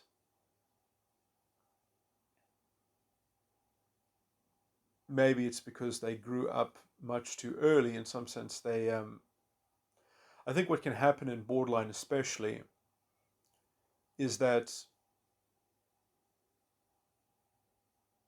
they overdeveloped Keegan stage 4 from Keegan stage 2, and they didn't wait until developing Keegan stage 3. They came up with meta structures or meta egoistic moral shortcuts because they were young and stupid, and they oversimplified their conscience. Their conscience has a lot of stupid equivalencies within it. They've got too many shortcuts, and then they've worked out how to double down and defend those shortcuts. So they take shortcuts, and they've worked out defensively how to defend those shortcuts which they take. And so you've got a very brittle and immature kind of Keegan stage 2 that is operating like a German tank, that's operating a high-tech, sort of killing robot. So they're in the control center, they're in the cockpit of $1 billion fighter jet, and they're using it like it's a video game. So it's like, they shouldn't be using this kind of machinery, and because they played around, it's like being the son of a dictator and being able to walk into any military installation and go and take a tank out, an actual military tank out for a spin and shoot at things. And now that's what you're accustomed to. And so how can you grow up? Now, that's an analogy because I'm saying that these people do this psychologically. They've already done it psychologically. And so they're accustomed to exuding that much power without, and in some sense, the longer it goes on, the more that their tin man has to kind of enslave itself to this crazy virtual reality that's in their ego, which is in some sense a kind of militantly trying to oppose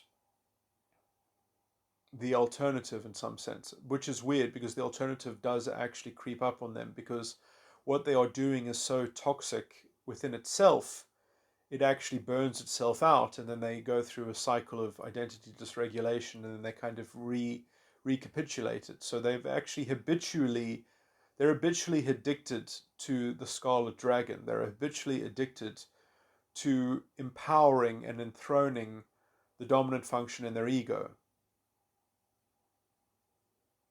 Basically, it's they are not willing to be confronted with their own inferior function. Anything but that.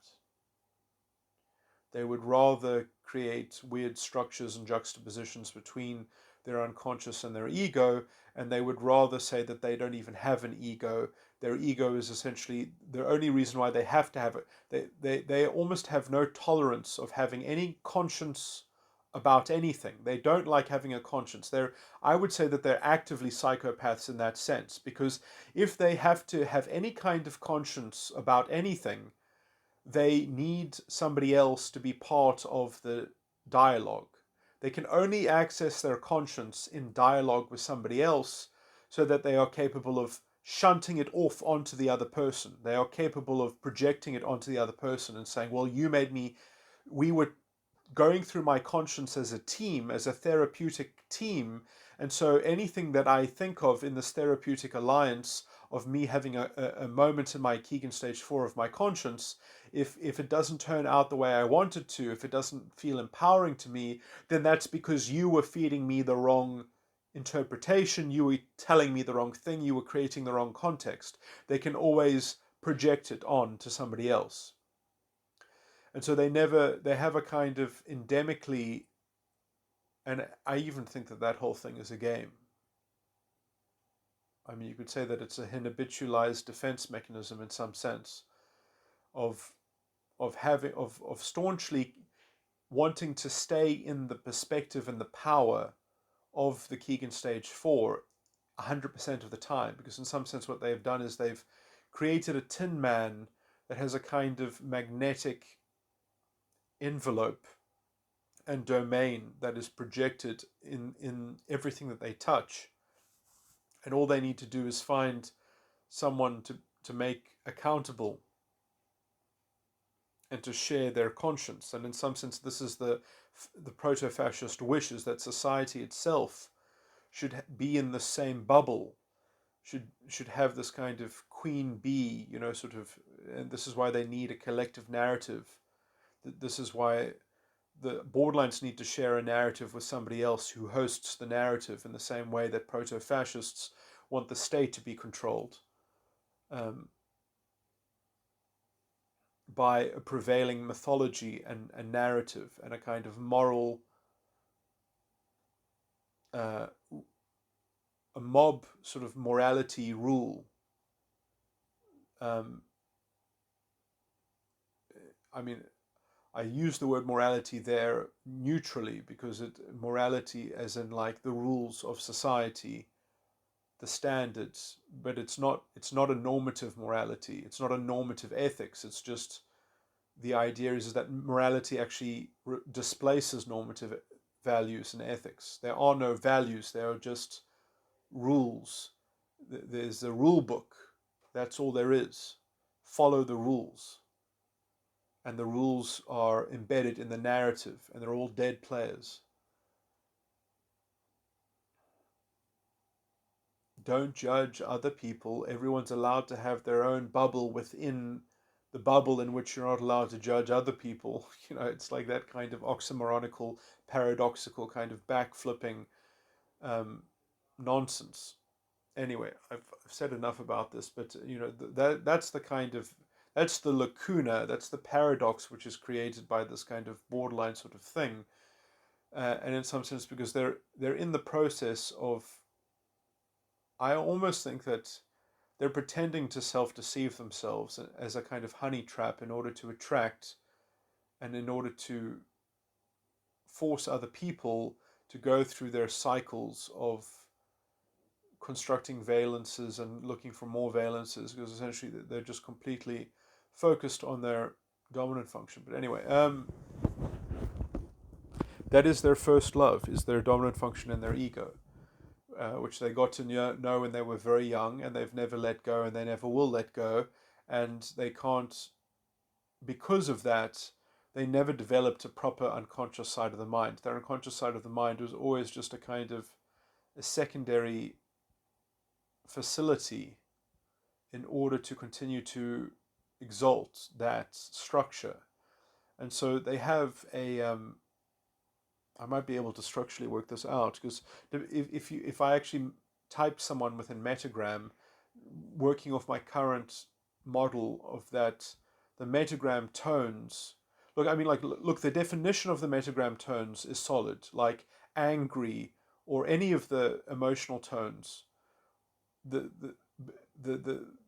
particular elements within the 17 model that they correspond to, and that are being slanted against each other, either that are impinging on one another, or that are the one is reinforcing another one.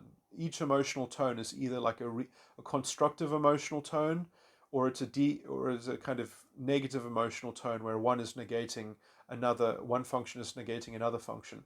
So those definitions are generic and universal, but then there's a personal definition to the ontological meta type. So someone with a particular meta type, it's not that this function is impinging on another function, it's that their particular, their superego, their superego's dominant function is doing something with their unconscious's child function. So there are two things happening at the same time. There is the generic sort of emotional tone, and then there's the ontological meaning of that emotional tone in the context of that individual psyche. So there's a kind of, and it's interesting because this in some sense, this dualism is in some sense what creates Maya, creates the flesh. This is the difference between the flesh and the spirit in some sense, that the internal locus of control, the spirit, is the ontological thing that's happening, but the flesh, or Maya and karma, has a life of its own in some sense, in the sense that we can, because essentially when someone is doing an emotional tone, it has a different reading depending on the ontological relative perspective in some sense. So yeah, they're two books of accounting in some sense, and this is, I think, is what is depicted when it talks about the four creatures around the throne of God, the four field circuits in Maya, in karma.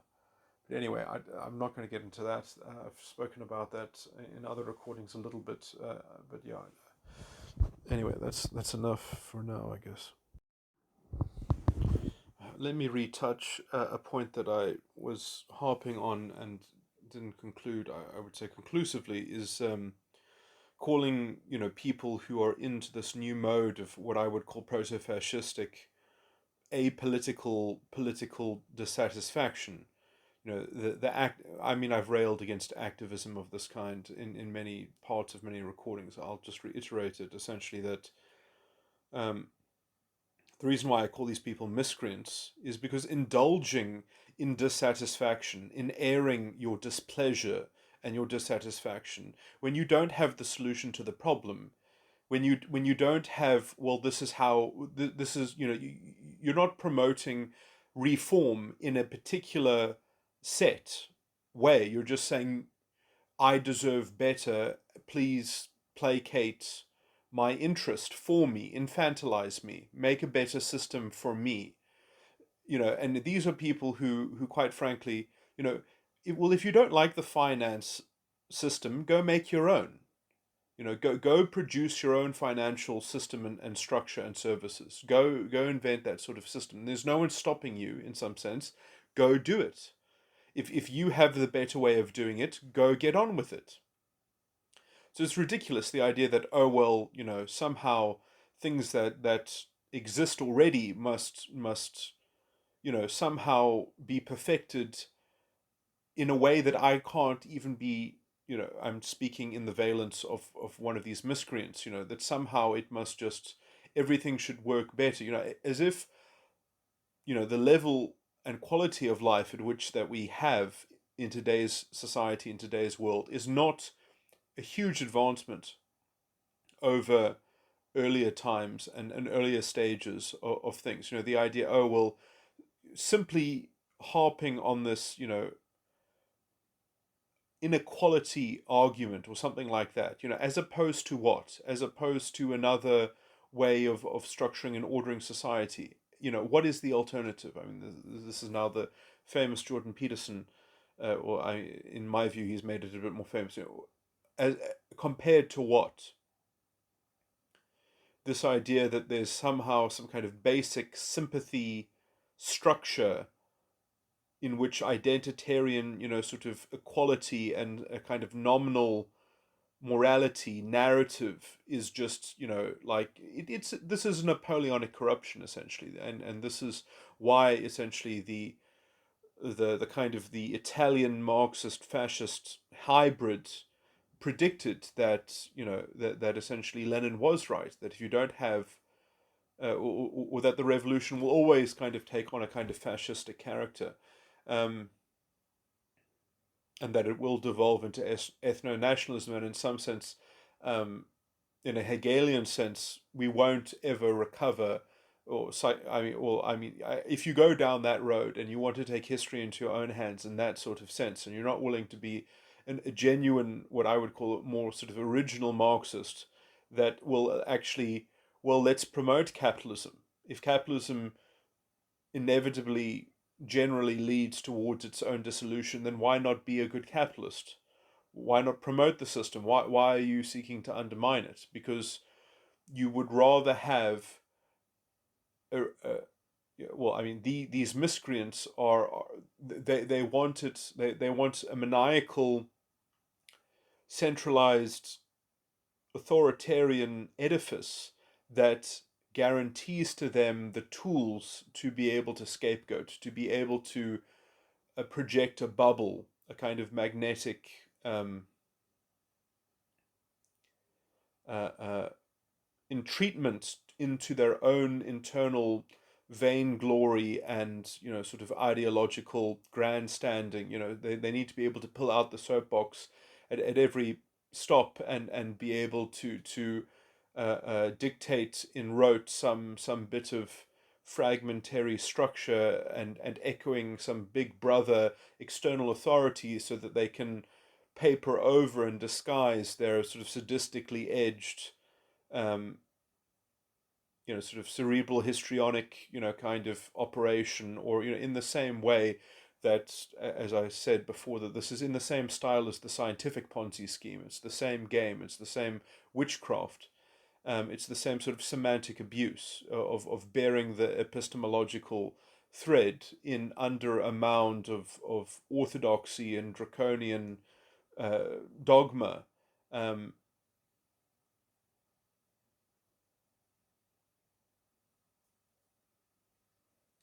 in some sense, there are just two ways of doing this. The one is that you have to, that other people are duty bound through the social contract to extol some kind of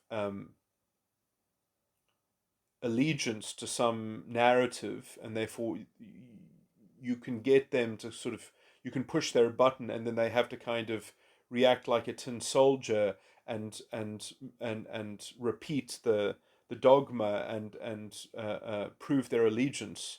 Um, and the other one is, well, and that means that some people have to, not only for that to mean anything, some people have to be the human sacrifice in the system. Some people have to be thrown under the bus, because otherwise the rote message that is being triggered in these people mean nothing unless some people are punished because of it, because essentially it holds no water in itself. They're just pretty words, they're just nominal, they don't mean anything, because if everyone just parrots the same thing and they all are reading from the same script, it's only matters in terms of what happens to people that don't use the same language.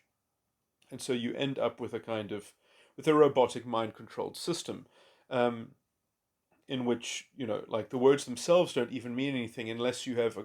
This is why it's interesting that the Jewish conspiracy is very much like the conspiracy, the fascist conspiracy right now in South Africa about white monopoly capital and white supremacy. All of this identity politics, proto-fascist bullshit, which is quite almost politically trying to develop quite quite explicitly in a fascistic way in South Africa. Um, this mantra of white monopoly capital, that everything that doesn't go wrong, the boogeyman is always white monopoly capital. The white monopoly capitalists are bribing the judges. The reason why there's political corruption is all somehow white monopoly capital. It's utterly deranged and surreal. Um, the government takes no accountability for structuring the economy in a way that would make it transparent and open and capable of growing and developing. In some sense, it is designed to extract licenses and bribes and these sorts of things. Um, it is literally designed in order to fleece also the state directly, which is why we don't have a functioning electrical supply, but because it hasn't been maintained and there's been so much money stolen. But the point here is that the thing that you criticize, that you're throwing under the bus, can't just be for non-conformity. It actually has to, quite strangely, the conspiracy has to, in some way, and this was true in the Jewish conspiracy as well, that it's very interesting to see that everything that is accused against the scapegoat is in some sense the permission slip for the government and the state to fascistically provide the same countermeasure in kind, the same thing. Like, so the accusation against the Jews is uh, that they control everything, that they control finance, they control banking, and they control the money power. You know, that is what the fascist government seeks to do. So, in order to stop the control, they have to displace it by actively controlling it for their ethno nationalist identity or whatever. So it's interesting that in some sense everything that makes the scapegoat evil, in some sense, becomes the obtuse other side of the coin that in some sense pays. So it's very interesting that the conspiracy theory is in some sense it is a way to demarcate the self, and this is the fundamental bad faith that you see borderlines engaging in explicitly, that which is very strange, because if you are in any kind of connection with the borderline in any kind of deep way, you'll see that there are all these drama cycles of role reversals where they start off corresponding to you in a certain way, and then they try to juxtapose the roles, and then they try to change the timeline of things in order to say that they were being conditioned by you to be dysregulated in their identity and to swap these roles. And everything, and they do that 2 or 3 times, and they've created a paradox within a paradox within a paradox in which they've decompartmentalized any kind of thread of epistemological sense and grounding, that then you've got the house of mirrors, and they've got enough smoke in the air, they've got enough mystification. This is the proto-fascist mind in Nazi Germany. This is the mind of a so-called American liberal, a democratic identity politics sort of type, and it's interesting they call themselves Democrats. I mean, in some sense, fascists have always been, they love the word democratic. 51%, give them a majority, and then they can say that everything that they're doing is above board. Because essentially, then it doesn't matter. It's all rhetoric and propaganda. So long as they're throwing some people under the bus, and as long as the narrative makes some kind of emotional argument, some kind of emotional sequitur flow, then they can sort of, the transaction is complete. The problem is that it does require a renewal of a kind of parasitic, you can't in some sense destroy the scapegoat completely. You have to keep them around as a kind of, as a way to divert political pressure in order to provide the lubrication of the excuse in some sense. It's interesting that even when the Germans, excuse me, let me rather say even when the Nazis had fully segregated their society, they still complained that the remnant of the Jewish conspiracy had already infected the Aryan people, that their minds had been corrupted, that the Jewish conspiracy was a never-ending sort of so it becomes a more it becomes a more incredible form of esotericism. It becomes, it really, it begs credulity. It really does. And in some sense, that's the problem, is that it's like a fire. If it doesn't get bigger, then it dies. So the question is, what is the fire that can actually sustain itself? What is the fire that can actually consume it all, or something like that? Because this is an unsustainable form of fire, and at the end of it, there's nothing left. There's literally nothing left. I mean, it's like in some sense, it does burn itself out. It does reach its kind of own psychological reset point. The question is, how much carnage does it do in the meantime? How much, because putting so much psychological energy into this fabled, strange, peculiar perversion. I mean, this is a cultural cycle that we've been through before. In some sense, there was also in the 60s. There was a bit of this, and it was interesting how it was beaten back down. I would say that it wasn't beaten back down in the right way. I am very sympathetic to the McCarthyist era, and the so-called Red Scare, and the Commission against American, anti-American activities. I'm very sympathetic to that. I think that it makes an eminent amount of sense to do something like that, but I do caution that.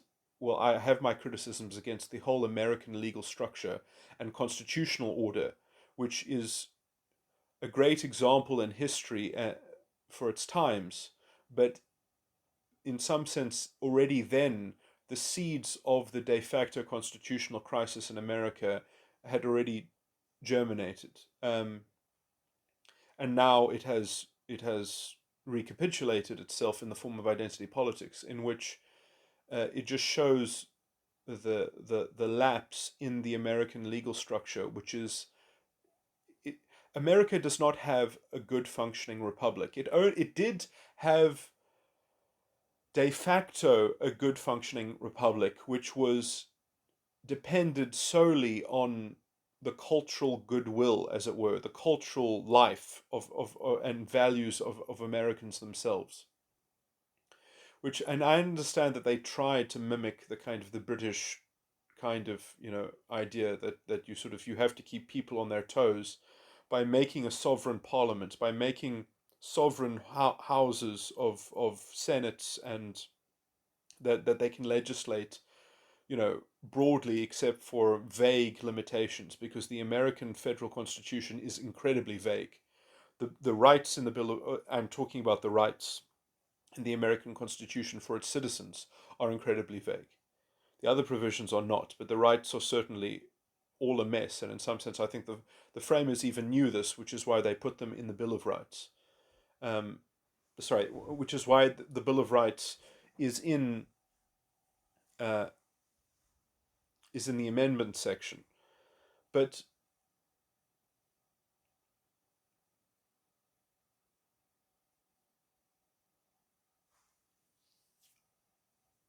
essentially, a due process system is not good enough. It's not the rule of law. America does not have the rule of law. And in some sense, it's a necessity perhaps that they don't, because maybe they don't have the resources to develop a legal structure that could actually conserve its own efficacy and be above board. And so, you need to have some leeway so that you can produce something like the Commission of Anti-American Affairs or something like that to protect the society, which doesn't have this. I mean, Pinochet had the same problem, is that I'm very sympathetic to Pinochet, but technically, these things were done extra legally to some degree, and it's a stain, it's a blot, it's suboptimal, it's not the right way to go about it. But essentially, these Chile and America both never had the rule of law to begin with, and I have a much higher standard for the rule of law. The rule of law is not peace on the streets. The rule of law is not due process. Those things are also very nice to have, but they're not the rule of law. The rule of law means that the law has, in principle, that it is complete and stable, that the structure of the law is all there.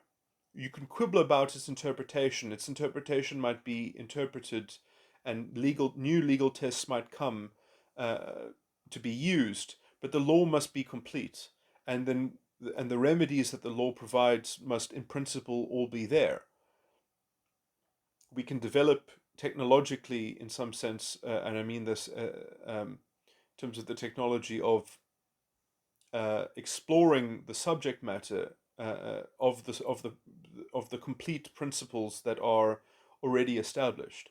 And so, you need general principles in law. You need general actions with criteria which are never changing, and then legal tests that are updated in order to correspond to those general actions. And in some sense, you need a system of law which is philosophically cogent and comprehensive and has uh, you know it's all worked out, and there's a place for a legislation to be made in order to enhance the public good, in order to create new public goods, and to create legislative devices and policies and things like that. That's all fine, but that the law, it has to be in conformity with the law, and where it rubs up against it, then there needs to be a judicial kind of arbitration over that. But in some sense, I do think that the judiciary, in some ways, needs to be higher than all the other. In some sense, when it needs to be able to rule over all the other. It needs to produce judgments that bind all the other um,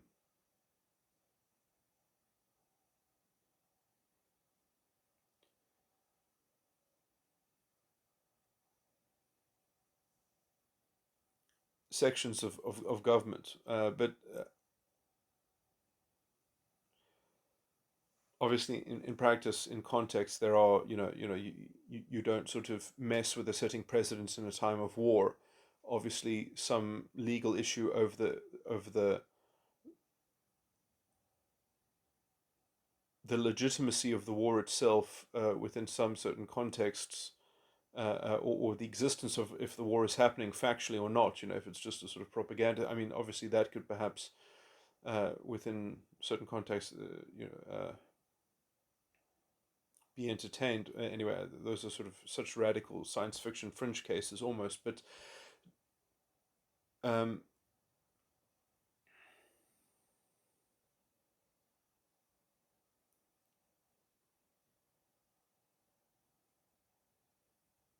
anyway,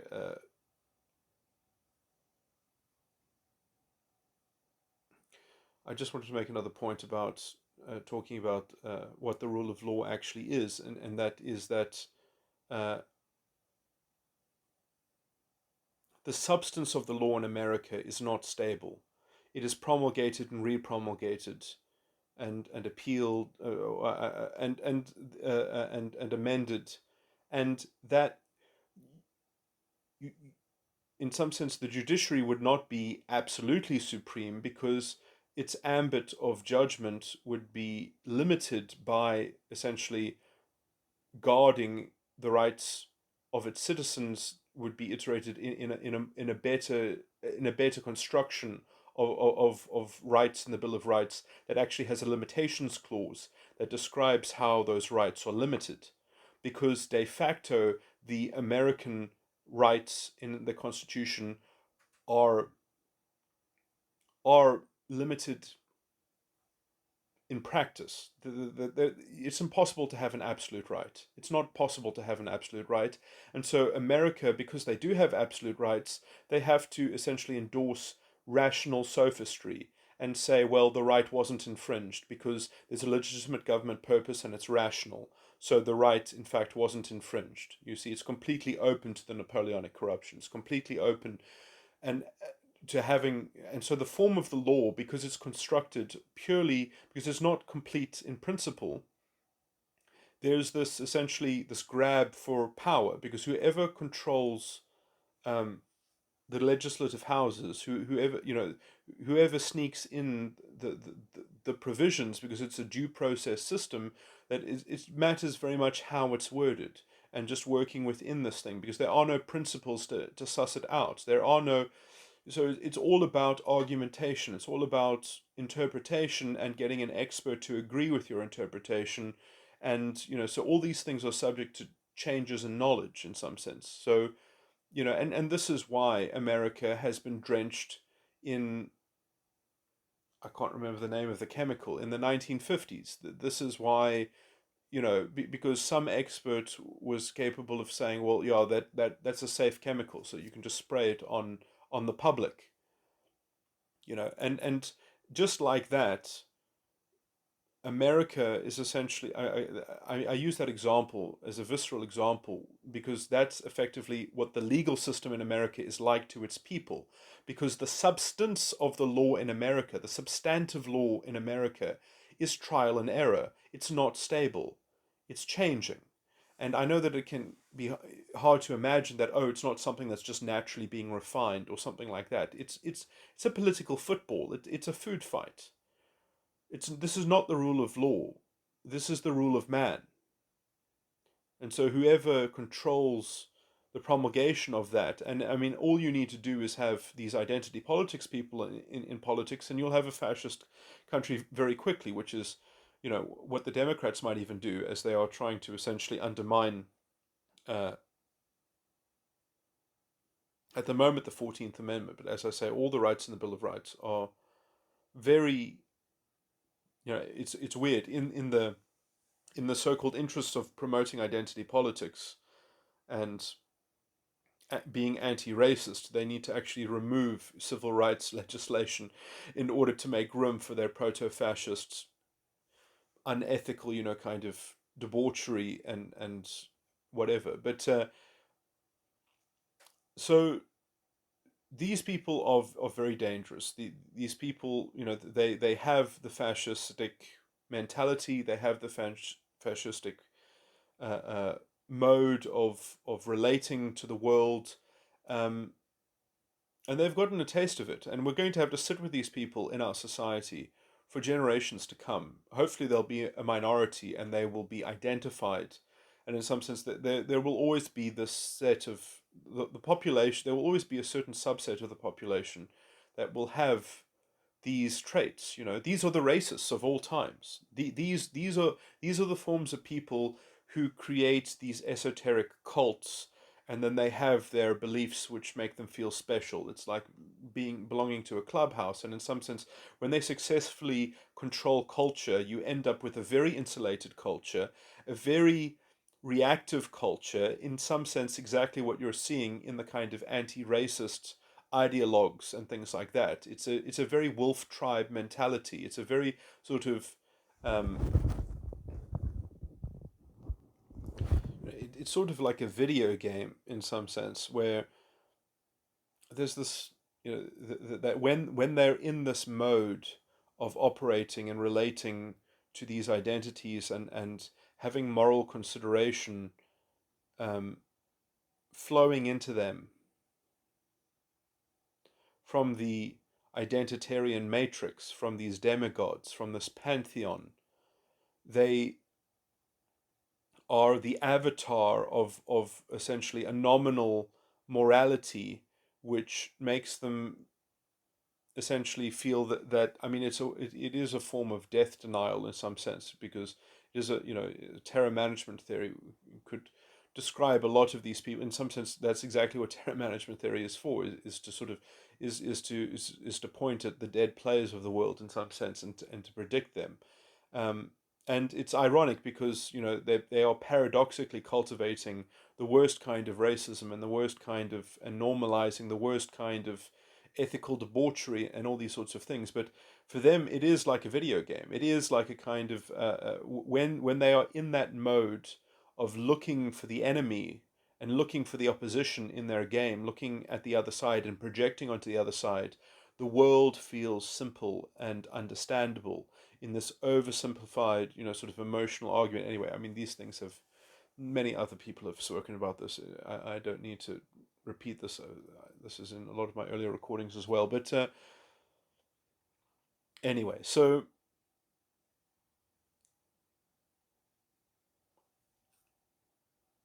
and I wish I could do it with the eloquence that David Belinsky could do it when he was debunking. Um, I mean, that he has such a great intellect, that he's able to dismantle and disentangle. When he's arguing against the theory of evolution, essentially, as being quite a wishful, sort of theoretical project, which essentially can't be falsified. Um, I mean, I can just give a little example of it.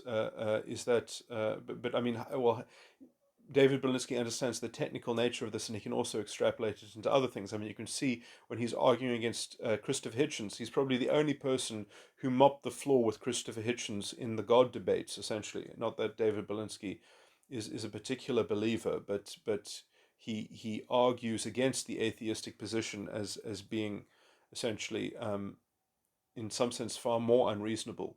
Um, David Belinsky, I would call him a sort of enlightened agnostic in some sense, but I would consider his form of belief and understanding, at least, to be commensurate with my own.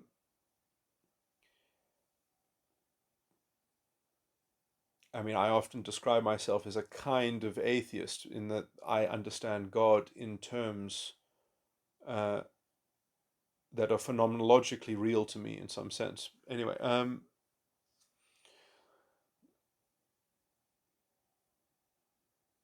and that phenomenological layer of reality does not exist within the material scape. So in some sense,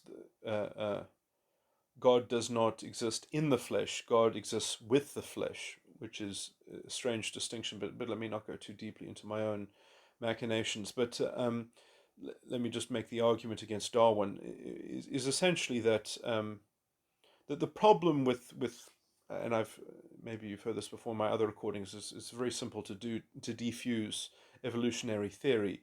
Um, it's basically a dualism. It's a descriptive narrative. So if you describe everything in the world into two categories, either something is a selective pressure or it's a random mutation. Now, because that dichotomy, you can put everything in the world into one or two of those camps, or you could, some things you could say are a co-mixture. Some particular things are going to, you could say, is a certain ratio of selective pressure and random mutation. But in some sense, there are very few things that are actually the source of random mutations. Sort of, solar radiation or something like that, or cosmic radiation, um, and nuclear uh, uh, gamma rays or something. But the so you have these two things: uh, random mutation and selective pressure, and in some sense you could say, well, and there are also perhaps different colors and species of selective pressure. But if you, because everything in the world can be described as comporting to those two things, it can't be falsified. Because in some sense, how do you know that evolution doesn't just approximate the real mechanism? That it isn't just a very high sort of correlate, and as a narrative, it kind of makes sense. But how would you actually falsify it? It's just a descriptive. It doesn't have any explanatory power.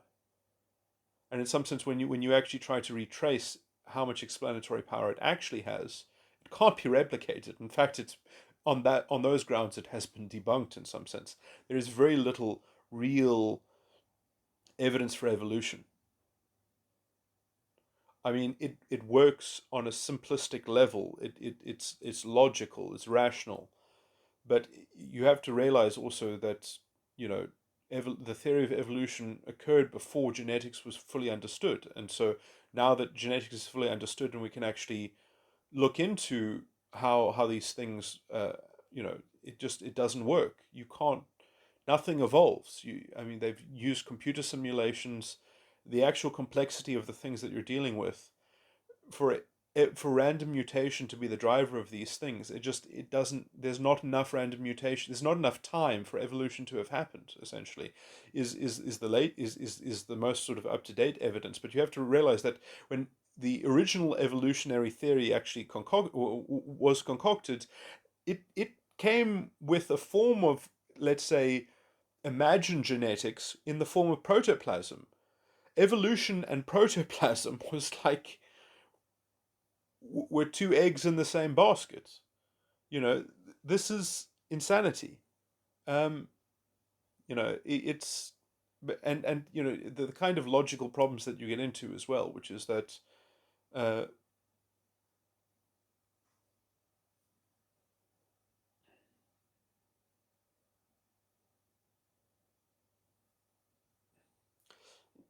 in terms of the linear sort of progression between how one species supposedly becomes another species. But also, I mean, there are a lot of things that sort of they don't sort of fit. Okay, now I'm going off my script or whatever, but David Belinsky has this wonderful rendition when he talks about how you go from a whale to a cow. Like how do you get or excuse me, actually the sorry, how you go from a cow to a whale, because in some sense whales, well, we know supposedly from evolution tells us that whales were actually a land mammal, that whales came from the land again. So something crawled out of the ocean, evolved on land, got big, some big thing on land or cow thing on land, went back into the ocean and became a whale. Um, like, how long does it take for a sort of a coastal dwelling mammal to become a whale? It's somewhat, it doesn't quite work. Like,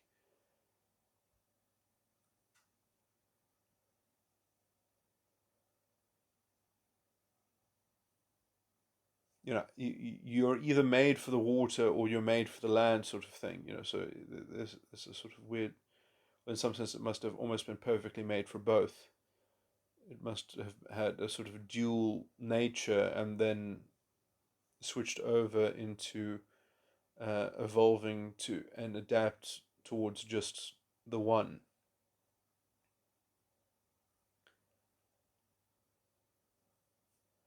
Anyway, but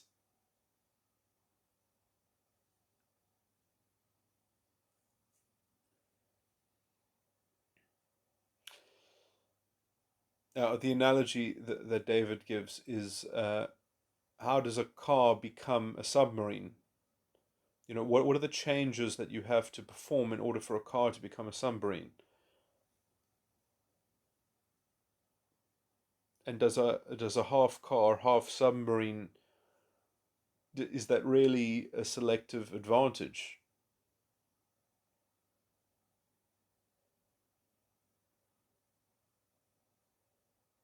Yeah, I mean, you have lots of these sorts of things. The problem, with the development of new sensors, the capital that it takes to invest into developing an eye, that in the interim stages it has to perform a selective advantage. It just there's something missing in evolution. It just doesn't quite work out that in every iterative step there must be a selective advantage. That restriction is and it's happening too slowly, and the idea that the Darwin's not Dawkins describing evolution as these different mountains of probabilities, um, in a kind of topological diversity, in a way of it's a quite a good way of depicting the statistical bases of the kind of wishful scientific paradigm as it's projected onto the universe. Um,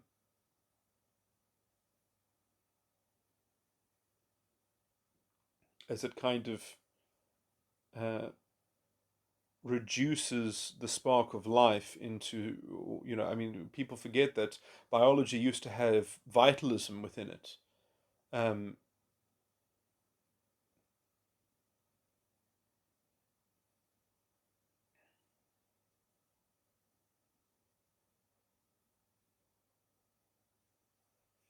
anyway,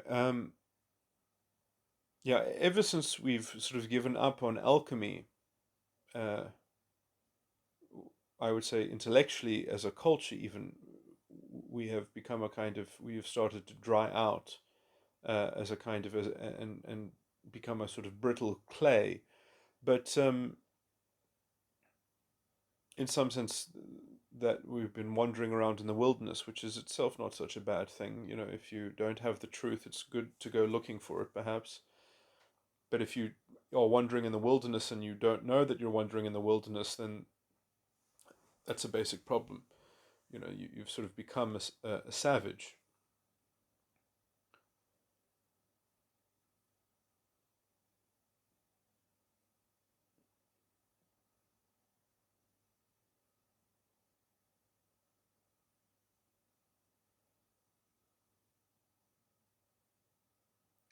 So what to do is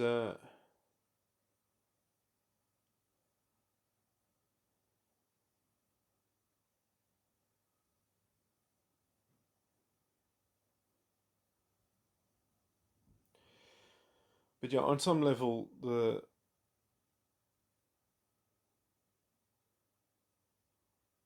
normalization and the universalization of sort of a kind of amorality around character traits and around the substance of individuals. Um,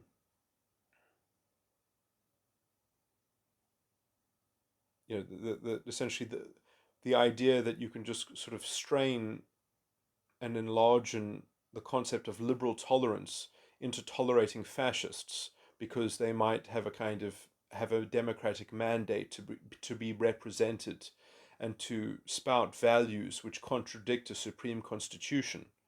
Now, you see, this is the problem: is that the American Constitution is supreme in name only. It's only in fact defended at the ballot box. You can only actually keep your American rights in the Bill of Rights through the ballot box, because whenever someone loses in court in America, if they have a kind of politically charged issue within the controversy that leads them to be before the judge, if the judge rules against them, and let me particularize this illustration, if a social justice warrior or identity politics person goes to court and they lose, they don't hear the judge saying to them, "You are an unreasonable person, you are an immoral person, and what you want is unconscionable, and I rule against you, and it's contemptible what you try to do here, and you need to be reprimanded, or something like that, or you're and part of the decision of the judgment has a kind of ethical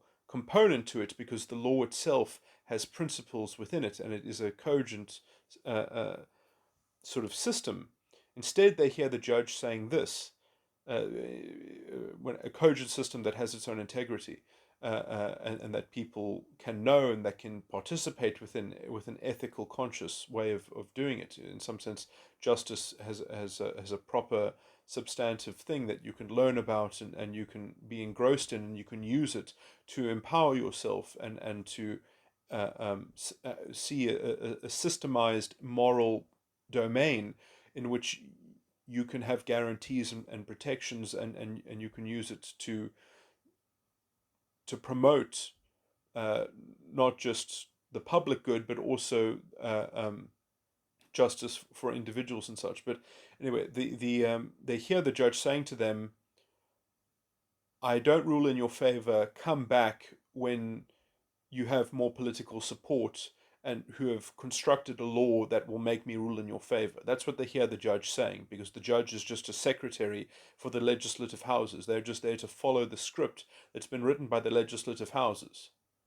So, in some sense, when people are railing against the American justice system, they have every reason to, because they have a hope that either if they air their dissatisfaction, then it'll become part of the political process. That essentially the judiciary in America is fundamentally political. Justice in America is fundamentally political. And I know that in some sense it's not conceived of explicitly in that way, and culturally it's not necessarily so, because if if the right law is made, then it can be good enough. It can be good enough. But the problem is that what really falls through the cracks is that rich people can do a lot more than what poor people can do, because rich people can run rings around poor people procedurally. They can exhaust their legal litigant competitors, essentially. They can essentially outspend their legal competitors. And so you can't extract justice from a rich man in America, or from someone who's got more money than you. You're not going to really be able to extract justice from them. And it's even worse than that to some degree, I would argue, because in some sense, the letter of the law is constructed not in a principled way, but in a very structured way, and it's actually very unfair, because you could lose a case in court that then you might later have won, because that law that governed how that case was decided was restructured, or it was amended, or repealed, and so you have, because the substance of the law in America is essentially perhaps created by people who are saying things that they think will be useful and good, but they probably have a lot of holes in them, and they're also constructed by people who have to formulate wording, and also with lobbyists involved as well. But I don't want to, because in some sense it's not about that there's money that's part of it. The problem is that the law needs to actually have more of a robust systematic basis to it. It has to be objective criteria. The law in substance must be uh, that you have to have a kind of a backbone to the law. Um, and that doesn't mean that legislative houses can't create legislation that prescribes the punishments, because it is perhaps correct that a people should decide as a political point how how severe judgments should be, because that has to do with social morality. So it's right that there should be a democratic input, perhaps into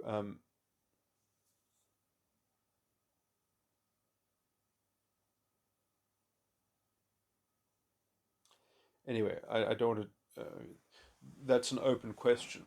Um, but essentially, there's a lot of calculation that includes the general morality of society, and in some sense, um, political representation can be uh, an input, or a line of communication, or reading that in some senses, um, or in some cases, but in some issues. Um, anyway, this is sort of disparate and complicated that I'm talking about this weird sort of bundle of yarn, but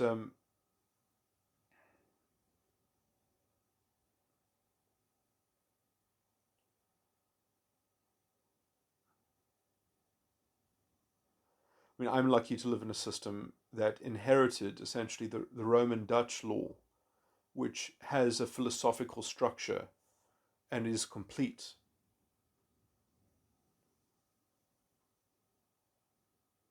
And in some sense, the worst things about the Romans have already been occluded. The excesses of the Roman structure of state, which in some sense didn't even really have a separation of powers. In some sense, they didn't need a separation of powers because um, de facto power was respected by the law. There was their version of justice. They, in some sense, they did have a kind of rule of law, but it was a rule of law that meant that people could command that other people be killed, um, as long as they weren't Roman citizens. And in some sense, emperors could declare anyone an enemy of the state, and therefore was capable of killing everyone, including a Roman citizen, merely needing to brand them no longer a Roman citizen and an enemy of the state. So because of, let's say, the automatic respect of de facto power, they were capable of having the rule of law.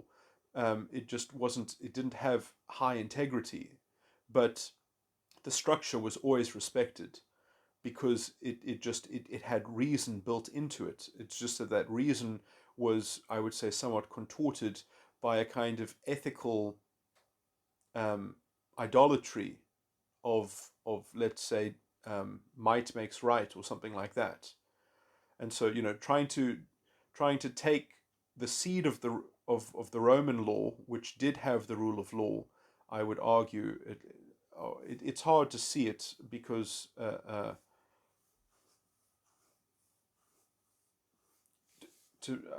you have to put filters of lots of sort of ideological filters in order to. That's a very nuanced point. But essentially, if you'll accept that at least, then to remove the might makes right component out of the Roman law only happened in 1994. But even before that happened, with just the addition of the common law, I would say that the fusion of the Roman Dutch substantive law in my country with the British common law was a marvelous synergy, and even then I would say created the best legal tradition in the world. Um, and then in 1994 it was perfected with a constitution that had a Bill of Rights, uh, which meant that now we had everything. Uh, it just so happens that our legal tradition has betrayed itself. A legal tradition that we must remember that even during apartheid, the government was so peeved by the courts that they tried to invent a fake high court in order to protect themselves from the ravages of the South African legal system. Because the South African judges and legal system would rule against them all the time because their legislation did not meet the high standards of the legal tradition.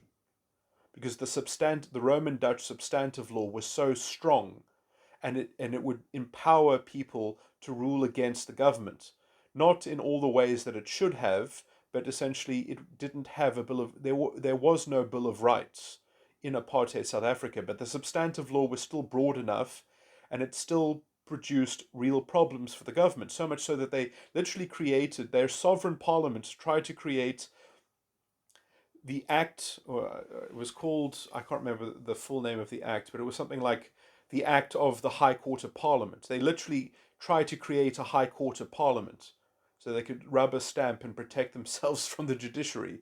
And the judiciary just ignored it essentially. They couldn't, I believe that they couldn't even argue against it because it was such a You know, and in some sense, how they dismissed it is sadly what we are missing, the integrity that we are missing in our current system. Because, for example, these proto-fascists, these identity politics people, they create such vile and toxic, bold-faced sort of, amorality. They're so viciously vile and debauched in their ethical, sort of projections against projecting negative values onto people, that they're almost daring people to get onto their level and to disagree with them, when essentially they should just be thrown in jail, essentially, for their hateful nonsense, for their disgusting fascistic, sort of, well, I mean, essentially, they are. In a technical way, you could say that they're being borderline seditious, because they are essentially creating a propaganda and a rhetoric that essentially holds them to be more supreme than the Constitution, than the values of the Constitution. They often do make declarations that they should have the freedom to openly air their displeasure at whenever the Constitution stops them from getting what they want, and slows them down in being able to achieve, being able to combat white monopoly capital or whatever. So they have a kind of so you could say, well,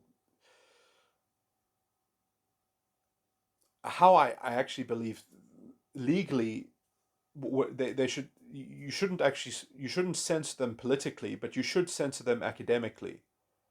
That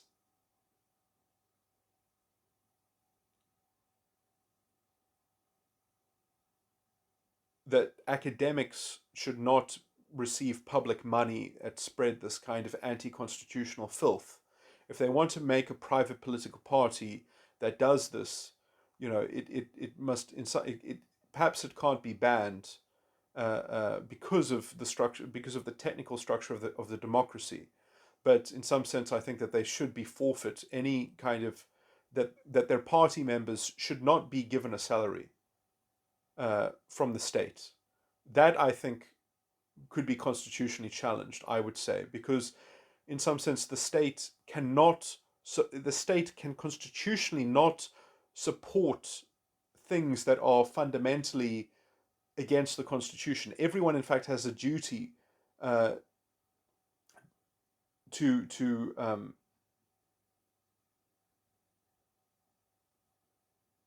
not contravene the rights of people in the Bill of Rights. And you see, the only sort of paradox here is that these people would argue that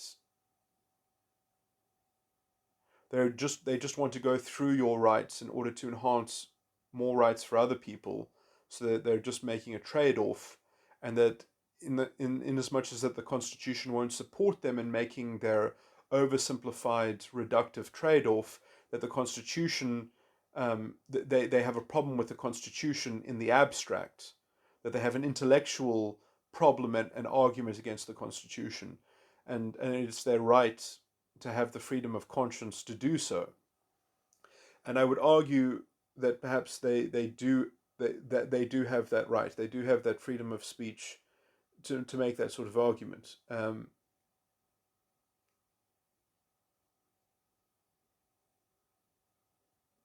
But I do think that they deserve to be metaphorically pilloried, and to have any monies that the public purse might have in relation to them essentially retracted, in almost in a punitive way, as a kind of, as a damages, even a kind of, as a criminal sort of sanction for their criminal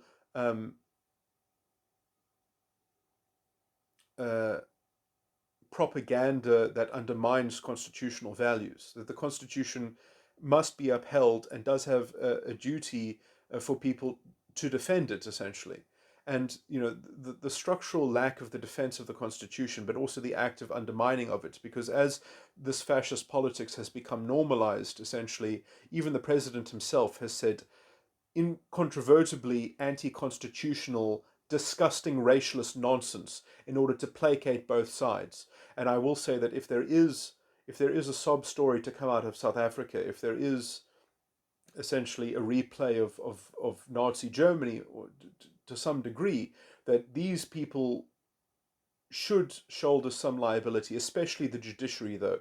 The judicial officers and the judges that went along with identity politics and reinterpreted the Constitution in order to not rule unconstitutional affirmative action and to preserve the form of the form of affirmative action that facilitates corruption and also facilitates blind racialism, where you will give people benefits based on the color of their skin, which has nothing to do with the disadvantages that they might or might not have.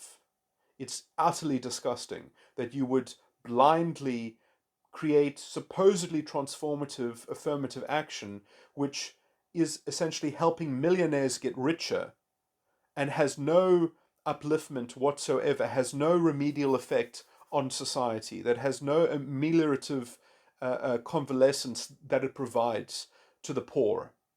It's an utter disgrace.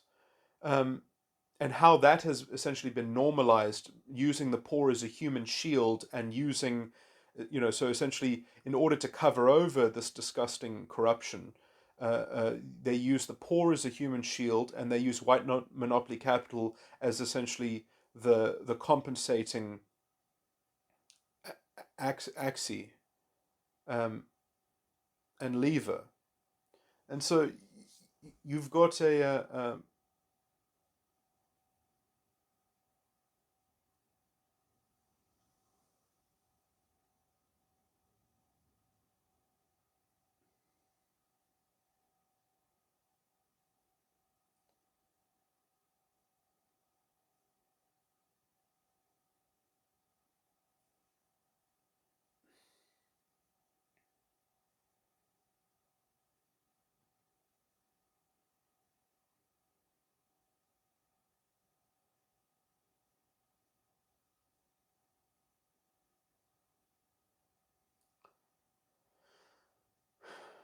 what was I going to say?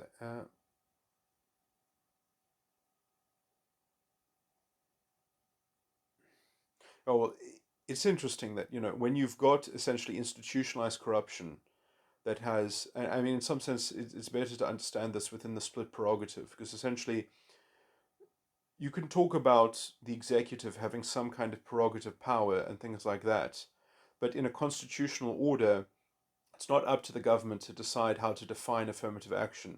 The courts need to, they need to do their function. They need to essentially say, no, it doesn't matter what ideology is in power.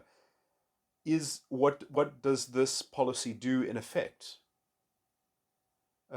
Within some practical, it's not merely that it has a chance of succeeding in some technical hypothetical sense.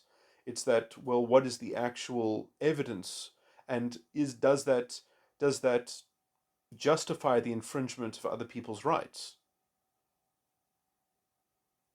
So when you're infringing someone's rights in order to pursue a policy that is meant to be paid for, and when I say paid for, I mean ethically it's meant to be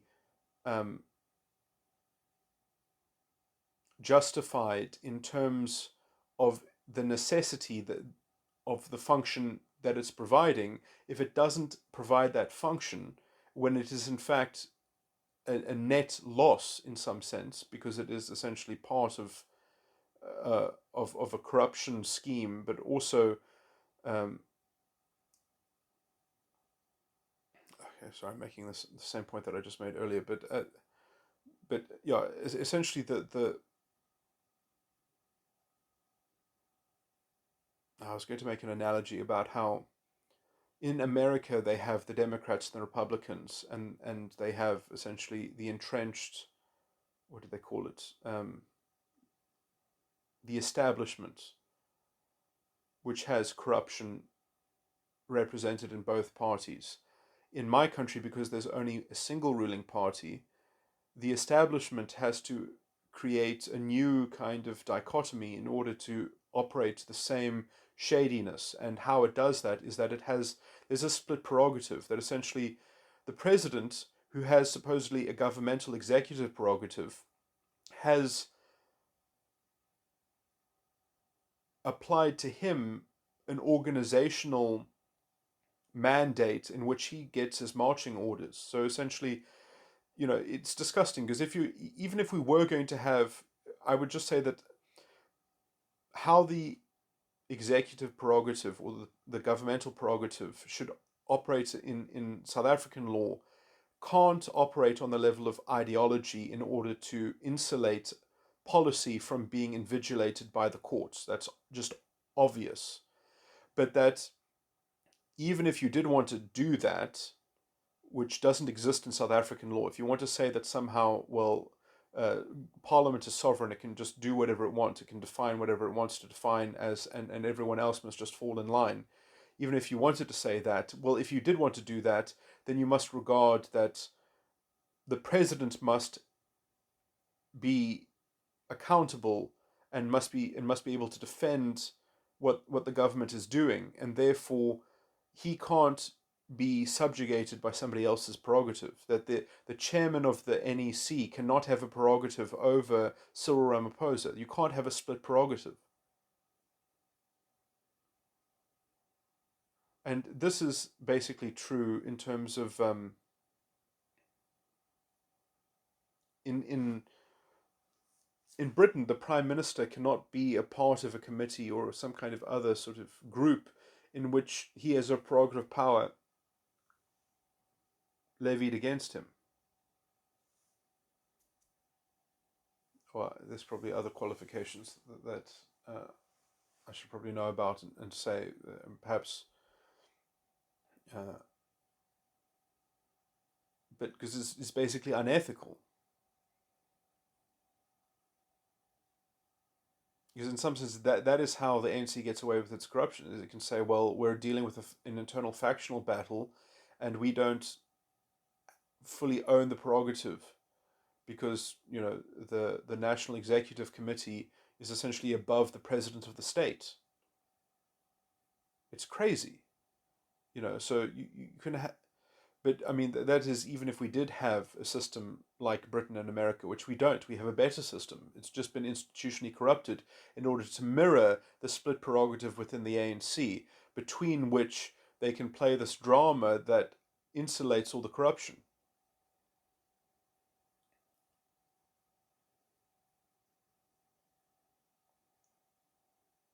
And you can see the people who essentially. It's interesting how the fascists always get to have their cake and eat it with their crazy rhetoric and their sort of hyper cerebral sort of backflips that they do, so they can sort of take two bites of the same cherry and then say that it was white monopoly capital that did it, and then use the poor as a human shield and then not be accountable for any of the actions that they've taken.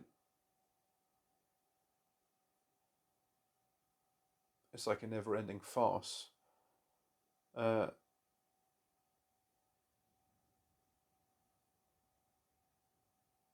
Anyway, okay, so this is, I mean, it's interesting because everything that I've just said, I think, is a useful metaphor, or in some sense, because what's happening in South Africa is really the center of the world. I mean, you can call me a partisan, but I mean, I don't know if anyone else has noticed this, but I mean, if you follow South African politics in the minutiae, even, but following the minutiae so that you can ignore them and actually follow the themes that have occurred in South African politics, they echo in the rest of the world. In some sense, South Africa has been about 20 years ahead of everybody else's politics for a long time now. And South Africa really is the heart. I really do say that it is deserving of focus, because if you can ideologically solve the problem in South Africa, you'll be able to solve it everywhere and anywhere, because South Africa is the apex of the dilemma, as it were. It is the crux of the conundrum. it is the most potent for, it's I mean the startling reflection of Weimar Germany to some historical echoing is also somewhat interesting as well. But seeing it alive in the actual, I mean, even the medical stuff. When I say medical stuff, I mean the huge controversy around the treatment action campaign that took out Thabo Mbeki. Um, the kind of the political destabilization of the activists and things like that. Um, and who funded all those activists? Where did they come from? These so-called liberal-minded sort of sort of crazed. It's the kind of the journalistic kind of um,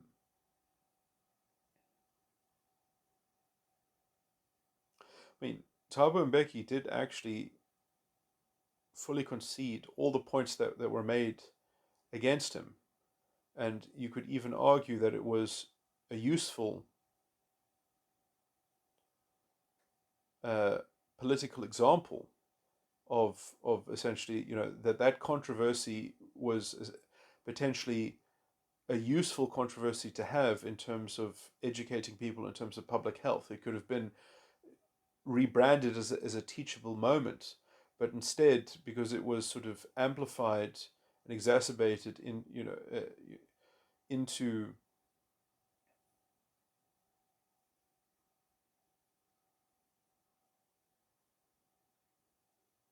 into a kind of expediently hyperbolic, I mean, well, that is where the huge excess of rot set into South African politics, in terms of, at least in terms of the internal ANC, but also, as culture was generally shifting into what became, a kind of a more toxic crucible of what can only be argued is, a now overtly proto-fascist, mob that is calling for blood because it is a wolf tribe that is so used to being satiated and fed. It's a form of psychic cannibalism. It's a sort of psychic vampirism.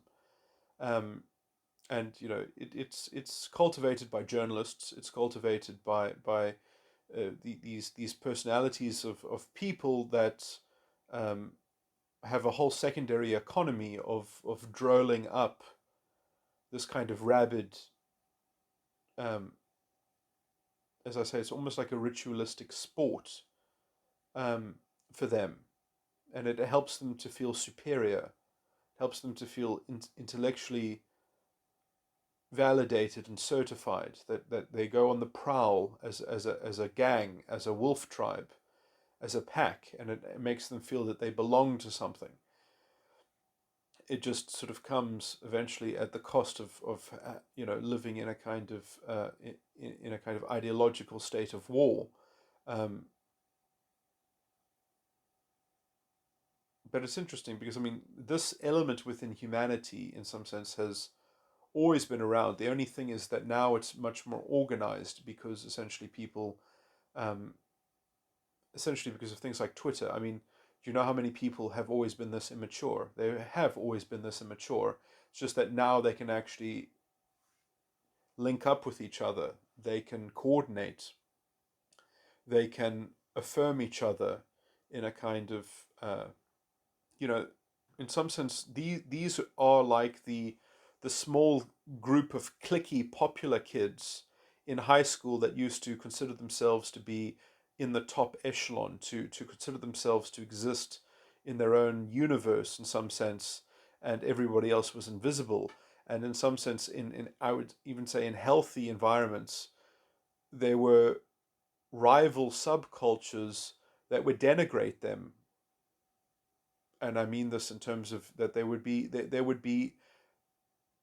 an ecosystem, a cultural ecosystem, in which that there would be multi poles of tension and multi poles of different things going on. It would be a smorgasbord of different of different hierarchies and different forms of status, and in some sense these people would think that they held all the status of everyone and everything, and then there would be a kind of whole slews of subculture, sort of,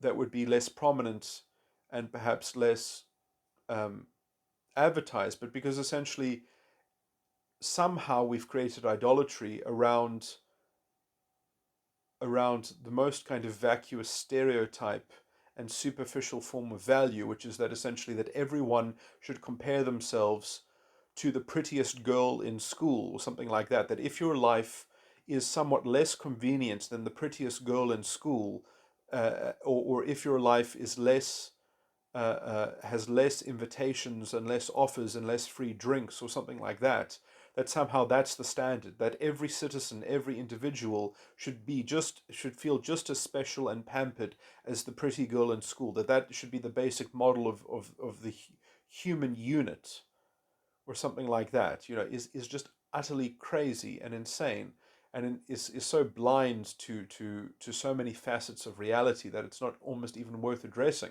That kind of strange sort of, so I mean, and it's weird how identity politics, I would say, did develop out of feminism. It all comes out of essentially destroying this authentic, genuine sexual energy and politicizing it and making everyone feel bad by gating sexual energy by an ideological manacle. And then because people wear that manacle and it's heavy and it's not nice to believe and look through the world through that disgusting filter and have to put up with the disgusting kind of sadistically edged, sort of abrasion that happens in now relating to the opposite sex, then you actually want to take that frustration and you want to double it down into a systemic oppression, that everyone is systemically oppressed. So it kind of creates this chain, this ideological chain of buying into it, because if you buy into it, then you can maybe get underneath it and you can maybe escape it, and then you become, like these very strange, supposedly, feminist appeasing rapists or something like that, because they've been so emotionally abused by this disgusting collective, sort of form of perversion. When I say perversion, there I mean both sexual, but also basically in a deeply kind of traumatic way. But it's a trauma in which people deserve that trauma to some degree, because you do it to yourself. You replicate the model of this schema. The psychological schema is not something that you are merely imprinted on, it's something that you actually cultivate within yourself. So I actually don't wish to be sympathetic to these people, also because sympathy is not an ameliorative form of therapy for this. You don't get yourself out of this paradigm by having other people sympathize with your bullshit, with your strange projection onto the world. Uh, Stop projecting onto the world and start being accountable for your fucking bullshit, essentially, and stop using envy as the basis to indulge in your own jealousy. Or rather, you have nothing to be jealous about, because you can only be jealous about something that actually belongs to you. But thinking that you can be jealous because your identity deserves to have something and it's been stolen from your identity is a way to fakely cultivate jealousy, when really you're just an envious, I was going to say something that has an envious idiot. Well, I was going to say something more denigrating than that, because I do consider it to be quite a lowly, um, just use whatever swear words you have for people when you see people do things that are just utterly contemptible and reprehensible. And in some sense, this is actually a variant, I would argue, of the unforgivable sin, because in some sense, unless you fully own it yourself and live up to it, you can't actually transgress. You can't. Um, you can't. What's the word that means when some people leave an area and move to another area? You can't migrate. Uh, you can't transit to a new mode of being unless you fully own up to. You have to you literally have to bootstrap self-determinism and self-responsibility and accountability. For you have to own it. If you don't own it, you can't migrate from it. That is the only way to actually stop being ideologically possessed, is you have to say, I was ideologically possessed and it's my fault. If you don't say that it's your fault, then you can't be reborn in your unconsciousness. You can't ever migrate from your subconscious to your unconscious. So you'll just stay in Keegan stage 2 forever with your puppet Keegan stage 4 and your projections onto other people's Keegan stage 3. And you'll just keep on playing that game of puppeting your Keegan stage 4 and pretending. These people are pretenders. And if you don't blame yourself for being a pretender, then you'll never stop being a pretender. That's as simple as it is.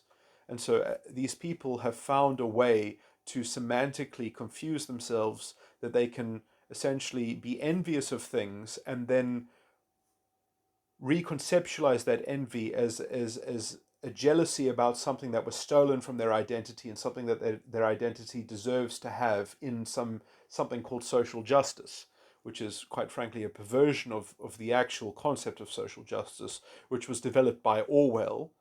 And it's quite ironic that people who brandish a term that was invented by Orwell. I mean, if I might speak on Orwell's behalf, and I would say that I'm competent to do so, although perhaps I shouldn't try uh, to mimic what he would say. Uh, uh,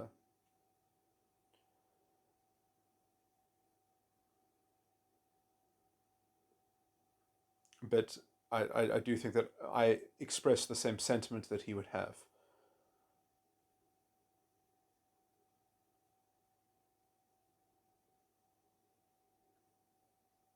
against these troglodytes.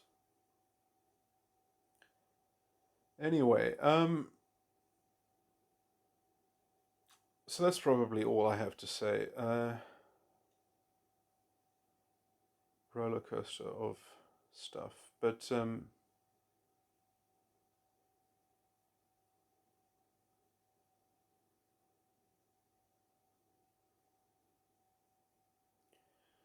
yeah, due process is a good thing, but equal protection under the law is not actually achieved unless the law I would argue cannot actually um, confer equal protection and benefit if it, at least in principle, is not stable and complete.